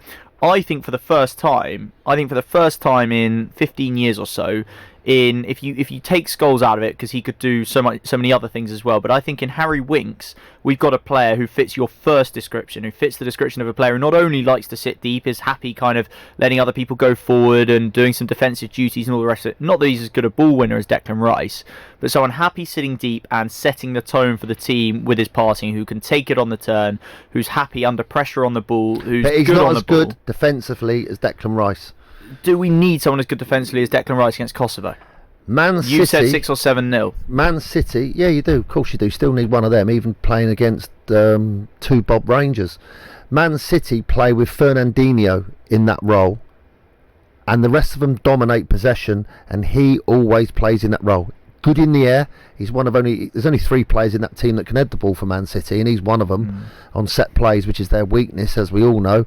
But he plays in that role, and Pep Guardiola always has one. And with Liverpool, is it Gigi Wijnaldum that plays it? Normally, yeah. So he's also big, strong, powerful, and very mobile. With Declan Rice, having seen him play now, quite a lot of times, Declan is getting faster. He is getting stronger. At centre back, I thought he probably lacked half a yard of pace when passes got played in behind up the sides of him. But now he's moved into midfield. He looks like he's gaining strength and power, and we will need somebody to play that role, and I think he's getting better and better every time I see him. Well, I was at Wembley. It was, I think it must have been back end of last year for what was his debut. It was against the Czech Republic. We won the game, I think 5-0, maybe 5-1. Callum Hudson-Odoi made his debut that night as well. And what I was really impressed by, he came off the bench, Rice, and he came off the bench in a team that were winning and playing confidently. But what I was impressed by, seeing him up close, was a guy who, having originally been a centre-back, you wouldn't expect to be a gifted ball player. And I'm not saying he was Paul Scholes spraying past all over the place, but he was so confident, so comfortable receiving the ball back to goal, side to goal, under a bit of pressure. Yeah. There was one that he got wrong. He was caught. I think he, miscontrolled it and was caught under pressure. That happens. That is a risk, and only the very, very best Xavis and Busquets and players like that don't do. He's similar to Busquets, Maybe. Yeah, maybe that's very the similar kind of comparison. I mean, maybe he's got a lot of work to achieve, obviously, what Busquets has done, but similar mould, I can see that. But I liked his confidence, and I like as well what Gareth Southgate must have instilled in him to be able to bring him on and see that kind of performance. And what we've seen since, I couldn't say for certain, but I think that Declan Rice has started nearly every game since that debut. And for a 20-year-old, a guy as well who, as we talked about earlier, has had some terrible abuse aimed at him, death threats on social media after changing allegiance, of course, from Ireland. His family targeted as well. He said he was able to laugh off most of it, but his family, he said he was more worried about. For a guy who's this young, who's having to deal with all that as well, to also be starting games, competitive games for England, it's mighty impressive, isn't it? I know you know the setup at West Ham well. You won't be surprised to hear about him dealing not just with the football side of things, but with everything else that well too. No, he's a very level-headed lad. He's very popular with everybody. His feet are certainly fixed on the floor. The only worry, I think, for West Ham supporters, even though the club done an amazing job to get him signed onto a 6-year contract, because you support Manchester United. Yeah. If you were one of the owners of Manchester United, you'd have been saying, find me the best centre-back, best central midfield player and best centre-forward. And for me, they've got a good centre-back in Maguire. They've done well with that one. They haven't bought in a central midfield player. For me, they should have got Declan Rice and just gone and bought him. It doesn't matter about the money to Man United. They've got so much anyway. It's just like, doesn't matter. And then as a centre-forward, they needed to go and buy another number 9 because everybody knew that Lukaku was going to be leaving and they haven't replaced him. Same time, Martial and Rashford started quite decent, but look, it's a conversation for another day because it depends, I think, a lot on how fit they can stay. I think if they stay fit, United will still score a lot of goals, and I think they'll both score a lot of goals, but it is a massive if. And the backup's Mason Greenwood. He's only 17 years old, although a 17-year-old, by the way, but who was coming on. United. He was coming on for the England under-21s. At 17 years old, that's impressive, to be fair. Yeah, but just on Declan Rice. So he's received death threats over social media after switching his allegiance from Republic of Ireland to England. He's won 4 caps. He's now going to have won 5 after tonight. He says he's had people saying they're going to come to my house. You click on their profile, and they're just a fake profile. I don't know whether it's true or not. I was never actually scared because fans are always going to give you abuse and whatnot over it. You just kind of look at it and laugh and think, yeah, as if you're actually going to do that. But I mean, it's not surprising, I suppose, when you know what's happened with the racist stuff recently. But with something like the England-Ireland rivalry, I know that football maybe allows these things to fester a bit. Does it surprise you that there are fans, even if they are just doing it behind fake accounts and stuff,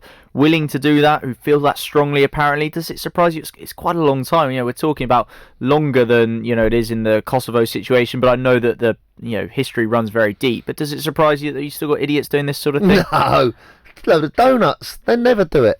They never get it. I've had people telling me I was going to get shot when we went to an away game in the FA Cup. I had to have 2 bodyguards with me. That's just your own face. Oh my God. It was a bit scary at the time, but you just think, what a load of rubbish. What an absolute load of rubbish. It's just not going to happen. And for those people sending him stuff, Jesus, I'd like to see him come and stand out on the street. No chance. Yeah, I wouldn't fancy many people against Declan Rice, to be fair. A very, very impressive 20-year-old indeed. He starts for England tonight. That game just an hour away now. We'll have a little bit more on that for you before 7 o'clock. We've also got Charlie Hawkins joining us in a moment to tell us about some great fan shows we've got coming up here on Love Sport after 7 o'clock, so don't go anywhere. I believe in traditional marriage. I've had 3 of them.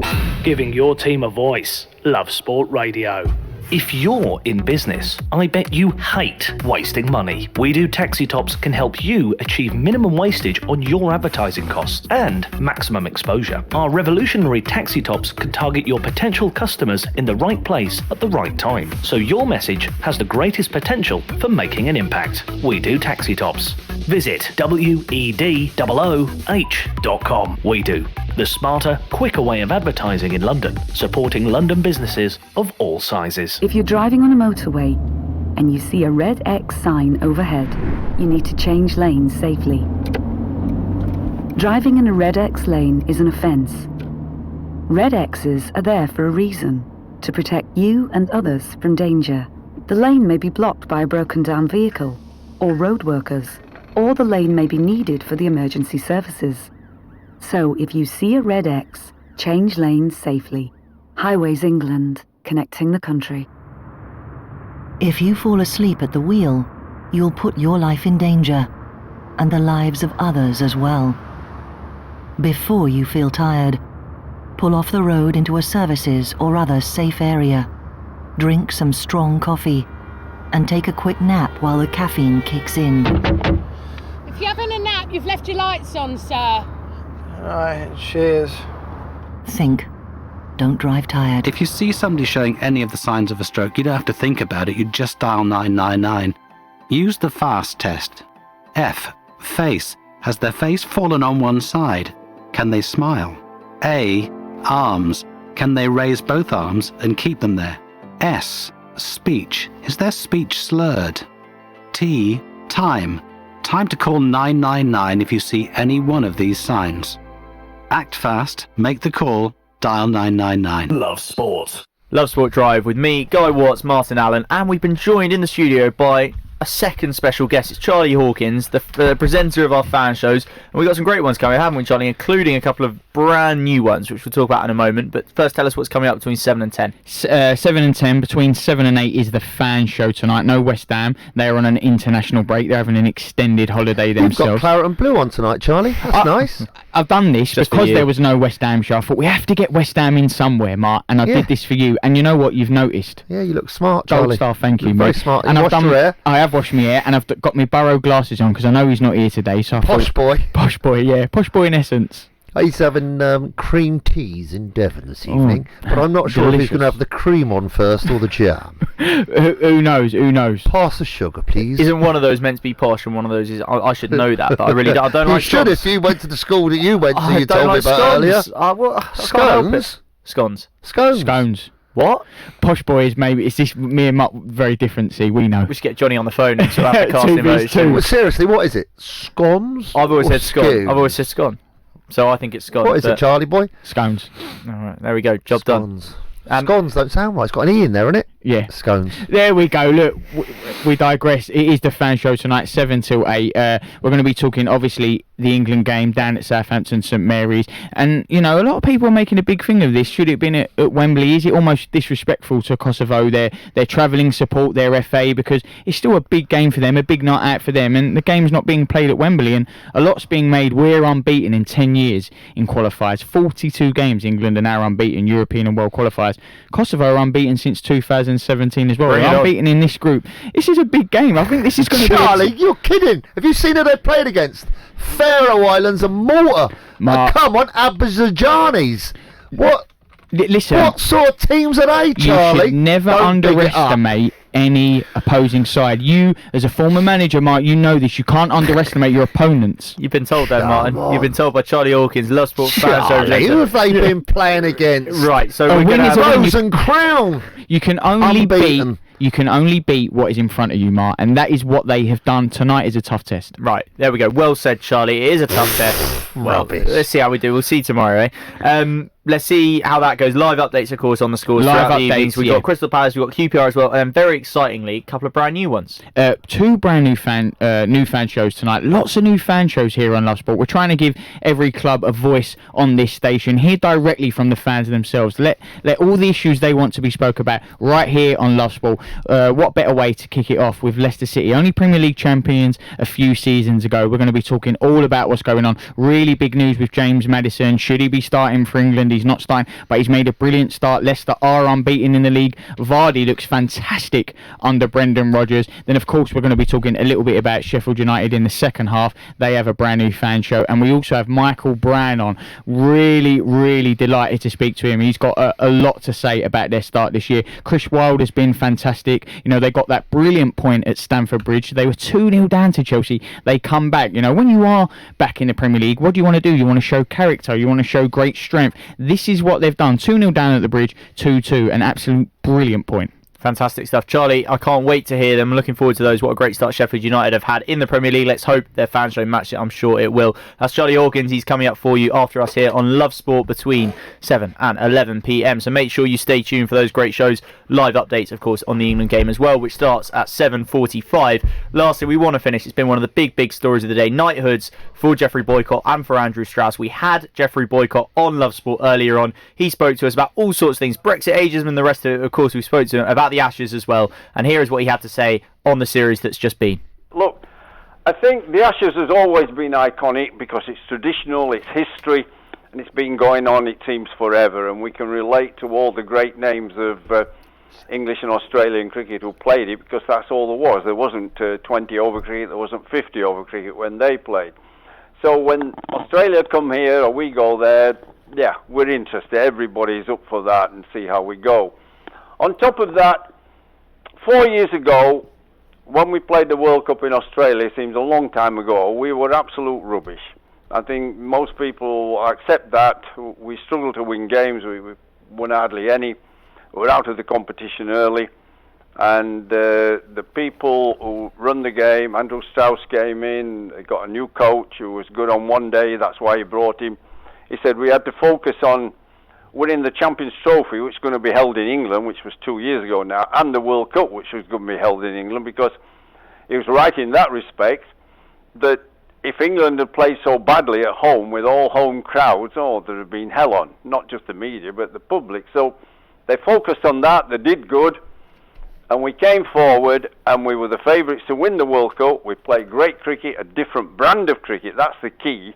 We just changed the way of playing and got into the modern era. We were favourites, and it was a slight hiccup in the middle. That's life, that's sport, when we might not have made the semis, but we did, and we won it. And we won it when the game, the final, was unbelievable. You couldn't have written a story like that. I mean, you'd have needed a writer of some imagination to write the script for that one-day final with the super over and everything, and we were losing that, and then we won it with Stokes, and all that has created a wonderful factor for cricket throughout the country. Everybody's lifted up.